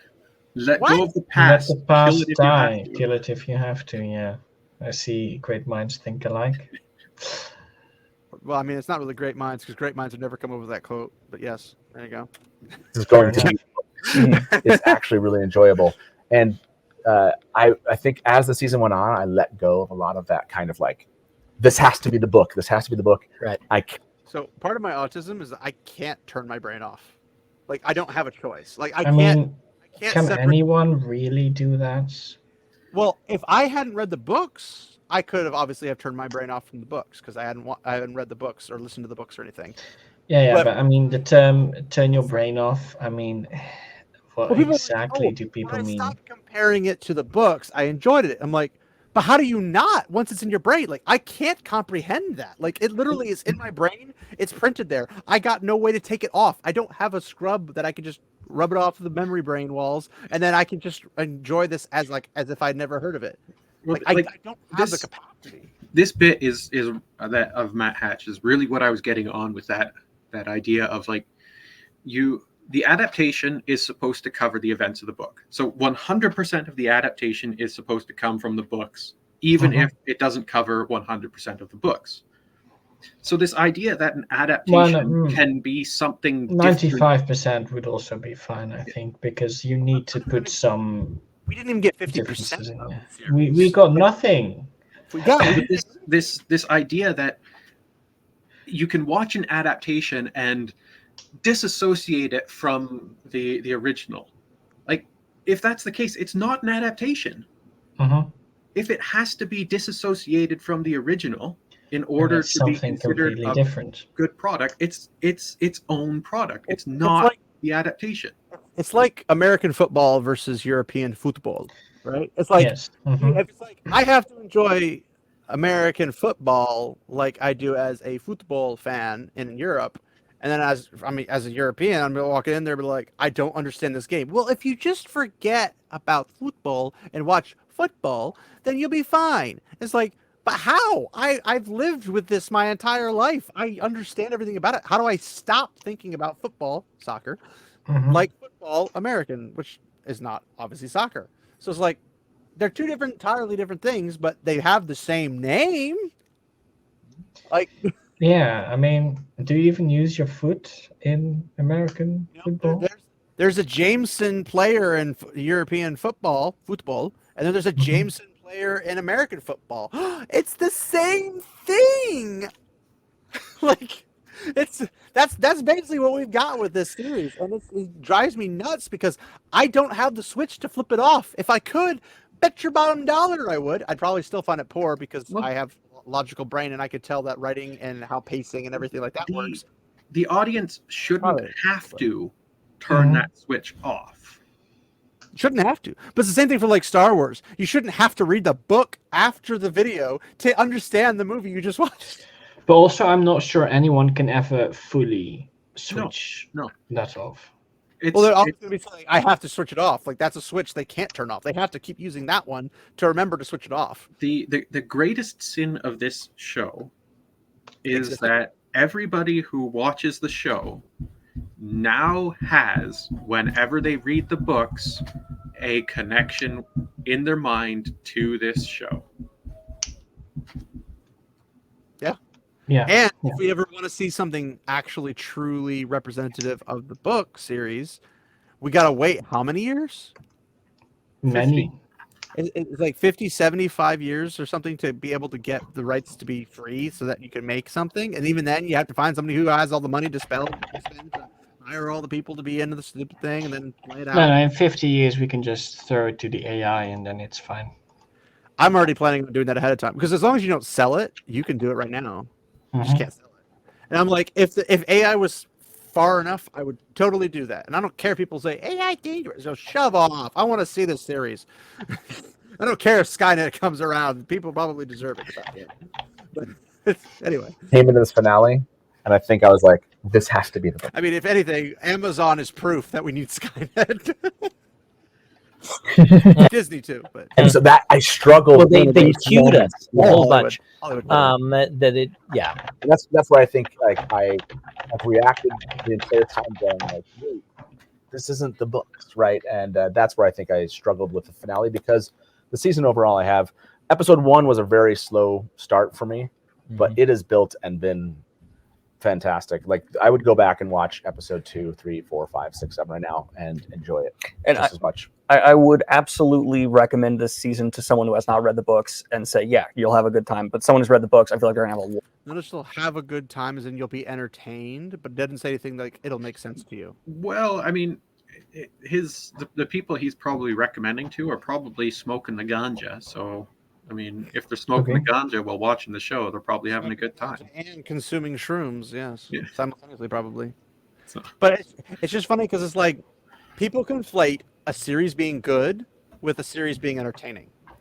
You can have an entertaining series to somebody, but it doesn't make it a good series. True. It's like I can find a series to be really good, but it's not entertaining to people. It's like fair enough. Like that's just the kind of things I would like. But there's also, was it made well? Typically, if it's made well, it has a fan base of some sort. But you don't have to have it be well made for people to be entertained. Look at Monty Python. It's not made well on purpose, and it has a massive following because it's highly entertaining. I mean, you could argue it is well made, specifically such that it is not good, let's say. No. Like, I mean, having a police car show up in like King Arthur's time to arrest people because they're breaking the rules or whatever. That's part of the genius. I know that's the genius, but that's the comedy genre that takes over. Because it's comedy, it's great. But if you were saying this is not a comedy, this is a great story about King Arthur, it's then of course no. It's objectively not a good film. Oh, let's go to Camelot. Well, on second thought, it's a silly place. We don't the other thing is there's all sorts of films and shows that after the fact, get a huge amount of following. Like not just a cult following, but like everybody after the fact looks at it and it's like, that was an amazing piece of art, but it was never recognized in its time. Yeah. And I think 20 years down the road or something, they'll look back at this stuff and be like, man, Hollywood was crap. Like, what's going on? Because there's so much bad and very few good, which is why One Piece is taken off to a whole lot of people who especially aren't into anime or manga, is because it's just a good, fun story. It's entertaining. The wackiness is there, but it makes sense within the world's boundaries. So it's just like... And it's competently composed. Yes. And it's also creative control is holding it like an iron fist. And that's what I want. The only thing so far from the first episode that bothered me was when Goldie Roger is sitting up there. Instead of saying, I left everything I own in one piece, he says, go find my treasure, be free, blah, blah, blah. Like, I was like, I don't care about that stuff. Say the line. And maybe that's how he said it in the manga. I don't know. In the anime, he says, I left everything I own in one piece. And that's why everyone's looking for the One Piece. But what was it? He's the One Piece referenced. There's a couple times when he says something, but he says, my treasure, you want to know where it is? I left it there at that place. And the treasure everybody calls the One Piece. And it's at... Yeah, I don't think he says he ever names it One Piece himself. In the anime, he says, I left everything I own in one piece. And that's what causes the frenzy. Now everyone's like, I need to find the One Piece. I need to find One Piece. I need to find One Piece. I need to find One Piece. And that's what causes the Great Pirate Era. I don't recall that. Yeah, I don't think he ever uses the... I've recently started watching it, but I don't think he says... Well, then again, do you use dub? It's also a series that has been going for like 3 decades. A very long time, yeah. And it's revisited that scene a number of times. So, well, but it's one of those things where like it's with the anime, it made sense because saying I left everything I own in one piece and that kicking everything off. He announces One Piece, therefore everyone's looking for One Piece. But if you call the show One Piece, but no one says One Piece the entire time, you're like, what does One Piece? Yeah, no, everyone does call it One Piece, but everyone calls it he doesn't call it that in the Loketown arc. Yeah. Well, I'm talking about when he gets captured because of his ailment and everything. Which, if you don't know, sorry. Well, yeah, that might be further along. The thing is nobody knows what the treasure is. That's part of the whole thing. It's actually the friends we made along the way. Exactly, yeah. That would be kind of ridiculous. I think Oda, as a Japanese storyteller, is a much better storyteller than that. It's like he's not going to just end it with "we're friendsies." Although I think, it's if you've been keeping up with the manga, it goes into some pretty bizarre, dark places. I'm fine with that. I'm absolutely fine with that. But. Well, I'm only at episode 80-something. Just watched a reindeer fight some random guys. Yeah. I'm on. So you're a tenth of the way through. Exactly. Episode 1,000-something. I'm somewhere up there. I don't remember. I lost track. I have to go back and watch a whole bunch. They got into the Wano region. That's part where I stopped. So wherever that is. So they had gotten through Big Mama. Big Mom. And Whole Cake Island to Wano. And so after Wano is the Egghead Island. Which I haven't gotten to that part yet. Yeah. I've seen clips of it and stuff. I'm like, dang it, I don't want to see these clips because I want to go through and watch it again. But whatever. But the anime hasn't gotten to there yet. The anime just finished the Wano arc. And so they're probably going to have a little break to allow the manga to go ahead. So freaking expensive. Goodness gracious. I love the gold foil ones too, but goodness gracious, they're expensive. Anyway, we should finish this. A lot of like things, which I know I'm saying to you. Go eat food. But like, can we talk about the dagger for a moment? Because there was some intense debate, and I want to put it here. What's your perspective? Here's the metaphysics. The lightsaber. Get ready for metaphysics, because the metaphysics are coming, and they're going to talk about the metaphysics. They're probably going to say it crappy too. They are careful in the book to never establish like how much touching the dagger, like this is definitively showing like, well, if you just put a cloth between you and this all-powerful evil object, you're good. That ruins so much of it wasn't even necessarily that. Like, he had the cloth and the rope, so he just ties the rope to it, and he never actually touched it. But we know from the books that putting it in a box means that touching the box isn't going to affect you. Mm-hmm. So that makes sense that if you're not actively touching it, you're not going to have that problem. It's the same way they have to dispose of it. They have it put into a box. And So I think the- even they wash their hands just from like the weaves, because the mentality of touching it, even with the weave, was disgusting. Yeah, so Daniel's going to get onto that sort of concept, and Brandon's gonna jump in on it with Matt Hatch. Please tell me Brandon actually has a good take on this. Listen. So much of the aura. He's just going to be carrying it around. I'm going It's to have gonna to be say around from a everybody. metaphysical standpoint. Oh, Matt don't picks up the dagger. He No. has it with him for a long time, and it takes time to corrupt him. To be fair, they broke the connection with it after in the books, after this instance. They broke it early in the TV show. Well, because after the horn is blown, after Fall happens, Matt They do a bit of impromptu healing, but do a that's little not bit of fully healing. enough. They couldn't And do then enough, so they had to take him to He Tarvalon. has So to, yeah. Marin and Huron. But then the dagger gets stolen, so he has to first retrieve it. No. That was from Faldara. Faldara is when it gets stolen. So Yeah, that's what I'm saying. He gets it broken after it's healed by the Amerlin and the other Aes Sedai that heal him. It's like 3 or 4 of them. Then they put it in a box and put it in the storage room. Yeah, but then it got stolen. And then Fane finds it and steals That it. that happens in the Dragon Reborn though. So Yes, that's my point. Is that they have it backwards, where basically they're saying, "Well, he's like," but Moraine broke it. Remember, like she pulled out the stuff, put it in her mouth, whatever, and spit it out, or whatever she ended up doing with it. It's already been cut. So his tie to it has been cut. So at this point, unless they're going to retroactively cancel that out in season 3 for some reason, which they could, but what's the point? So far, the dagger hasn't done a single thing that the dagger is supposed to do, which is turn people into blue, popping bubble blobs of blackness. Blue, specifically? I'm not so sure about that. What do you mean specifically? Like, do you not remember the books? Well, I don't recall them being blue. Like their whole body would turn black and blue, and like it would. Well, black. I'm not sure about blue. Everything would swell up, and they die in a most horrible, painful.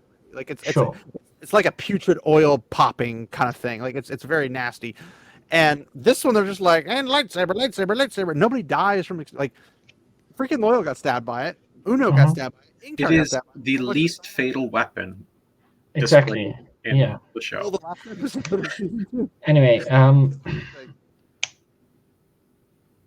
so you do see the tentacles coming on stuff when it hits it, right? So does Loyal have a tentacle wound?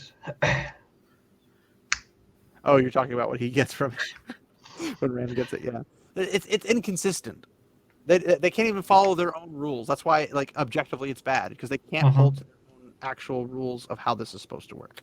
The book, like, technically, if he threw it at Rand, it should have gone through Rand, the whole rod and everything, because it's the lightsaber. Well, no, maybe the rod would have gotten. Maybe it's only the blade that cuts things, so it would have got stuck on the hilt.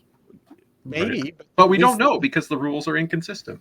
Exactly. Yeah, it's too iffy. Perspective. It's not like you touch the dagger handle and you die. But That's not what happens. The language of the show. Yes, but he's already been cut from it. That's why he's not. That's why he's actively not touching it. Oh, he's. If you use tongs on a hot metal that you've been using as a blacksmith, you're not touching the metal. No. But the heat does transfer into the thongs, into you. Yes, but the heat is very slowly. Causes damage to. It's direct contact. You were saying, Gadfly? Oh, Matt Hatch is saying, like, if you touch the dagger handle, you're not going to die. It's like, yeah, no, maybe not. But if you touch the dagger handle, you are corrupted by it. You have become under its influence. Well, it's not now immediate. have to it takes have a while. that influence severed. Which is what he's trying to put at is like, well, if he touches the handle, you don't die instantaneously. It's going to be a long-term process, which is true. But that's why he's not touching the handle. It's like ramifications, though. Like, Yeah, it's cause and effect. Like there's a consequence to your actions. And It's a good just or being in the presence of the dagger is corrupting as well. But like we should let this play because it Isn't they're like tempted We to need touch to it, so is finish he gonna be this whole tempted to thing, touch it 'cause I'm getting forever hungry as and it's I have next to be to him? somewhere. I mean, I 20 think he is tempted. Like again, we're talking the metaphysics He's not of the tempted, books. he's terrified I don't he think they did the will have the same metaphysics effect again. wrong. Well, hold on. When Loyal gets stabbed with the dagger in season 1, that was just like they were just like, we're not What even about the talking about that. metaphysics of cutting open the container of the The horn of metaphysics, Valir? the metaphysics Or the of touching door. the dagger is Or what I'm talking person. about. Okay. Not the dagger like cutting open the horn of Valir. I don't understand how it became like a fire dagger, but then it doesn't Why burn do they skin. I fire don't know. dagger Like, instead of that lightsaber? is- They haven't mentioned The lightsaber. metaphysics of The touching is, but yes, the Matt. dagger Science is like lies right the here. dagger is like a. They've run with their own idea of what to do with this dagger, and it's clear that it's not going to be book specific. No, Or make but sense. I'm There's that I'm too. worried that they're gonna start contradicting their own rules real quick. Worried? It's already. Well, he hasn't seen the other episode, but it's already Yeah, happened. that's true. So I just want to bring it back to like where we restarted, where Daniel says, so will Matt is Matt tempted to touch the dagger? Will he always be tempted to touch the dagger now? Show Matt, right? And Matt Hatch says yes. I would say no. That to me shows that they don't understand the severing of the bond with Matt, because the only reason why Matt is even remotely interested in the dagger after his healing is because of that big old ruby. He's no longer interested in the dagger as being his, right? So like that aspect is gone. So if they do have it in the show where Matt is continually tempted to use the dagger, then they haven't shown him being healed of the dagger properly in season 1. And yeah, so once again, it's just another aspect where they have come up with an idea that they think is cool that they could use for the dagger without understanding the ramifications and implications of what those ideas mean to the story. It's the basic stuff of like it can't stay consistent. They can't hold to their own rules, and yet we're supposed to somehow believe that this all makes sense. But it's not just the dagger. There's so many areas, like how the power is used. The burning out being literally burning your eyes out. Burn out is literally just a term that says you self-still yourself or self-gentle yourself. That's all it means. Well, no, you can also die. No, you can die, but not like that's if you just consume so much it just kills you, obliterates you. But it's not like your eyes burn out and you collapse to the ground and you know whatever. It's like literally the term, because it's used in I believe book 4, where they're like, oh well, burning out is the same thing as stilling, but stilling is when somebody else does it. Burning out's when you do it. You end up doing something so like incorrectly that you sever yourself from the source rather than somebody else severing you from the source. That's what burning out is. But they're taking it the literal term where you literally burn out. And I'm like, you might as well get into your Ferrari and burn out. And might as well throw that in a fantasy series, because why not? Like it's stupid. Easy world to if you start playing with with the and rules. I've warned about that, and they're already doing it with channeling. There's some things they'll say one time it has to be a certain way, and then another time it isn't. I warned them about that with teleportation. I'm like, once you can do this, because the Forsaken would totally be able to do this. Yep. Once you do it, I'm going to start asking. And in the scripts, I pointed out 3 places where I'm like, if they could teleport, if Elin can teleport, why isn't he behind the shield? Yeah. The moment she throws it up. Why doesn't he just open And the if he portal can create shoot copies through it? himself, why is that the copy? Yeah. Of, Like the moment you start breaking Jim's metaphysics, then suddenly you have some big problems at every step of the way. And this is their own internal logic. Why didn't you teleport behind her? Sure. Yeah. Why didn't he pull out a again? sword? It comes back to the Why didn't he question defend of himself? Are they Why making didn't he it so attack the he guys that were wants to walking die? right next to him? He could just Once they all came up. This is another example of right? Like, That is what Rand they're walked. that he points out about. He doesn't bring this up, but they have too many writers writing their own things, their own episodes, their own chunks in isolation from everybody else. So the person who's supposed to be overseeing all of this has not gone through and threaded all these things together to cohesion. And Brandon is completely right in pointing out the inconsistencies of the channeling and how that just ruins the whole thing. Because the first episode this season, there's the lecture in how to purify water by drawing the earth from the walls, right? But there's nothing else from the rest of the series comes across as the Aes Sedai drawing out, like they draw the fire from what? Where are they drawing the fire from when they do their fire things? You don't need to draw a fire. You're just using it. Yeah. So like where? So the very first episode, they've created a new set of rules for the magic system. Yeah. The very next episode, they've ignored those rules. And then every writer essentially comes up with their own rules and their own idea of what to do with the power. And there's no through line through all of them. So they all have, every single one of them is guilty of not editing their work to be consistent with each other's work. There's no one oversighting all of them to make a cohesive story. They're just Well, saying, that's supposed to be Rafe, right? You get an episode. Well, we all know he's taking his vacations. We know he's just happy with the general idea of everything happening. He gets paid a crap ton of money, and this is the result. That's all that's happening here. Well, So. he wrote this last episode, right? So Yeah. I mean, We it's never not- said he so was a good writer. he's not guilty hard of to fire not myself. following through with everybody else's stuff, anyways. Well, it's the J.J. Abrams to Liam Johnson thing to whoever the third person was going to be, and then it came back to J.J. Like that's what it is. It's a non-communication. It's the trying to do your own thing rather than continue what somebody else set up for you. That's the whole kicker. So the sheet walks through it, and he just stands there and lets himself get killed. That's like, my Ishamael, right? That's my Elon. Yeah. Right? Is like he's like at least being broken from this cycle.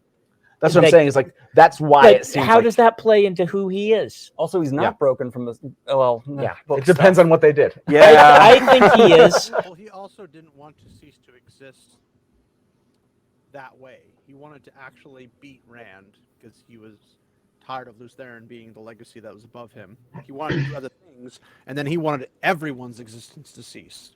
Yeah. Well, his nihilism thought that the wheel was cruel, yeah, and had to be destroyed, and so it wasn't that he wanted his own release from the wheel. He wanted the end of the wheel. He wanted the existence to stop because it was just cruel, and it would keep repeating, obviously, because the wheel. According to his nihilistic ideology, yeah. It's like a water wheel.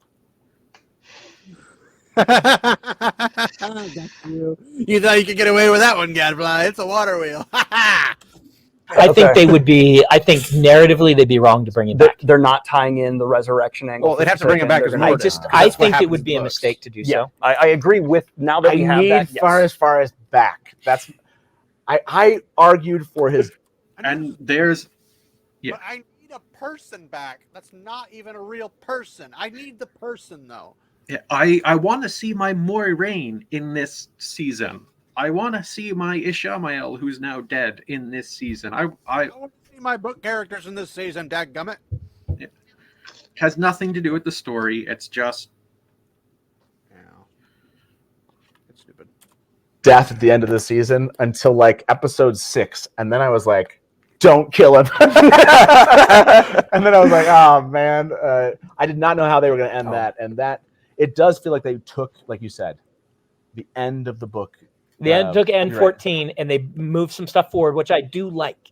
Yes. I think honestly, the way they played with Ishamael and if they were following the book series and they had to condense stuff, that's one thing. They're not changing, they're altering, and not to make two things make sense. Just to do it. There's no reason. I want to see more Leandrin. Who says that? I want to see more of this Bat character. Who says that? Like, they're Bat characters. Who gives a crap? The main storyline hasn't even moved, and you're telling me let's go off and diddle-daddle out in the middle of a freaking forest or in the middle of a field, doing who knows what, playing marbles, shooting yourself in the foot, whatever. Just because. Give me the freaking story that I came for. It's called Wheel of Time, not the turning of a different wheel of time.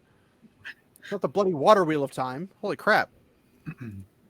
Rand. Sorry. Character-wise, like their interactions, I like. Yeah. I like his interactions with Lanfear and things like Projecting that. a little I just shad wish there were like, and maybe I'm asking for stuff you just can't do in 8 hours. Yeah. The 8 hour this season has shown me that like you can't do anything in 8 hours. Well, You can do the book in an 8 hour period with what they're doing. You could otherwise. they've made this point multiple times, and every single time it's like, well, if you don't have enough time, don't throw in all that extra crap. But it's like, we don't have time. Let's use filler. That's literally contradictory to what you need to do. Don't add filler, put in the story, and then cut what you have to cut to make it fit. Like, I'm pretty sure both of you notice. I don't know if you remember the Scadfly, but I wrote a screenplay for 5 episodes to do the first season. I did the first season in 5 episodes instead of 8. It wasn't very hard. I even had like how much time you're going to spend on each scene. I gave excess time to a lot of things and less time for things that wouldn't take very long to do. It was easy. And it keeps the story to what you'd expect. They get to the Eye of the World book or episode 5. Now, if you have 64 episodes and divide them by 5, you get technically more seasons, more books. It's better in every way. It's stupid. So 5 episodes. How many hours would that be? 5. I was trying to do them in about an hour each, maybe a little bit over. Hour 15 at most. So you Like could a really long film. Yeah. Well, you could do 2 films. Yeah. Well, that'd be for one book. Yeah. Wheel of Time, Eye of World, Part 1, Part 2. Yeah. Great Hunt, Part 1, Part 2. You could do a book miniseries where all you do is you do the miniseries as a book. Instead of doing a season, just do like book 1.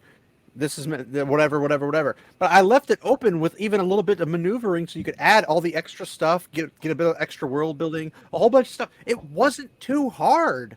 It's not that difficult because all you're doing is focusing on the main plot and where the characters need to go. And that's it. It's literally that simple. Everything else will fall into play. You'll see your characters that you like to see about things and stuff like that. Hopefully have proper representation of how they're actually supposed to be, but you get the point.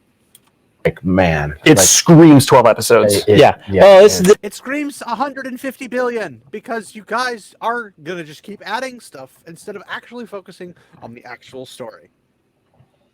If you don't focus on the actual story, you need all the episodes because you'll never get to the end because you'll just keep adding. Sorry, I'm ranting now. The Wheel of Time has taught me that it's like when it's time for Stormlight, guys. I'm not doing this in 6 or 8 episodes. So just not happening. No, and also, it's impossible. I get to say no if you kill one of my favorite characters. I don't care. I do. Why is he saying no instead of stop walking away from my script? It's there. It's already existing. You don't have to do anything. Like I'm sick and tired of creators not caring about their own legacies. They just walk away. Robert Jordan cares about his legacy. Apparently, George R. R. Martin doesn't know what legacy he's got, except I didn't finish it. Tolkien cared about his legacy. His son really cared about his legacy. There's all these people who care. Grandson, not so much. Well, yeah, we don't talk about him. He's not truly a Tolkien. He's more of a Scotsman. But yeah, like people stopped caring about their own works because they're either looking at it from a money grab perspective, like Andrzej Sapkowski or whatever his name is from Witcher. Yeah, Care about it. that's how I pronounce it, but close enough, I guess. But my point is that like he doesn't particularly care. Like originally when they're like, "Hey, we want to make a game of this," he's like, "Ah, whatever, I'll take the easy cash." When he could have made a lot more off of it, then he ended up like suing him proof or whatever, and they gave him the difference or whatever. It's like, you're stupid. It's your fault. You should suffer the consequences. But they wanted to keep making games, and obviously wouldn't be able to do that if that was the case. But then, it's like, when he was watching the TV show, he apparently liked it sometimes, and other times he didn't like it that much. And I'm sitting here like, if they're deviating from the story you told, you should be upset that they're deviating from the story you told. That's the simple gist of it. If they want to write off, like if you're like, I'll let people write a fan fiction, and they write that fan fiction, and they turn that fan fiction into a show, that's fine. Then do that if you're okay with that. Jim would never do that. Tolkien would never do that. Like, it's not like this is going to happen with the old writers. Now these guys here nowadays are just like, it was whatever it is. Yeah, well, the other thing is writing nowadays is actually seen as a profession rather than as something you do as a passion, a skill, and a skill set that you develop. Yeah, it's seen as something that you just shit out a ton of books and hope that some of them get published and some of them get picked up for options. And here we are. Bringing him back as a hero of the horn is okay. He saved. I actually wrote that. I'm like, all right, fine. You're like, if fine. you do it, I love what I loved here when we were watching is you were like, I do wonder if that was. I'm going to talk to. I actually kind of wrote that in. So here's the thing. I don't want to spill too much, but they weren't going to show the heroes originally. Okay. I talked to Rafe about it. It's like he wasn't sure they could get him in. They weren't sure they could do it. I'm glad they did. And this, if there's a thing I actually fought for the most, it was to get the heroes in. I lost on the Ashandarai, but Ashandarai? Ashandarai? Yeah, Matt's weapon. Everybody keeps saying it weird. I'm like, guys, it's literally pronounceable. Ashandarai. Yeah, but you could also call it Ashandarai. And it doesn't flow as much. It depends on what you see as normal. There's no official pronunciation, so everything goes. Ashandarai, that's the official pronunciation. Congratulations. No. You have acknowledged. You hear me say that. Don't say, without Brandon, this wouldn't have happened. That's not how... That's how it should be. Without Brandon, you wouldn't even have some decent scenes. These things work. Like, as a writer... And they were still crap. That's because of the rest of the show.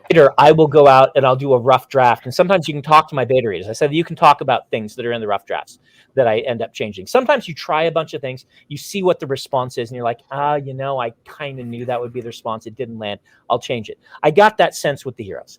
I got the sense that he was like, when I talked to him, he's like, yeah, so, I think we can do this. So I think he's being really, really kind here.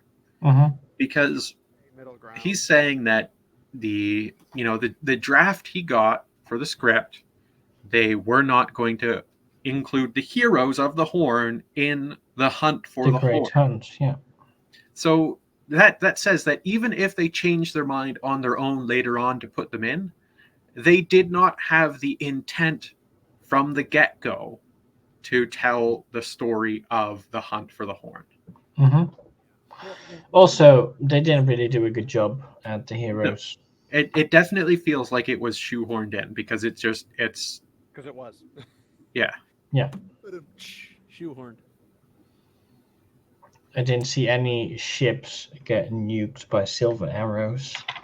Which is disappointing because we had to have Moraine do it. Mm-hmm. Which means that probably Brigida is not going to be in the series. Which is one of those girl. Maybe Uno will be the warder. Uno will be Kane, but we won't have freaking Brigida to be in love with Kane. Oh God. Well, that's because love doesn't exist. I forgot. Yeah, we have casual sex flings. Mm-hmm. Only Eros. Yeah, only Eros. That's true. It is. That's all book stuff. If the heroes hadn't been there, I don't think it would have actually materially impacted how good the episode would have been. No, I'm actually going to say with how little they're set up, I could take it or leave it at this point. I actually would have been fine with the Horn. I would have, like, a comedic moment where the Horn gets knocked in the water and it's never seen again. Yeah. I would have been just as effective. You would not have been. That would have been better for me. I've been like, finally something happens right to the show. You don't deserve the Horn. I make you mad. So I'm glad that the heroes appear, but the thing is, the problem is not the heroes not appearing. The problem is the horn doesn't matter. No, yeah. Right? Maybe the horn should have been cut, and maybe they should have just done book 3, but ended at Falm, right? Like book 3 is Rand has abandoned his friends. But why end at Falm? He can do it by himself. If you See, build this is something I have a massive problem with, because it's not the case that Rand abandons his friends. It's the case that Rand is having a crisis of like a crisis of purpose. You know, he's uncertain if he is the Dragon Reborn still. He's uncertain of whether he's being used and manipulated. So the Dragon Reborn, Rand's arc in the Dragon Reborn, is him going to prove to himself that he is the Dragon Reborn. He's going to test the Kalandor theory, and he doesn't want if he to. Actually is. He doesn't want to drag his friends and followers along that journey with him, because well, if he's not the Dragon Reborn, then what's going to happen to them? They're probably he's going to go mad. Yeah, he knows that. He's going to go mad, but not even just that, but like they're going to get killed if he's not the Dragon Reborn and they're following him. Yeah, like the Dragonsworn are already going to get picked off in Almoth Plain, so it's already too late in that group. Them staying alive as long as they can is the best he can do for them, and he's not even there. So yeah, that's a whole other can of worms. No, he can't, and his friends show up and save him at the end, and he realizes, I need you, thank you. And then you have Elend. But we only do that for Rand. We don't do it for anybody else. Who at the end is betrayed by Lanfear, and the people realizing, oh, he has, like, they together, I can beat anyone, but they together are stronger than me, and I don't have anybody. Yeah. Then you've beaten him philosophically. Then he can just be like, kill me. I thought I could lead, but I can't. Like, I don't think that's how. Yeah, no, I don't think so either. That's not how Ishamael is. That's not how it is. Not at all. He didn't want to die at Falma. He wanted to kill Rand. It's we've gone over it already, right? Like the Ishamael Moradin nihilism was to destroy the wheel, destroy everything. Yeah. As opposed to just himself. Brandon's like posturing as if like, or positing, not posturing. He's positing that, you know, these little tweaks is like, oh well, whatever. And I'm like, he literally goes, die, Alfor, and tries to like, or just die loose there, and then tries to stab him, which Rand sheathes the sword and then deals the final blow through his chest. That's the whole point. The philosophy is that this is part of prophecy. Your friends are here for you, and then they chase you down in the next book because that's what they're trying to do. Is we're here for you, and you can't do this by yourself. That's the whole freaking series is him pulling them as a Tavira and saying, I need you for these things. But he also sends them places, which lets them go places. He says, I need you to do these things. Like he sends Matt, I need you to bring back Elaine to the Andor throne. Sends Perrin, I need you to go take care of Masema, the prophet. I need you to do this. I need you to do this. They're doing those things, but then they're like, at a certain point, they're like, Rand needs me. And then they have to come back. Like the whole point is, whether Rand knows it or not, the others know that he needs them. They know that they have to be there to help him. Like the whole thing with Perrin and Slayer. He knows he has to be there to stop Slayer. That's his purpose for this. We know Matt is there to basically control the armies because he's immune to the weaves that are on all the other generals. He's the only great general still standing at this point. And he's also just really out there with his strategies, which just wipes the floor with everything. So like, that's his purpose. But he also brings an army. He also Perrin brings an army. Matt brings the Seanchan on top of his own personal army. Like, there's all these things are compiling into these roles because the end of the story is we all need to do this together, but then the actual philosophy is the Dark One versus humanity. Well, yes. So once again, I'm not the biggest proponent of the Sanderson books, but like Rand's whole thing in that first chunk is I'm going to gather the nations together and we're going to assign a peace accord so that we can face the Shadow as a unified front, right? Like, well, that's not the only reason. He also wanted a legacy behind it. Yeah. So after the fact, the world doesn't just collapse into chaos again. That was what, because he had that same thing when he was talking to Fell, or what's the philosopher guy that was the head of the schools and stuff. Yeah, something Fell. Fell. Fell. I want to say Herod, but no, I think that's pretty close. It'd be like Harold Fell. I think it might be Herod. I don't remember Herod, but maybe. But Fell, when he goes through his little crisis, he realizes the reason he built those schools is because he wanted there to be something after him to make the world a better place, because he's not going to be here in his mind to do this. So he's like, I want to make the world the best place. So the Peace Accords were to, 1, unify everyone for the last battle. 2, so when after the last battle, the world can kind of just restart on its own. And it's all together, because he clearly understands the nature of humanity and how humans don't require the Dark One to be evil, nasty pricks. Yeah, he fully understands that the nations, if they do not have something holding them together, and if he survived the last battle, he could be that unifying thing, just the force of his personality, just keeping everything together. But if he doesn't survive the last battle, someone somewhere will want to try something. Yeah, and he picks the most honorable people, the Aiel, to be the peacekeepers, to keep everybody in line, because otherwise other people might try to swindle everything and come out from a back way and try to backstab somebody. But they're like, no, we're going to keep the peace. And because of their entire system, even when the Shido broke off, 12 clans went after one for doing a dishonorable thing. So it's like, well, obviously, if you got 13 clans, if they ever bring Shadow back, I don't know if Shadow gets reestablished or whatever, but if they have just the 12 clans, and the 12 clans go in there and hold the peace. Weren't the Jin Ale the 13th? Yeah, I think so. So it would have been 11 clans going after one. Oh, okay. But of course, the Jen died off, so... Yeah. Well, yeah, they did their purpose, because their purpose wasn't much of a purpose, but it happened. Hey, whatever. We don't talk about them.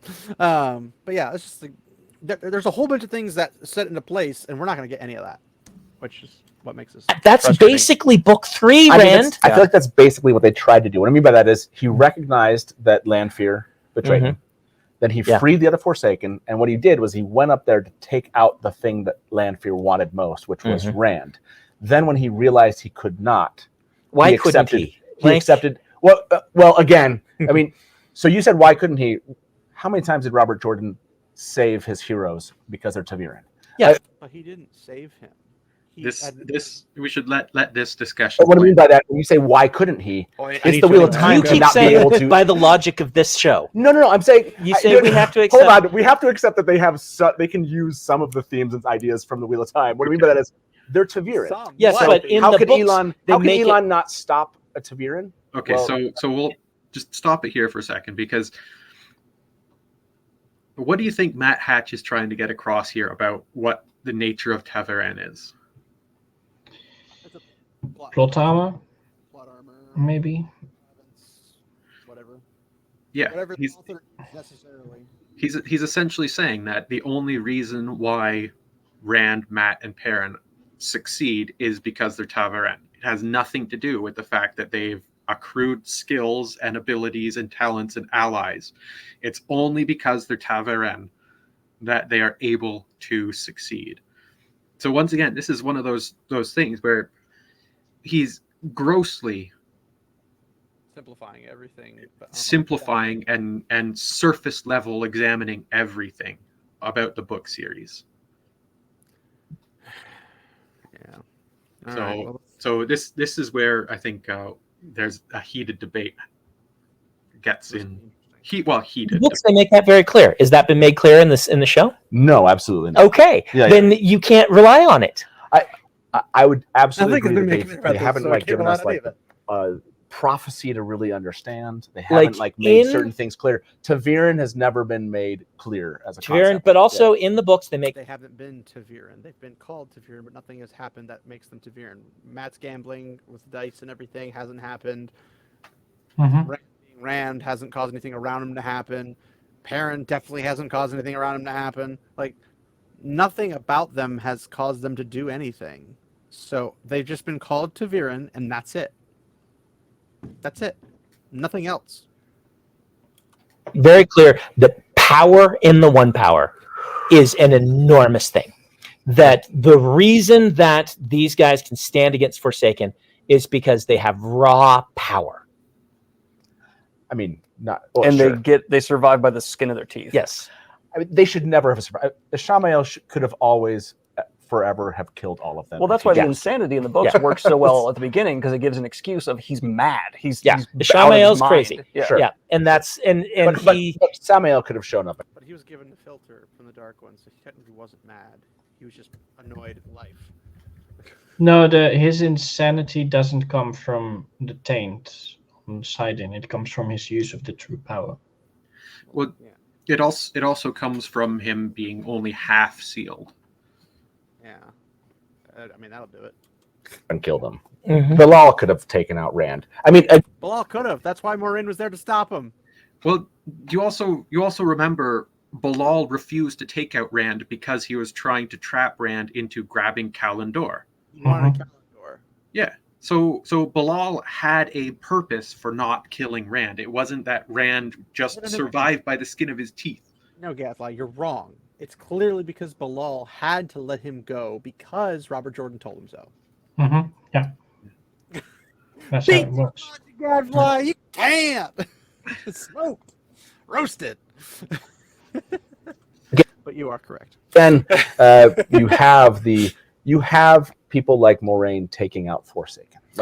I'm okay with Moiraine taking out Forsaken. Yes. So what I mean is, and then she gets absolutely robbed by my point is, that's the whole point. The Ishamael they showed us should have been able to take them out. Again, if you only give me the yes, if they had explained Ta'veren, but they showed a raw power moment where they did build Egwene up to have that raw power moment. But she doesn't have that much in that interaction. And I agree. But she did not kill. So you remember the previous discussion where, earlier in the discussion where Brandon says, why aren't they teleporting? Like you show them teleporting. Why doesn't Ishamael teleport behind Egwene as soon as that barrier goes up? So even with Dusty saying here that they've shown Egwene showing power that she can do this, it still does not follow along with the logic and rules and structures presented by the books or by the show. Sorry, that Egwene is powerful enough to face Ishamael, because Ishamael should still be able to just teleport behind Egwene, balefire, boom, gone. Mm-hmm. Like Lanfear complaining about horses when we know she can channel or she can use a gateway and travel. Yeah, but she doesn't know where Rand's going. But she knows the direction. She could have skimmed. True, but then maybe they could have taken a turn somewhere. They could do the same thing when she's on a horse. If anything, she's already true, behind. But if she's on a horse, she can maybe track them. I don't know if she can do that. She can use Dark Friends to do that. Yeah. Do you think Lanfear has developed the skill to perceive where Rains tell? No, only Nynaeve can do that. Only when the plot demands it. But even in that case, it's just like she doesn't teleport in any other situation until they decide to make it happen. When she could have easily, she didn't have to walk to the front of Camlin to kill it, or Kyrian to kill everybody or whatever to get to the end. She could have just, boop, she's there. Yeah, no, but that was because she wanted to kill everyone. Well, that was because the writers wanted an oh so sassy Lanfear moment, like that sassy and stupid. That is not, Lanfear would never behave in that way. Exactly. Unless it's at the docks in Kyrian, then she might be. Yeah, but there's a reason for that. Jealousy. But yes. Well, she We gotta just finish defended this. with a shield. Well, okay. So She defended with the shield, and yes, it's kind of like a little weak, but in the end, See, here's the thing. going with the She's supposed to be a lot weak compared to that, but yeah. idea that you brought up with a Shamael. Here's the other thing recognize- about channeling in this show that is so stupid. Shielding someone is overpowered in this show. Mm-hmm. You can have somebody who is canonically far weaker shield somebody who is embracing the source with no problem whatsoever. So the very first 8+ to do something like that, and guarantee is a 13. well So- the very first thing that people should be learning if they're going into engaging with somebody in this show is learning how to shield, because the conflict between channelers, the first person who shields the other wins. Yeah. Unless the other person is strong enough to break free from the shield. Or you run out of But range. have they shown anybody breaking free of a shield in the show? Oh, good point. Not in the show. When Steppen uses an axe to break a weave, the axe. Yeah. Must be a tear on Grail. But axe. no, that's different because What are these Hungry axes? the axe goes through the shield and then No, gets the blasted axe- out and The kills. axe breaks the shield so he can blast out, which breaks the axe and sends it flying into people's necks. He's the reason that Logain doesn't stay shielded. He's literally the reason. No, but that's because the axe goes through the shield, and then Logain can channel on the axe itself. That's not how it works. It did look like that's how it works in Looked like he just episode cut- 4. He cut the shield open. Like he made a hole in the shield, and that's what allowed him. Because remember, a shield is supposed to cut you off from the source. So if you open up a wedge, it's like when Rand's looking for that soft point or that hard point, and he pops it and breaks a hole in it. That's when he goes and breaks out the Yeah. box. No, I know how it works in books, but that's not how it works in the show. I know, that's what I'm saying, is that his axe created that opening for Logain. He's the reason that it all happened that way. That's how stupid this is. And he had the whole freaking No, but Logain can still channel inside the shield. Again, you're not supposed to. You're not supposed to, but he can. That's just another example of the inconsistencies. Yeah, there's too many inconsistencies, but that's yeah. Land your moment and choosing them taking a Shamael from the end of the books and pulling a moment. It doesn't work perfectly, but I think it works. I think you're just wanting it so badly you're filling it in. I'm okay with Egwene. That's what they do with Let the me get books clear. and I'm okay with movies. Egwene standing up against the Shamael. I'm not. But No, it doesn't I'm do not anything for that. thematically. She shouldn't And it stand doesn't with explain shields. why a Shamael. Like, I think you are just Why would you Shamael give a crap want about it Egwene? Why would he too face badly. her No, on again, whatever? the way they put it together, you're right. It's stringy. It doesn't. String. Right. Let me give you both. I give both Only of like, you subscribe, credit and because I no think, bell yeah, notification, you gotta thematically do this. it's messy. But I think, yes, Egwene has the power to do Reminder to something do all that in stuff, that moment. guys. The Comment as problem well. is the visual Hey. communication of it. You're watching Shamael essentially, like, if you put yourself in his head, he's standing there going, I'm going to do the same thing I'm doing and not change. And he's just doing it and doing it Right. and doing it and doing it. Yeah. And it's like, why? And you have mechanics He's in the Wheel using of Time for fire how our friends help instead us. of anything else. Right? You have Nynaeve can't get past her block, but you could do some little bit of hand waving. It's okay, and be like, But okay. Doesn't need any hand waving. You just make her angry. She just needs Well, to get I think what he's getting at here is they showed linking in the end of season 1. Yes. You have 2 female channelers come up to Egwene Mm-hmm. at this point with Elaine and Nynaeve. Why don't But do they know They how link. to link without someone to? Egwene and Nynaeve linked in? So they Well, should but they they linked should to understand the Annalisa. premise behind it, right? They should understand the premise, having participated in a link before. Sure, Lisa mentions how to do the link when she's doing the link. It's literally a show, not tell, or it's literally a tell, not show. She literally tells release yourself, and I will grasp it, and like that. Like she's literally. I mean, Nynaeve would be able to probably repeat that from just seeing it once if she were able to channel. Yeah, but even if Nynaeve doesn't join the link, Elaine is there. But Elaine doesn't know how to do it. Well, Greene and Nynaeve didn't know how to link that one time. Nynaeve could have told her, so there's that. But yeah, which doesn't make sense. How did Nynaeve end up actually being able to do that in episode 8 of season 1? She wasn't angry.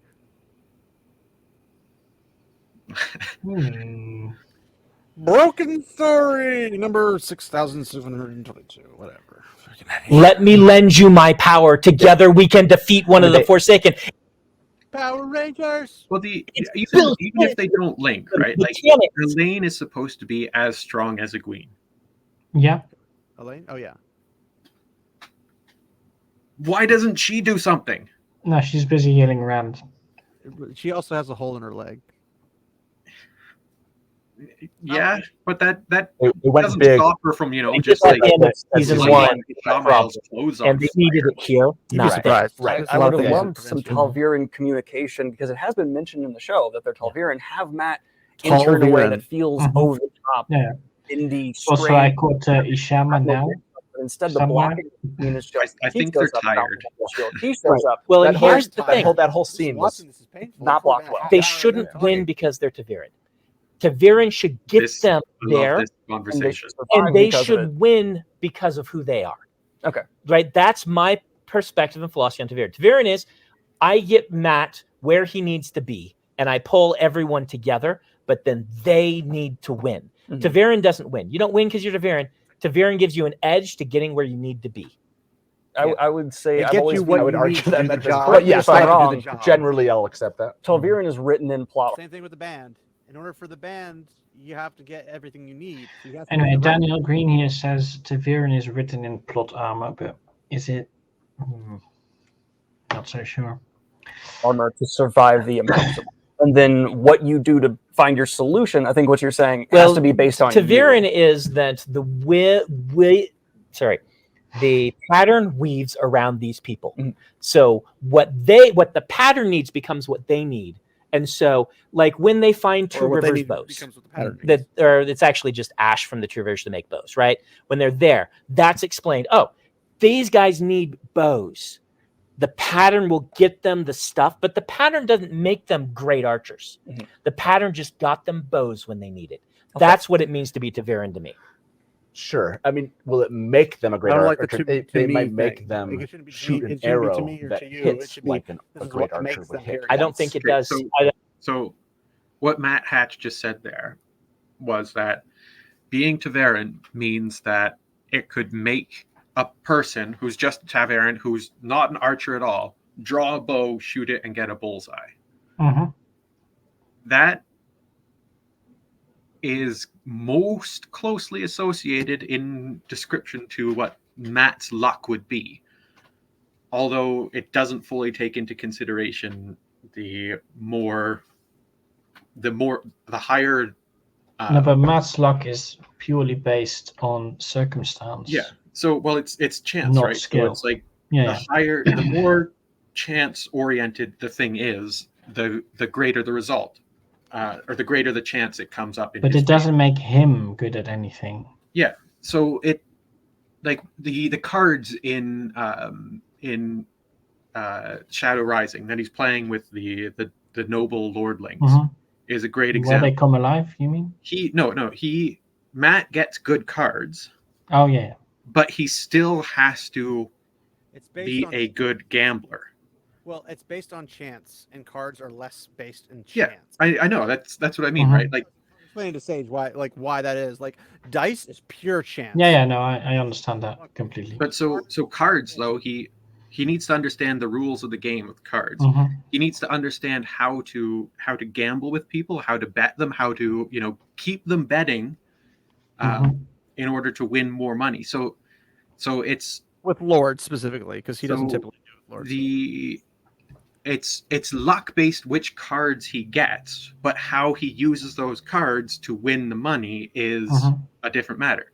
So in this case, archery is very similar to the cards. You could do a blind luck shot, and Matt could and get a bullseye, but neither Perrin nor Rand have it working in that way because their speciality is not luck or chance. So like, it doesn't work equally for everyone because each of them has their own little thing. And it's the thing about Ta'veren and chance is it affects the chance of things around them, right? So, but it's also good and bad. Yeah, somebody falls, doesn't get hurt, and then somebody else just trips over a bucket and falls and dies. Yeah, the baby falling down a flight of stairs and being uninjured compared to the man. It's literally a yin yang in that regard, where somebody gets lucky, but somebody gets unlucky because of it. So it's freak accidents essentially. This is once again one of those things. No, that's also what the Black Arch are used to try and hunt down the Dragon Reborn. Yeah. Anything that was slightly out of the ordinary with a kid involved, they were, let's kill him. So this idea that's being presented here by Matt Hatch standing in as the lovers of the show is once again another example of how they don't care enough about the story to understand the meanings of things behind them and how the things work. They just like the general concept. They like the entertainment of it. Yeah. As long as it lines up with what they like.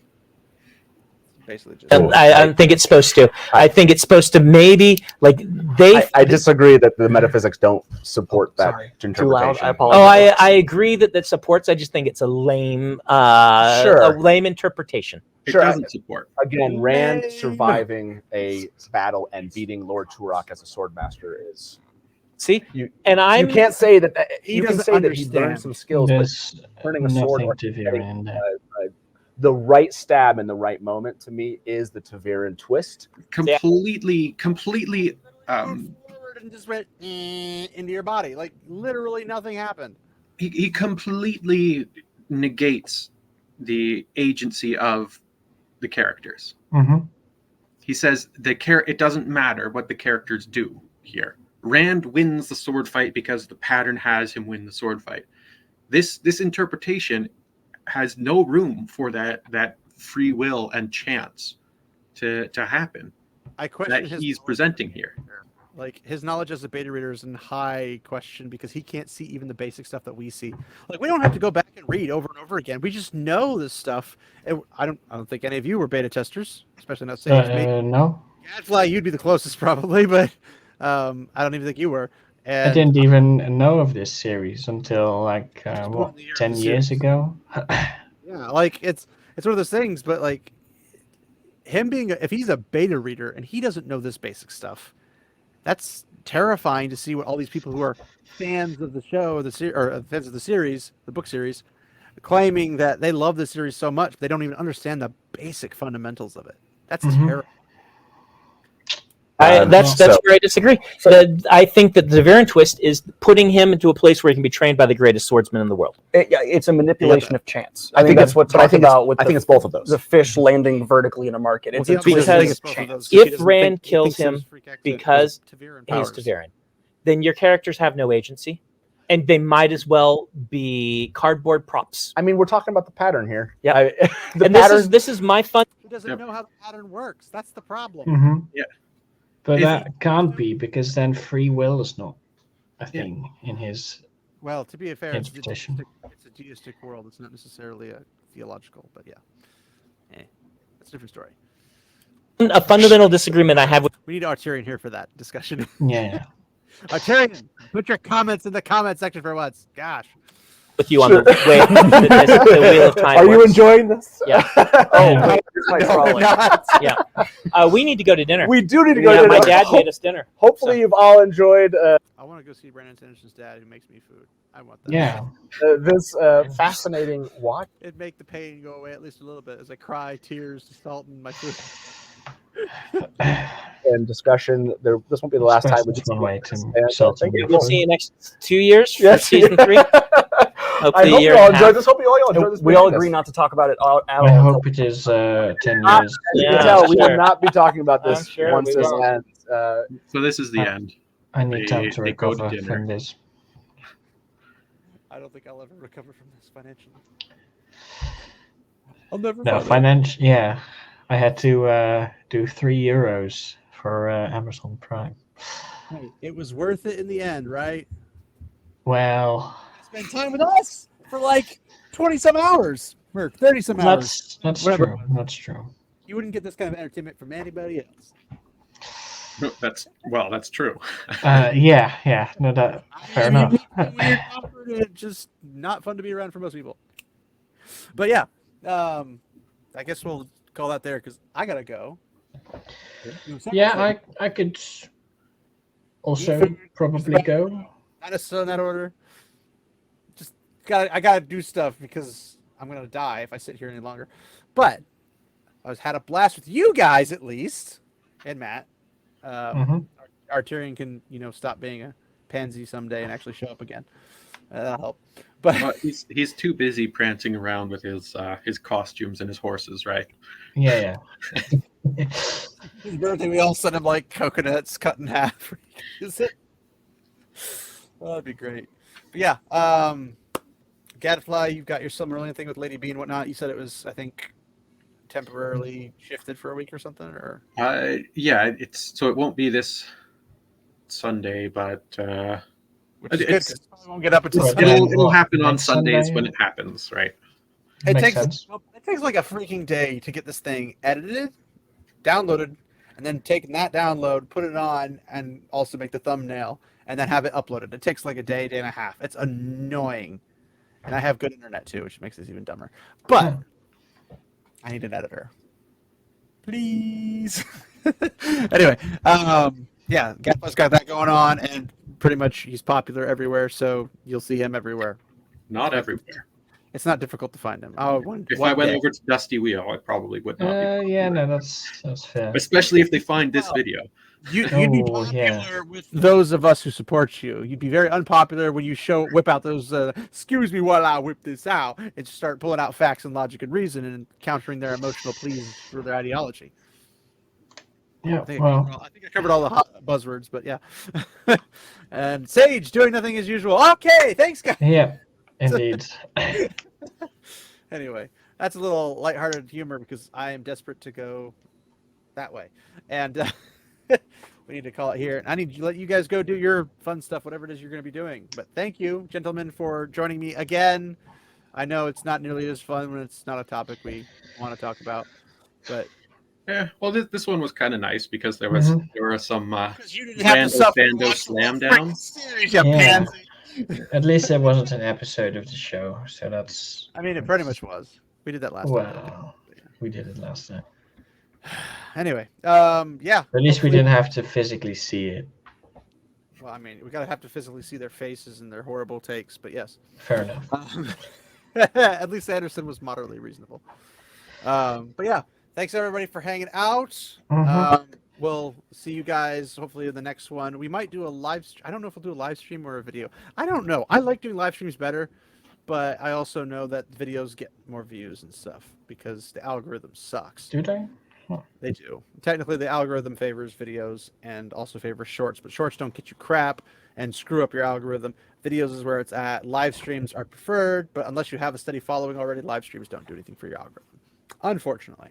Sharing is caring, guys. It's the only way we can get out there. So if you could share stuff, that'd be great. But I don't know if most of you lasted this long, but if you did, you're awesome and cool and smart and intelligent and dashing. But yes, thanks everybody for hanging out. Thanks Gadfly, Sage, and Matt.